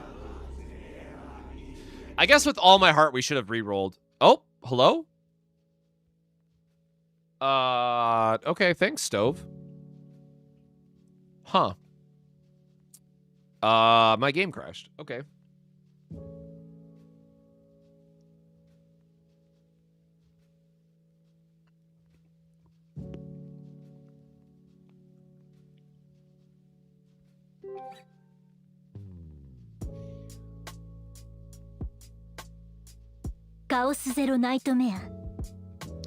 Yeah, but the thing is, I don't think we, like, are super in love with copying anything here.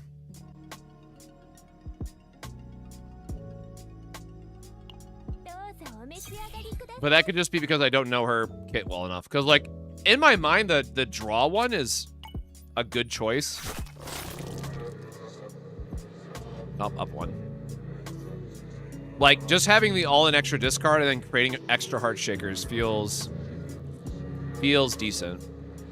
Probably should have re-rolled this or re-rolled this as well, but...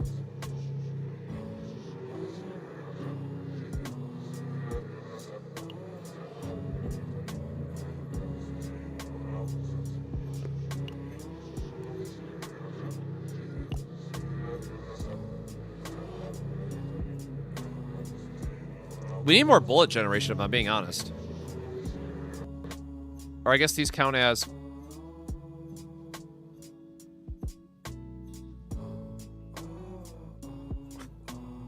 This game really doesn't want me to have my Divine, I guess, man. Let's try that again.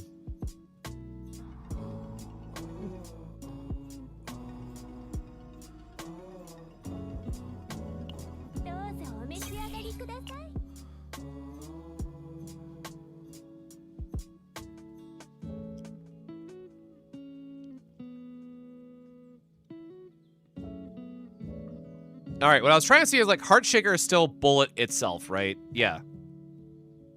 And then...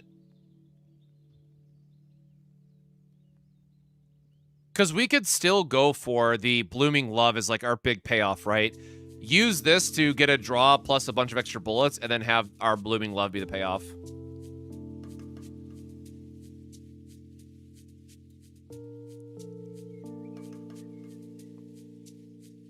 Heart Shakers give us the debuff, which we can then spend with, like, the Blooming Love. Because Blooming Love will give us the extra attack damage. So it creates, like, a machine... If I'm reading all this right, should create, like, a machine gun style of loop.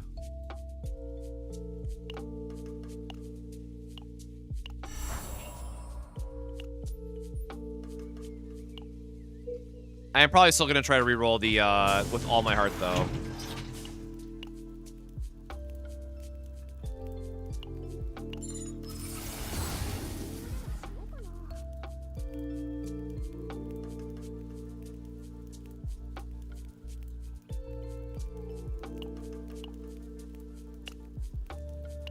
Well, there gives us our upgrade.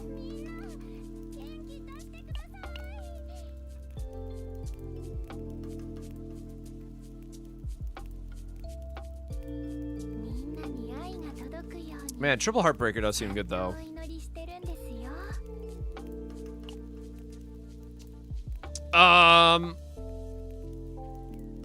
No, how's the other one worded again? If 5 or less heart bullets are owned, create one more.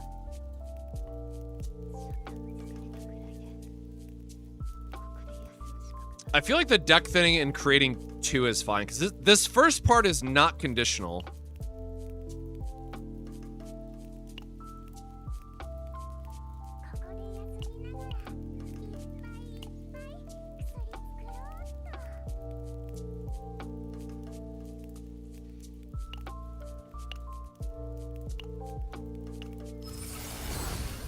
Well, in theory, it's not if you have other ones that, like, cycle, right? And we removed everything. Yeah, we removed everything too, so we're good on that end. We don't want any more neutrals. I don't know what we're re-rolling for. Sure. Wait, what are our points at again? Did I screw up?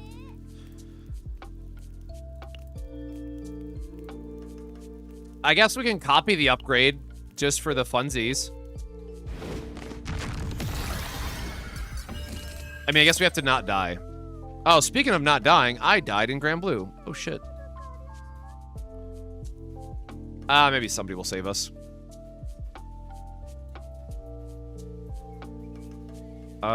We need a discard outlet.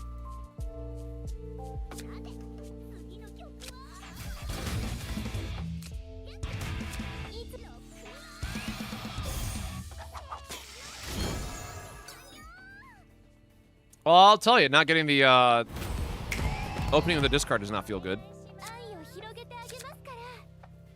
Okay, well, I guess I deserve that. Oh, I forgot about Blooming Love. Oh, how did those trigger, I guess? That's a bit unfortunate. We might be able to draw into a discard outlet. I'm still in hope that we draw Adagio. Never didn't have it, baby. There you go, Nia MVP.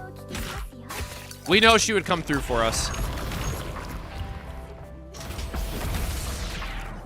Well, love getting one of those KO'd right away. Jesus. Again, if nobody got... Oh, fuck off. I know Veronica got me. No. No. All right, well, there goes our whole plan, man. All right, you know how it is. Veronica carry, as always.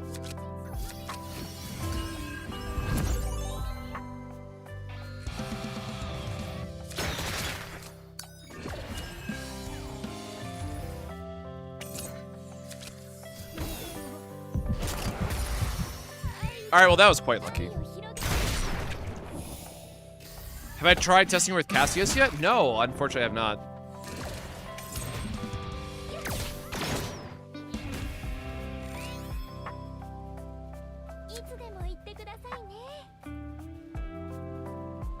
So, both upgrades do trigger.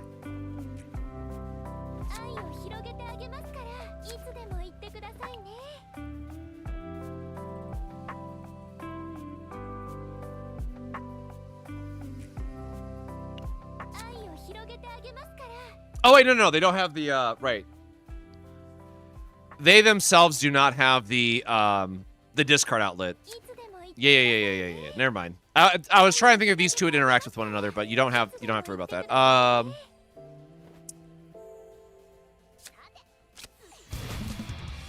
Oh god, but now I can do this into...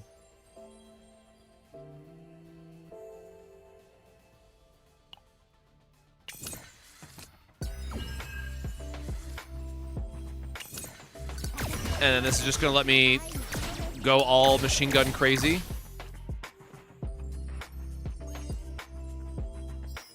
Okay. Would have been a lot cooler if we got it all once. Okay, that's interesting. So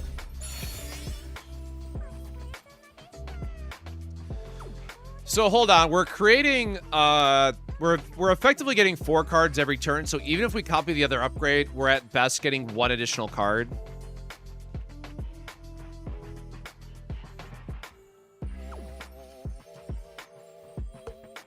Yeah, Devil Dice deck would go hard with this too.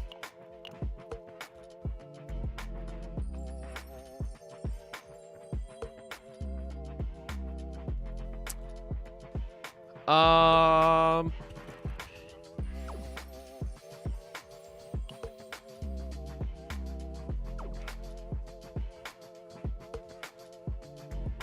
right, so 1, 2, 3, 4, 5.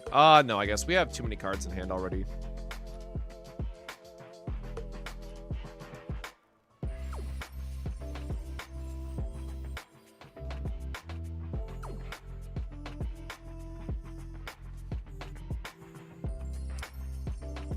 Dang.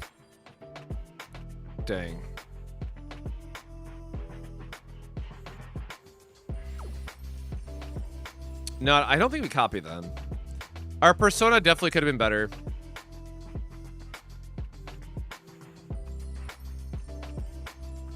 The Khmer, Milk, and Pong was actually like an MVP pickup, though, for sure. Yeah, this is kind of cool. Like, this could work with a, like, low cycle. No, we're not going to copy. Hold on. Skip. Change my mind.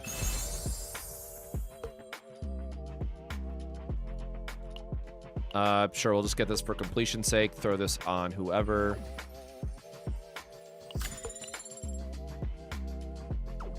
All right, I'm going to give this one more shot for my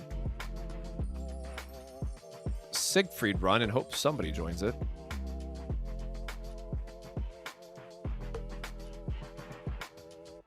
Okay. Obtain just to obtain. Got it, got it, got it. Yeah, it's the agony part that I'm kind of kicking myself over. Like, I definitely could have gotten better with it.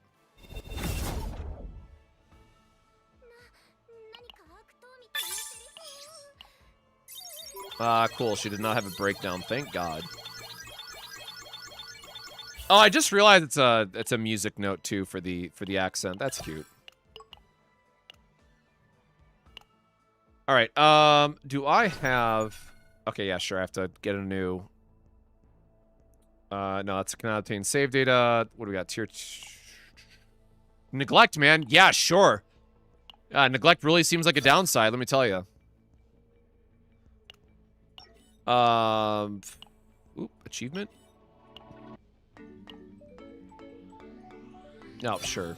Because we put that one off for so long.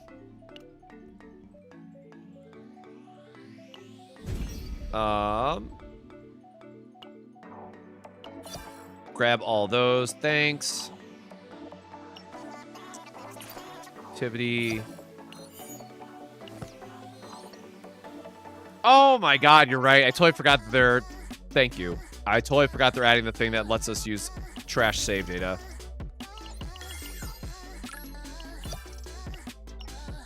Simulation.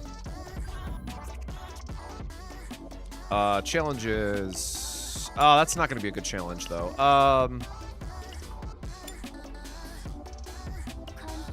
Nope. Ah.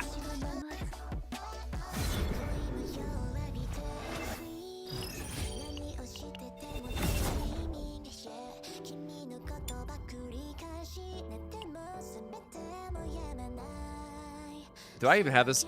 Also, can we please get more presets, man?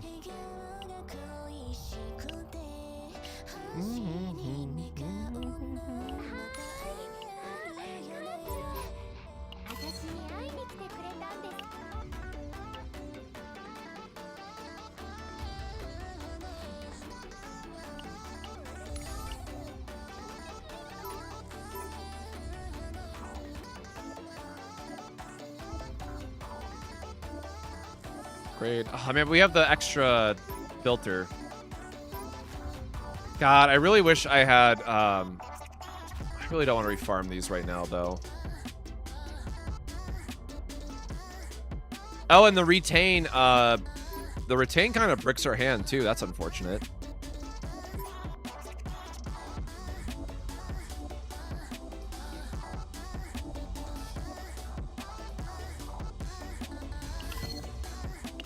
All right, whatever. We're going to try to do a setup thing anyways. Oh, no, but I can't use her because of the... Nope, nope, nope, nope, nope, nope, nope. Gotta bring out old Reliable.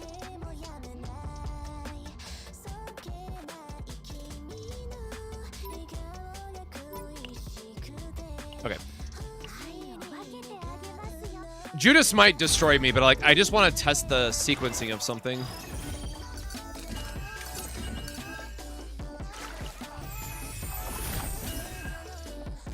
Yeah, I can already tell these are gonna... I need to refarm a Nia deck with Eternal Hunger.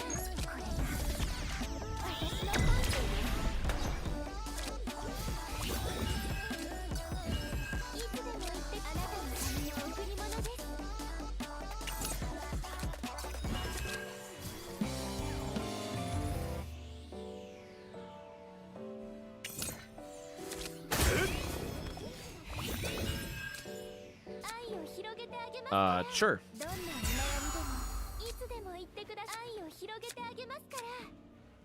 Times 4.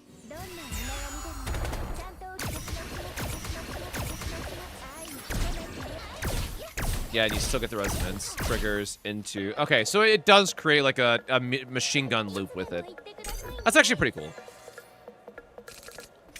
I'd really have to think about how in God's name we min-max that more, but...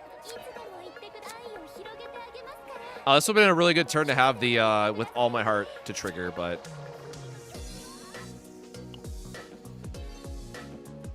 And we can discard cards, but we don't have much to... We can discard 2 for free.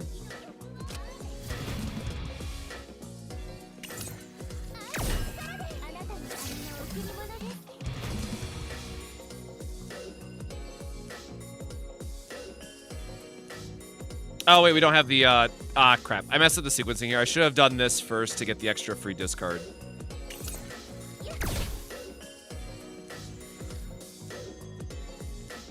Because we don't want to discard this without actually getting to use the effect.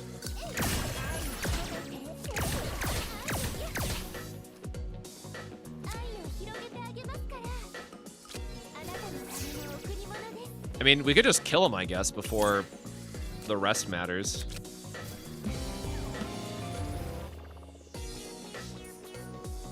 Oh, no, it's going to get I wanted to go into another Milk and Pong into...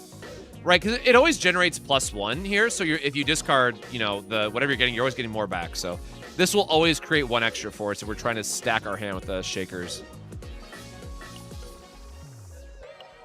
I guess we got to do this into YOLO a discard, maybe. So we did hit more, and then we can just discard all bullets again.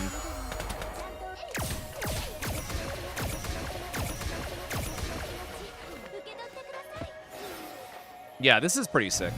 I really like the machine gun payoff that she has within her own kit, but we really got to clean up our other units to like make this at all reasonably, you know, decent.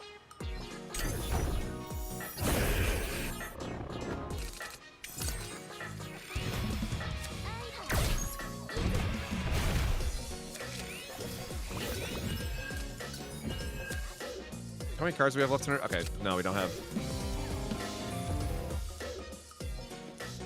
Totally forgot that we had the heart shakers and stuff. But we can discard them for free and still get a resonance here, which is sick. We want bullet diversity for liberated feelings.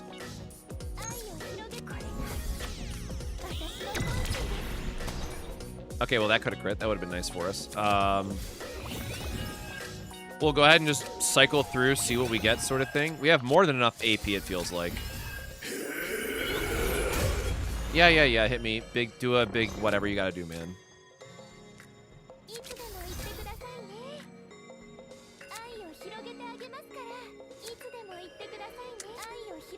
Or no, this is if it's discard, you get the extra effect, right? But they can help discard other cards, so... This for the extra damage potential. Really wish we would have drawn into our... Or no, because our ego skill gives us the other card, right? I meant to... I was hoping I could click on that to preview, because I think I'm 1 card too many, right? Yeah. I knew it cost 1. I screwed up. So we wanted to do our soul rip here. And then we could have created 1 extra. So we have the 225 base, and then 142 times 9 as well.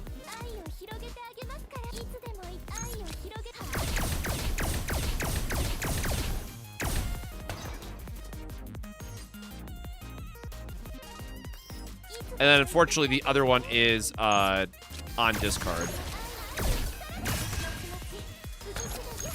And I don't know how many we have in our deck, so it's just kind of use what we got sort of thing, so. Yeah, definitely too many stacks of resonance at this point, but there you go. That could have been, definitely could have been a bit better damage-wise, but it was still fun.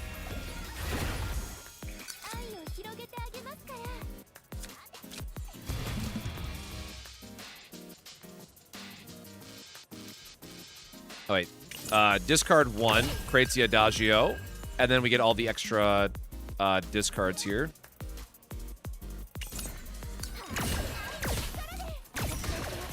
Yeah, this is fun. This is... I'm sure we can get a lot better, like, damage burst potentials and all that stuff, but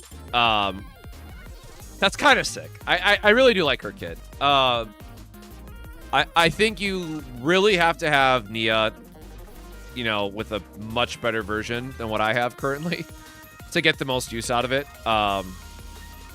Cassius would be cool, though. I kind of forgot about Cassius because I reset him forever ago, but Devil Dice is definitely a bit... So let me go back to the card just so for those that don't know.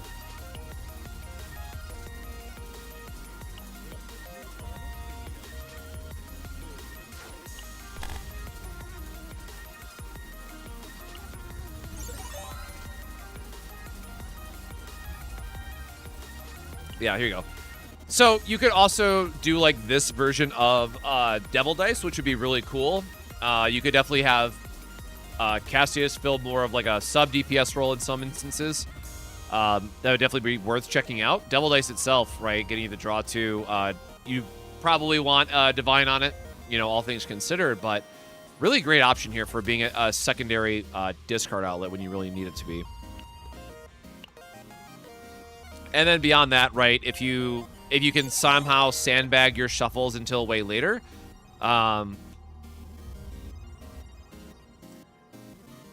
actually, zero-cost shuffle's kind of funny, right?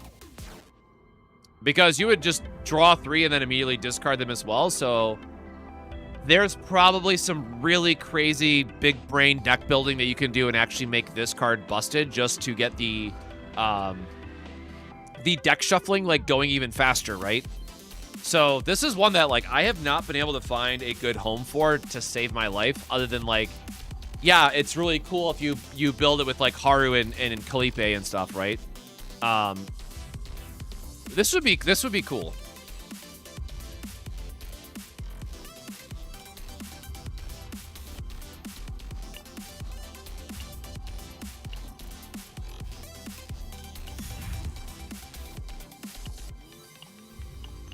Bro, I do not remember when I rolled on card arts, to be honest.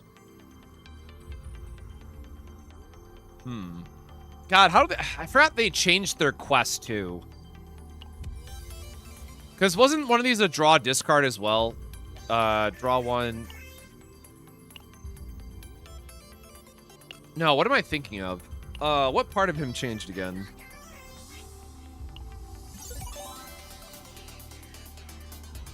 Or no, it's his, never mind. It's his dice trick that I'm just thinking of that gives you the draw that way. This is what I was thinking of.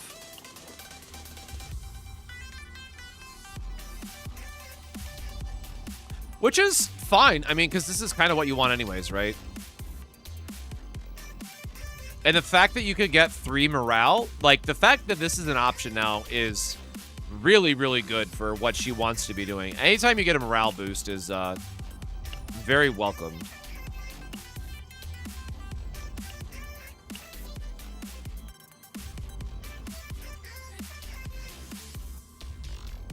Yeah, I'm kind of really big a fan on this, actually.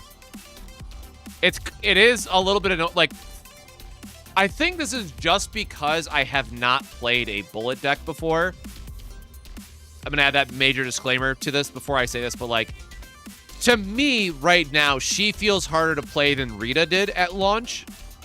But I feel like this is just a me not grasping yet how to bring it all together. But yeah, Rita's kit definitely felt, like, stupid easy for me to play compared to, like, what I'm trying to piece together for this. Nope, my Siegfried raid failed. Womp womp.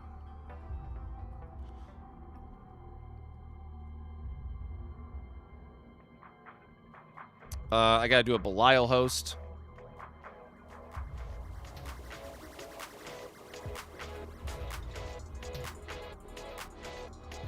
The other thing I will say is that she does feel like she has 3 key things that you want to work with, right? You need you need a draw discard outlet. you need your stacks of resonance, and then you also need to make sure that you have enough payoff with the Quietus effect that you're able to loop all of this together.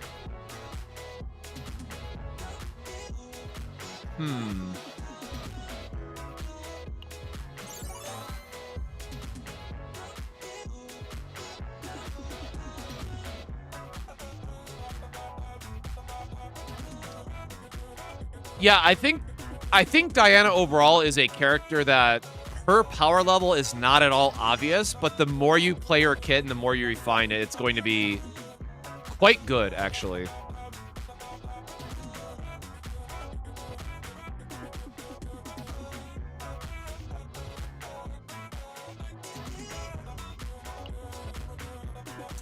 Yeah, the fact that this... I'm still torn on this, that it, the setup for this, but this could also be, like, really, really good. The thing is, like, we're also going to need AP with all this somehow.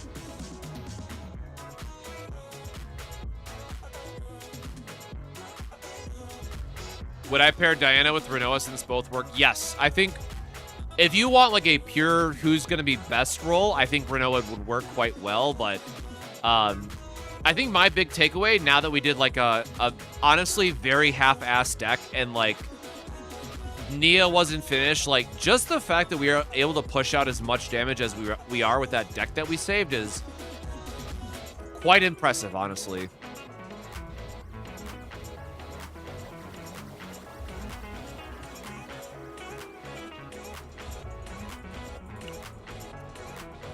But like, if you take this one, you also then have to use, which one's the discard all again? I forget.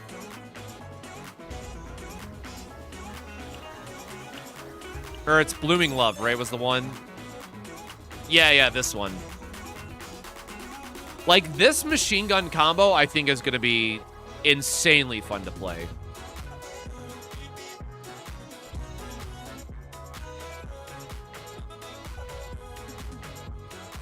So here's the other thing to think about too, though, is that because of how this is worded and because of the other one with All My Heart,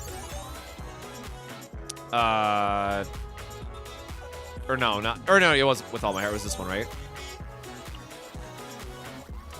Because of the, you know what, hold on. It'd be easier if I just talk about it this way. Let me just grab screenshots. I don't want to have to keep bouncing between two cards.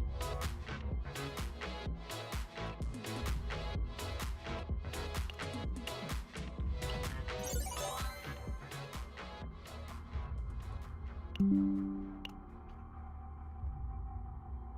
then let me pull this back. Okay. So this 2-card combo in general, because it's just all straight up exhaust bullet cards, this also means that you're just like any future bullet character, right, is going to get a lot of value off of this. So eventually, like, let's call it like it is. Lucas going to get power crab. Lucas. And then you have Renoa, and Renoa does actually have like a pretty good home right now, but I would not be surprised if we do see another exhaust bullet style of character in this next season that also would work with her. Because just these two epiphanies, like, she has other ones that could work within her own kit and make her like a solo DPS and all that stuff is fine.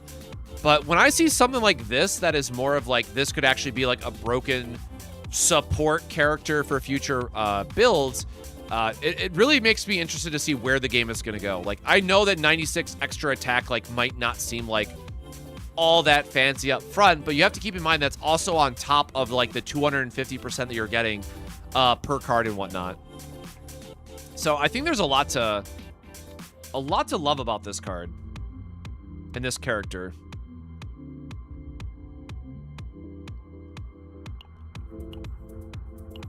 And then, yeah, her Cupid shot. Oh, that's the thing I want to check. Can you only get Cupid shot through her ego skill? Is there really no other way to generate that card?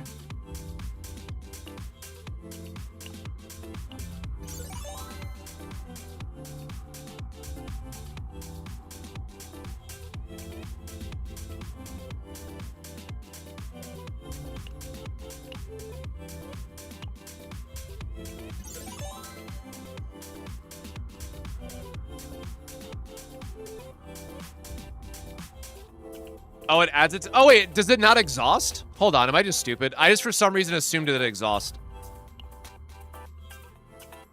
Okay. Oh, man. Okay. So that means you are. This is like the one time where we actually have to care about ego recovery.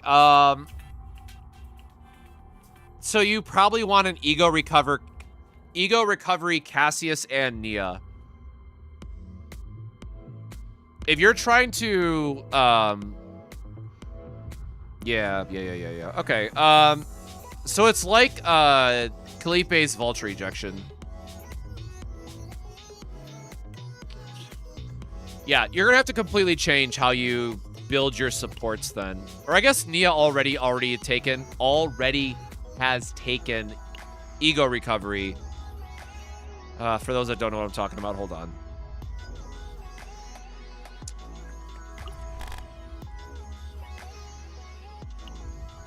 So it's generally bad and has not really been used a lot, but in the slot 6, you can get ego recovery. There you go. Ego recovery 40. Generally, you would always take like defense because it would give you better healing, or you would take HP because more HP, you know, keeps you alive. But because of how important the ego skill is, like for overall damage per turn and whatnot, I think you definitely want to just run ego recovery on slot 6 for both Nia and then whoever your other support is going to be ultimately. And sorry, let me go back because that just got cut off.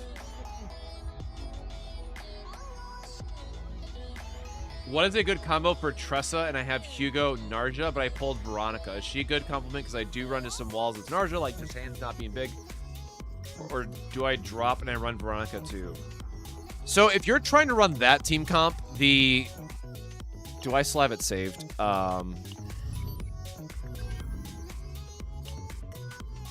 Sorry, I'm just trying to go to my presets because I used to always have that one saved. No, I don't have it saved anymore. So if you're trying to build that team in particular, what I would actually recommend is going Hugo and Tressa with Mika as the final one. Where is... As much as people want to hate on Tressa. So Mika is always going to be a staple that you have something like this as your core deck. This, of course, is going to be great because it's going to be a skill card for Hugo, which is going to trigger his stacks. It's going to give you the draw and the action point, meaning that you can always spend whatever else you need to for your decks. But with Hugo, the thing to keep in mind is that you are going to want multiple copies of Hunting Instincts because, and this is just like the other example deck that I put together, because then for every source of water that you play, you're actually going to be getting 3 stacks of Hunt's Commence. And so the question beyond that becomes like, okay, what other character do we have that can spam a lot of attack cards? And unfortunately, at least right now, the self-sustaining answer that exists is still going to be Tressa, because she has Unsheathed Dagger, which importantly is also a skill card, which is going to give you even more stacks of Hugo, but then also give you the 3 Shadow Daggers, which will be then 3 triggers of Hunt's Commence. However, what's also really nice if you want to go for a more, where is it? Yeah, if you want to go for more of a support build otherwise, is that Hugo can be self-sustaining a little bit. Now, you have to get pretty lucky with the copy events and all that stuff, but Quick Fix with a draw 2 is also going to be just a great option. Helps you cycle through the deck even faster. It's going to trigger his own Hunt's Commence. And yes, if you high roll, if I remember correctly, you can get a 0 AP version of it. So you get this like giga draw damage cycle effect with just Mika and Hugo if you get the perfect lineup for it. But it then always comes back to like, who is going to be my other third character? And the answer there is really just whoever can spam attack cards to make sure that you're getting the most out of Hugo and Mika to get those stacks going and to actually spend the stack. So like Luke could be another great option because Luke spams out a bunch of attack cards. It's more of a like kind of mix and matching at that point for whoever you might have and whoever gets the most value out of it. Yeah, Serennial could be great too. Again, it sounded like they were a newer player, so I'm assuming that they missed out on Serennial. But that could definitely be a very fair option as well. But like a lot of people are sleeping on Quick Fix, I still feel like, just because it's Hugo. I guess a lot of people just don't like Hugo. It is what it is. But this actually being a draw too becomes a great option for a lot of team builds. So I hope that answered your question, Tails.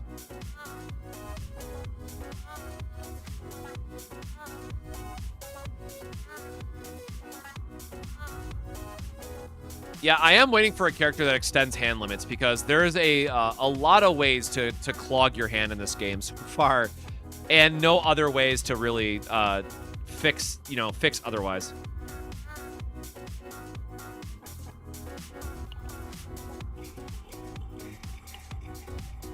Yeah, if you just started, keep in mind this deck itself costs 180 points.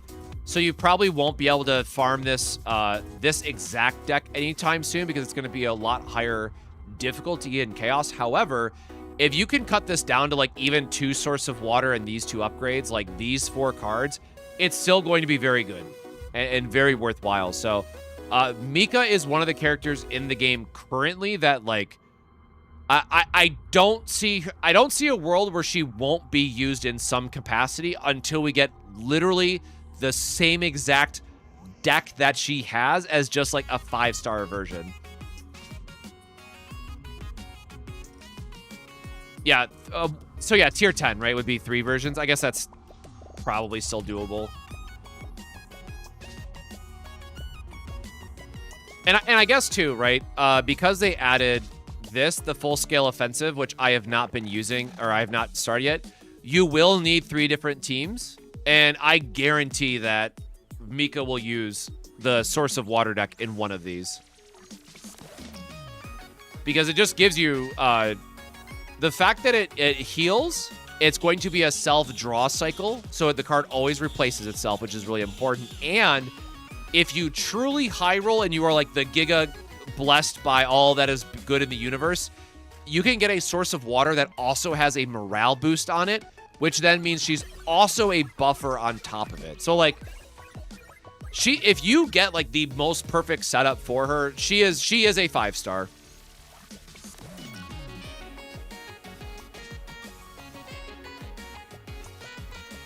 Yeah, I would, you know what, that's fair. I think Typhara Divine Draw is close, but I would argue that you're just better off using Typhara in other teams, which don't always use that side of her epiphany, where Mika, you always use 4 Source of Water, no conversation to be had, right? Like, Typhara at least has the benefit where she can fit onto more teams, where Mika is like, I'm all in this one role, and so you have to build that, well, I guess now 3rd team with that in mind. So it becomes a question of like, okay, if we know one of these 3 teams is automatically locked into using Mika no matter what, who can I build that team around without sacrificing how flexible my Narsha can be, my Typhara can be, you know, depending on what other supports that you might have. I guess you could arguably make the same comment for Orlea, right?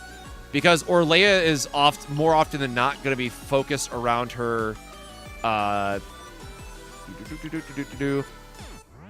Orlea more often than not is going to be focused around this build, which again, still has the heal, still has the draw, but you're then focused on, I can only care about retain cards, which again, you could say Beryl, you could say she can target her own cards as well for like if you need the extra healing, if you want the damage stacking. So I guess she has a little bit more flexibility, but I would say that you would still more often than not want to focus on something like this for Orlea.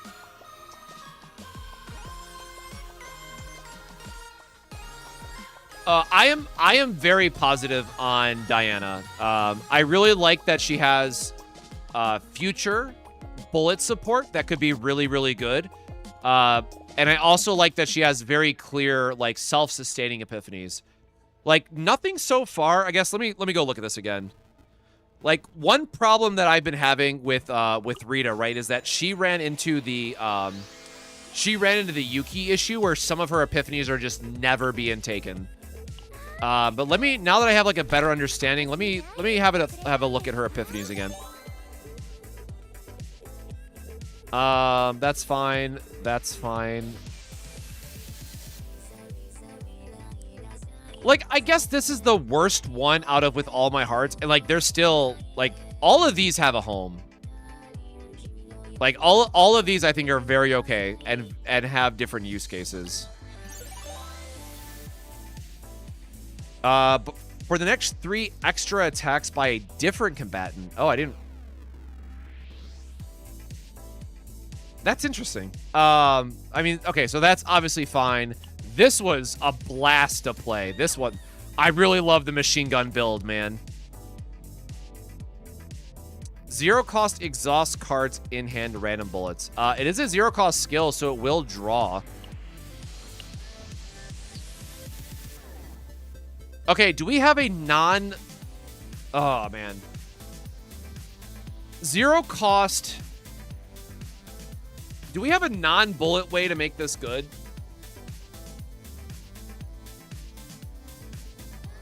Zero cost. Is there a neutral card that I'm forgetting?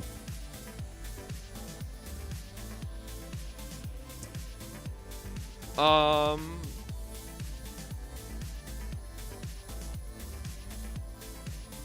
spores would. Oh man, spores would have been cool, but it's going away.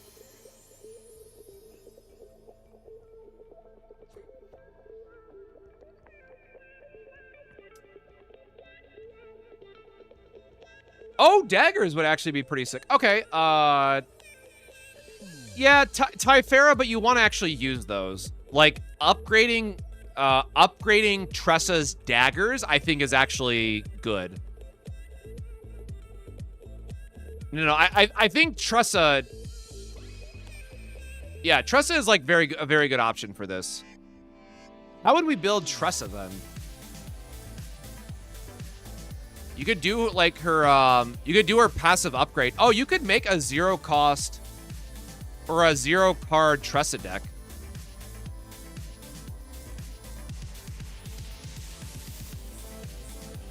No, I actually like this one. You know what? I was gonna say this is the one epiphany that I wasn't sure about, but, And yeah, again, like bullets, if you want to make like the fringe lasers that create the exhaust ones, I think that's, you know, fine as well. But again, the biggest part about this is that you could build this as a key focus and then still get a divine on this to draw, which is nice.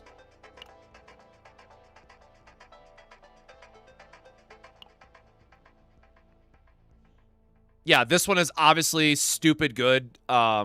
Very good for future-proofing builds. This one I'm still going to be okay with just because it lines up to the retain mechanic. So all these are fine, too. Damn. That's fine. That's fine. This is like your big nuke. This is fine. Yeah, having an AoE option is fine as well.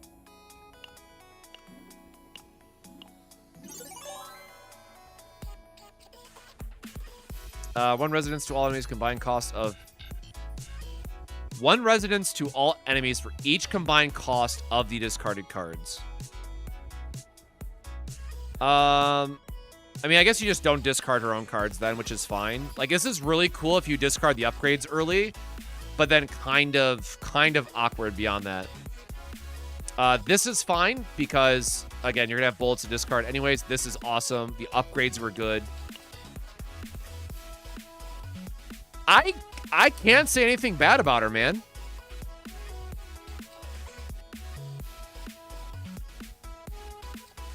This is like the first character since Narja?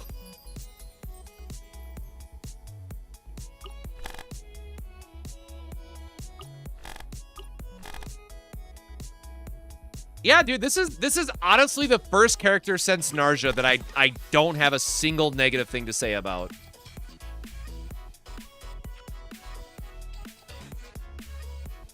I honestly, my biggest complaint about this character so far is that Cupid shot's locked behind the ego. That's the only thing I could possibly say. She doesn't have a single dead epiphany.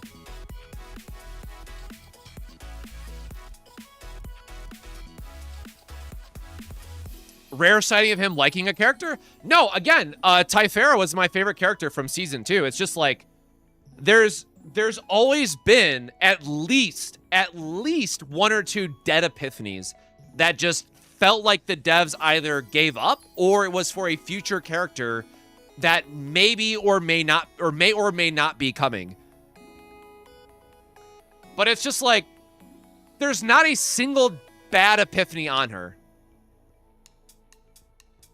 Okay, sorry. So maybe second bad thing I'll say is that it is going to take a little bit more effort to build her. But the payoff seems worth it. Like, she's not a super straightforward, easy to build or play.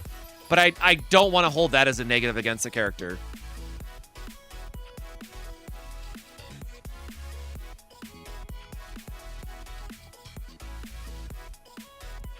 She's also not dependent on divines. I'm gonna hold off on that one because like getting the draw on this I think was really important just to make sure that you're cycling through. If you were to build if you built a Devil Dice Cassius and a double draw Adagio as supports, I think this will be like the first character that truly doesn't need any divines, but then you're like, you have to run those 2 characters and that very specific build, right? But it would work. It would work.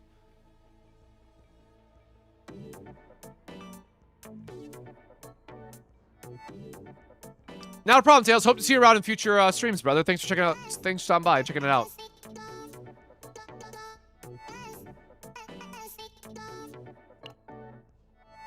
Yeah, that's the other thing. It's like, I'm kind of conflicted on copying stuff, though. That's like the one thing I'm not sure about. And I'm trying to think of the last time that, like, I would rather have a divine on each one of these cards than copying out a card, because you do need every single card in her kit. Other than, of course, Liberated Feelings. If you're not doing, like, the all-in bullet build, you cut this card, that's fine. It doesn't cost you anything, but, like, these other 4 cards, I always want a divine and to always see all of them. Man, it's hard.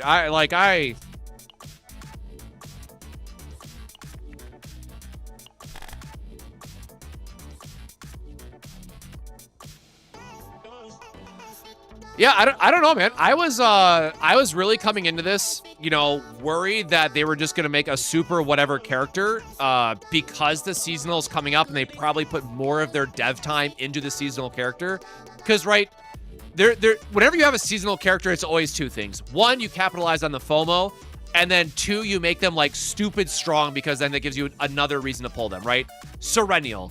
So I had just assumed, and again, shame on me, but I assumed that this is going to be like one of those characters that they just kind of like rushed along so they could spend more time on the seasonal character coming up. But the devs fucking cooked with this character.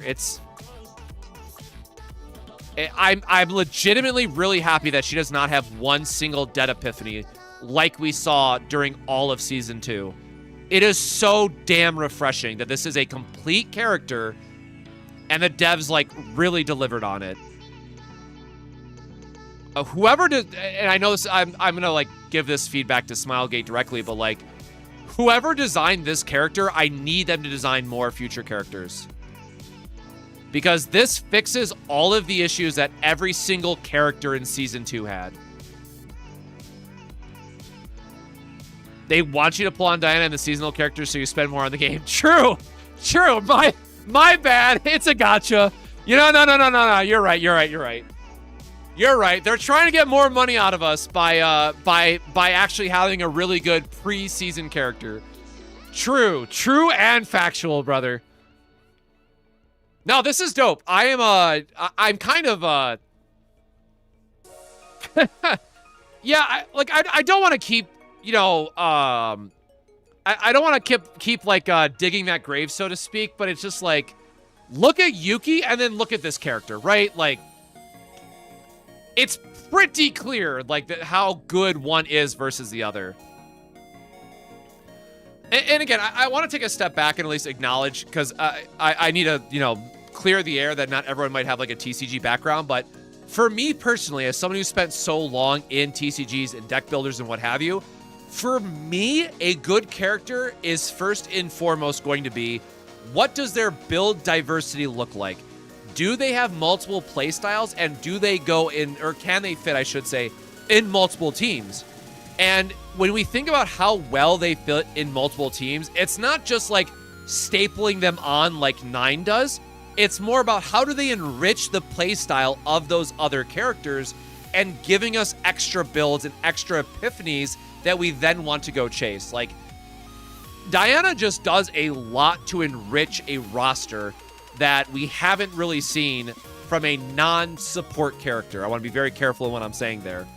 So this, like, again, this is just all around really good design. I'll have to wait and see where the damage lands, because this is a lot harder of a character to test for damage per turn sort of thing, where 9 is like, buff up a lot, do 1 swing, have your damage number, right?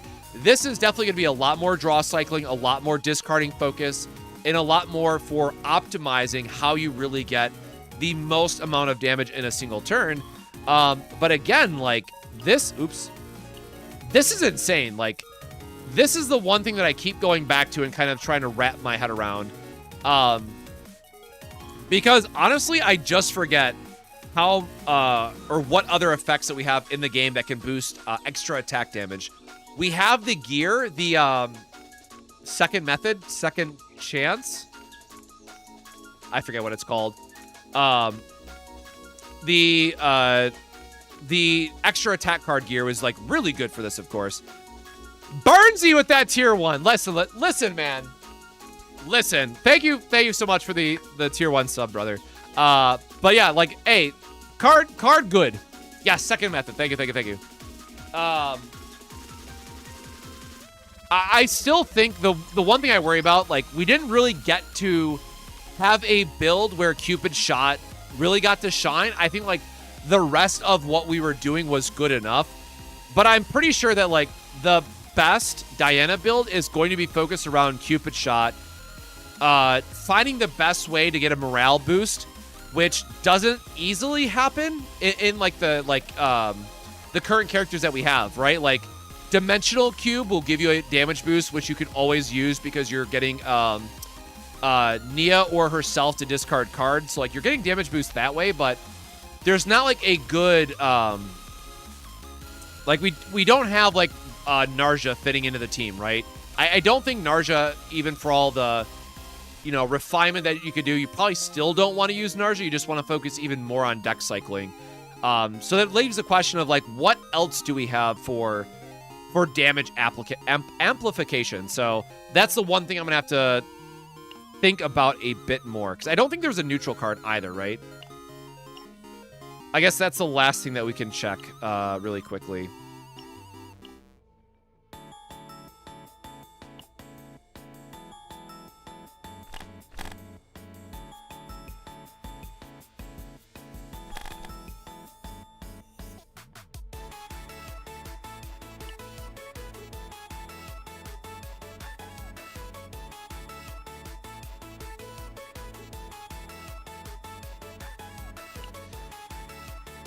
Do we just have stuff from the season in here? What? Do I not remember Wailing Spirits?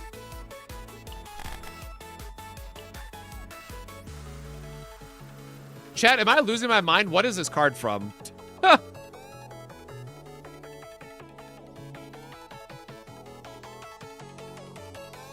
Yeah, like, the Persona cards are solid, but, like, I always try to build out characters as, like, not all in on a certain season, because it always feels bad when that seasonal buff goes away.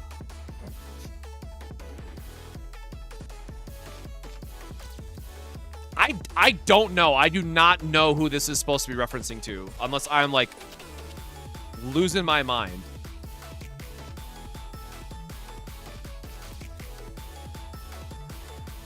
So is this like a preview of the next boss? Like, or wait, is it the all-out attack guys?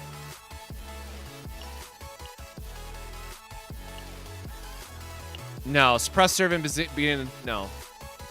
I was thinking that the Lucius might be one of these guys, but apparently not. Archive.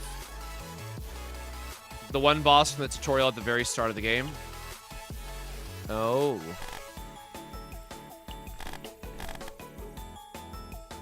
Wait, did I seriously never get the lizard? Damn, alright. No, that is the monster cards. What did I click on to even get that? Oh, other cards. Status ailments and curses.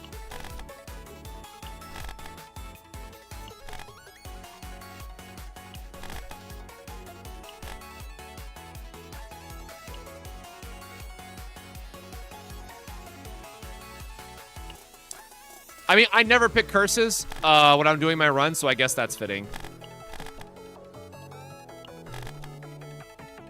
Okay, so we can see the base persona cards, but we can't see the buffs.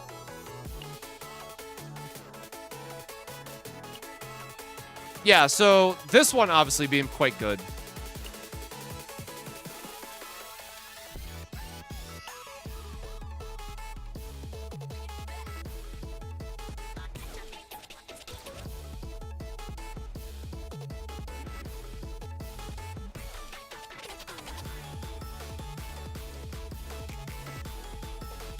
Plus 150. That's casually like a 2,000% damage nuke that you could do.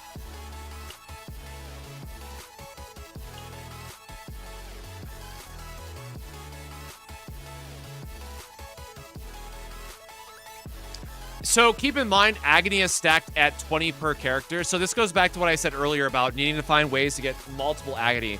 So, damn it. I was low-key somewhat joking when I said Tressa's back with the Agony stack things, but I mean, this is actually quite good. Damn. They gave a lot of buff to Tressa. No. Pause. There's no way. Hold on. No. I refuse to believe that they did this with Tressa in mind. Surely there is another Agony character coming then. There's got to be another Agony character. Tenebria's Agony? Exactly. There's got to be... There's no way they did this just for Tressa. I'm not gonna lie to myself like that.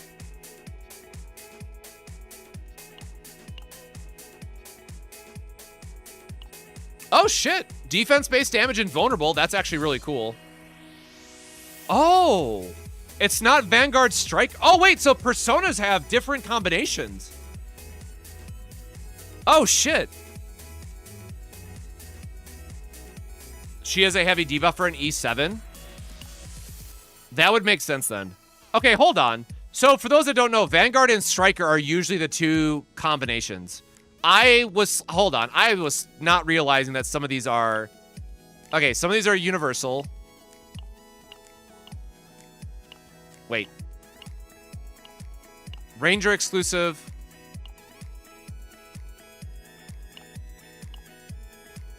Okay, hold. Oh my god, this is, Oh,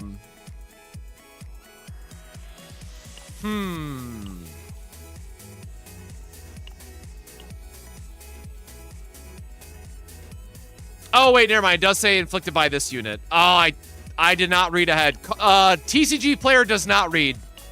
Never mind.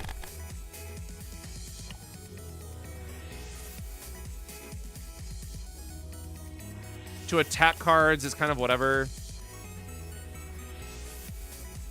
More graveyard, action count. Shield's cool.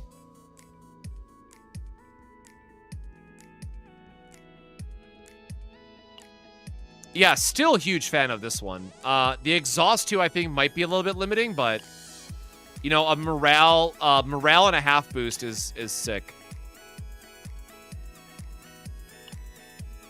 Again, great way to get your Agony stacks, I guess. So what the hell is slow? When an ally haste card is used, decrease moral of all enemies by 1 for 1 turn.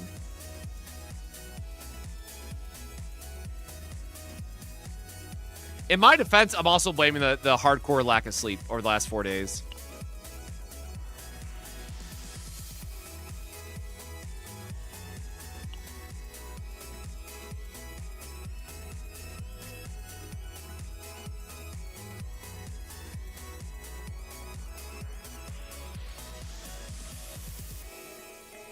We don't have a defense striker yet, do we?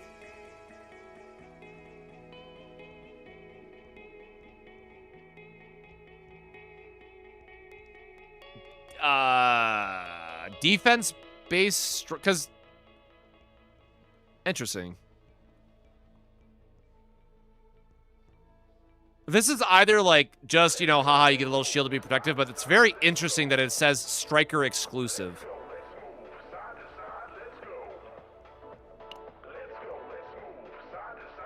Yeah, so there's some interesting stuff in here just in terms of like what we might expect for future characters. Doesn't Magna have an attack that deals damage equal to shield? Maribel does. Shelter Strike?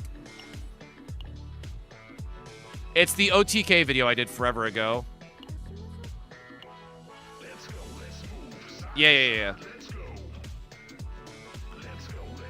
This was a stupid fun. I kind of do miss this build. This one was a lot of fun. Yeah, dude, I'm very excited for this season. I will say I'm gonna have to see how Persona cards go, because I think that my very limited impression so far of Persona cards are that they're really good, and they are going to add quite a bit of build diversity, but they're going to be too goddamn annoying to actually build, and that's going to frustrate a lot of people. Like, I'm instantly getting flashbacks to Season 1 in Mutant Sample and Resetting. Like, that's what comes to mind for me now. Like, that level of frustration where, like, you know that if you don't get the Mutant Sample, you immediately just quit the run, nothing else matters, right? That's kind of where my head's at right now. I'm going to have to see what other improvements that they actually bring with the season. But, dude, Diana's sick. I really like the extra buffs.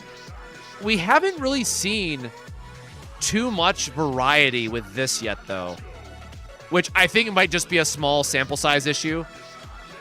But I'm hoping that this has more interesting mechanics as well.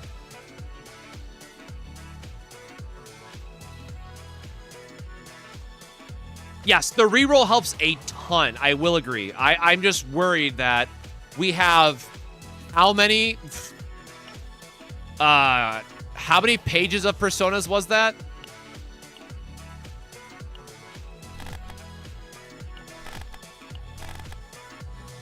Uh, 5, 10. We have 60 Personas. Oh wait, no, hold on. There's only the last 2 pages. Wait, no, there was more than that, wasn't there? Hold on. Am I losing my mind? I thought we had like 3 pages worth. Oh, maybe not. Okay, maybe it's not as bad. JK. I think I just spent that long going through it. So we have 20. And then you also have to RNG. Okay, maybe it won't be that bad. The resetting helps out a lot.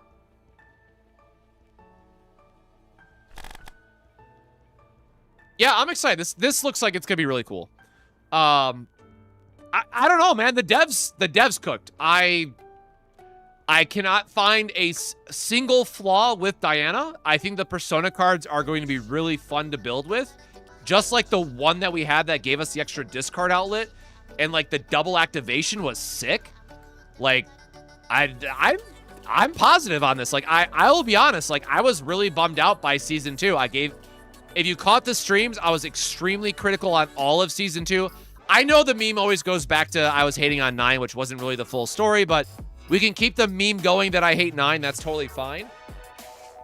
But I had, like, all my flaws came back to just 9 being the all-in boom or bust of the season. But I think Personas are going to add a lot. There's a lot of these that are actually like, oh, this can go with so-and-so, which might make them good for this season. Now, you know, this might be just them preparing us for the full-scale offensive and, like, needing 3 teams. So I need to, like, dive into this on a later time when I have more time to digest it. But I think that this is a very good shape for what's to come. And again, like, you know, Renoa and older characters getting buffed, I think is very good for the game as well.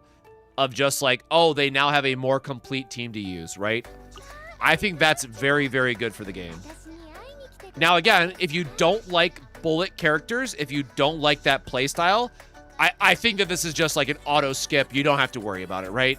And that's totally fair. Like, I really do appreciate that at least where the last couple designs have been, there's a very clear, like, here is the general playstyle that we're going for. And if you don't like that playstyle, you can just skip the character, right? Narja being all focused in like multi-attack boosting characters, Nine and Typhera being all in like heavy hitting, one big shot attackers being their thing. I think it makes it very, very easy to save and skip certain characters, especially with a seasonal right around the corner. Now, the downside is, I will say that I will caution, right? I have a sneaking suspicion that the summer seasonal character is also going to be a bullet character, because then that gets you to pull on both Diana and the seasonal character, right? Because then it becomes a conversation of like, oh, if you really want to get the most out of this seasonal character, because keep in mind, there's always like 18 hours of the information being out about the next character versus the old banner still being live. So they get a lot of people to pull on the banner right before it goes away, and then also pull on the newest banner right as it drops. So it's a very interesting to see what they're gonna do, but I think Diana is just solid, man. I can't say that enough. It will be a fun season. It will be fun if seasonal will be bullet. I like that seasonal gives you more like deck building options and can bring back a wider roster, right? Because like Narja's good, Nia's good, Cassius is good, Luke is good, Renoa's good, Veronica's good, Ray is really good, Hugo is really good, Tressa with those support cards that we just saw is good, Mika is good, Owen, believe it or not, could be really good. Like, there's just so much of the roster that is immediately playable if bullet is going to be the focus for the next season. Or multi-attacker is, I guess, what I should say, right? Yeah, this is dope. This is really, really cool. Again, so obligatory comment, is she a must pull? No. If you like bullet characters, obviously, then pull for her, but I would definitely, if you're on the fence, I would definitely wait to see what the seasonal character is going to do. Just because the seasonal character is almost, certainly going to be the next banner or getting very close to the next banner. But she's dope. I'm really, really happy with this. And I would not wish ill on any game, but I'm almost hoping and praying that I don't like Mongol Stardive at this point, just so I can come back to CZN sooner and have more fun with this, because there is a lot to love about this character and about this season in general.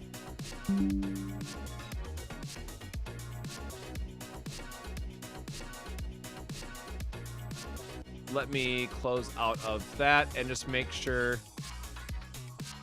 I don't know if Sue ever got around to streaming or if he is online. I'm just going to check that really quickly. Oops.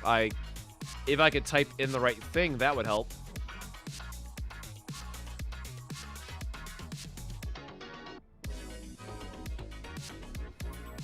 No, he is not. Yeah, if you like under Booba and side Booba, man, 10 out of 10 design, right? Peak. No, it's, again, I like that they didn't go like over the top either in her design. Like, yeah, I get the lobby screen, you get a little extra side Booba. Like, but this is fine. I definitely think this is, it could have been a lot. It's no Serenial, right? That's the thing I'm gonna say. This is like, it's not Serenial. I'm very okay with it. I think they did otherwise a pretty tasteful, fits with the character. They did great. I again find myself in a very difficult spot to find anything wrong with her.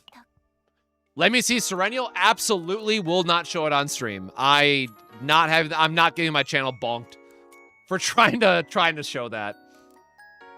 It is absolutely too much, but all right, it is, oh shit, I just missed reset for Grand Blue Fantasy.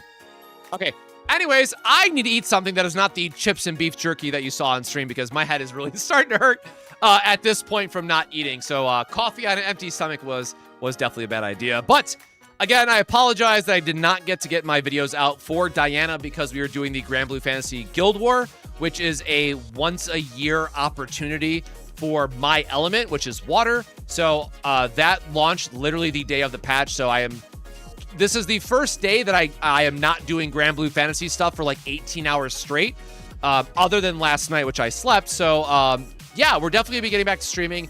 Definitely want to be getting back to more videos. I am excited for Mongol Stardive, which drops on Tuesday, because I am very, very curious about the monster collector aspect of the game only, to be very, very clear.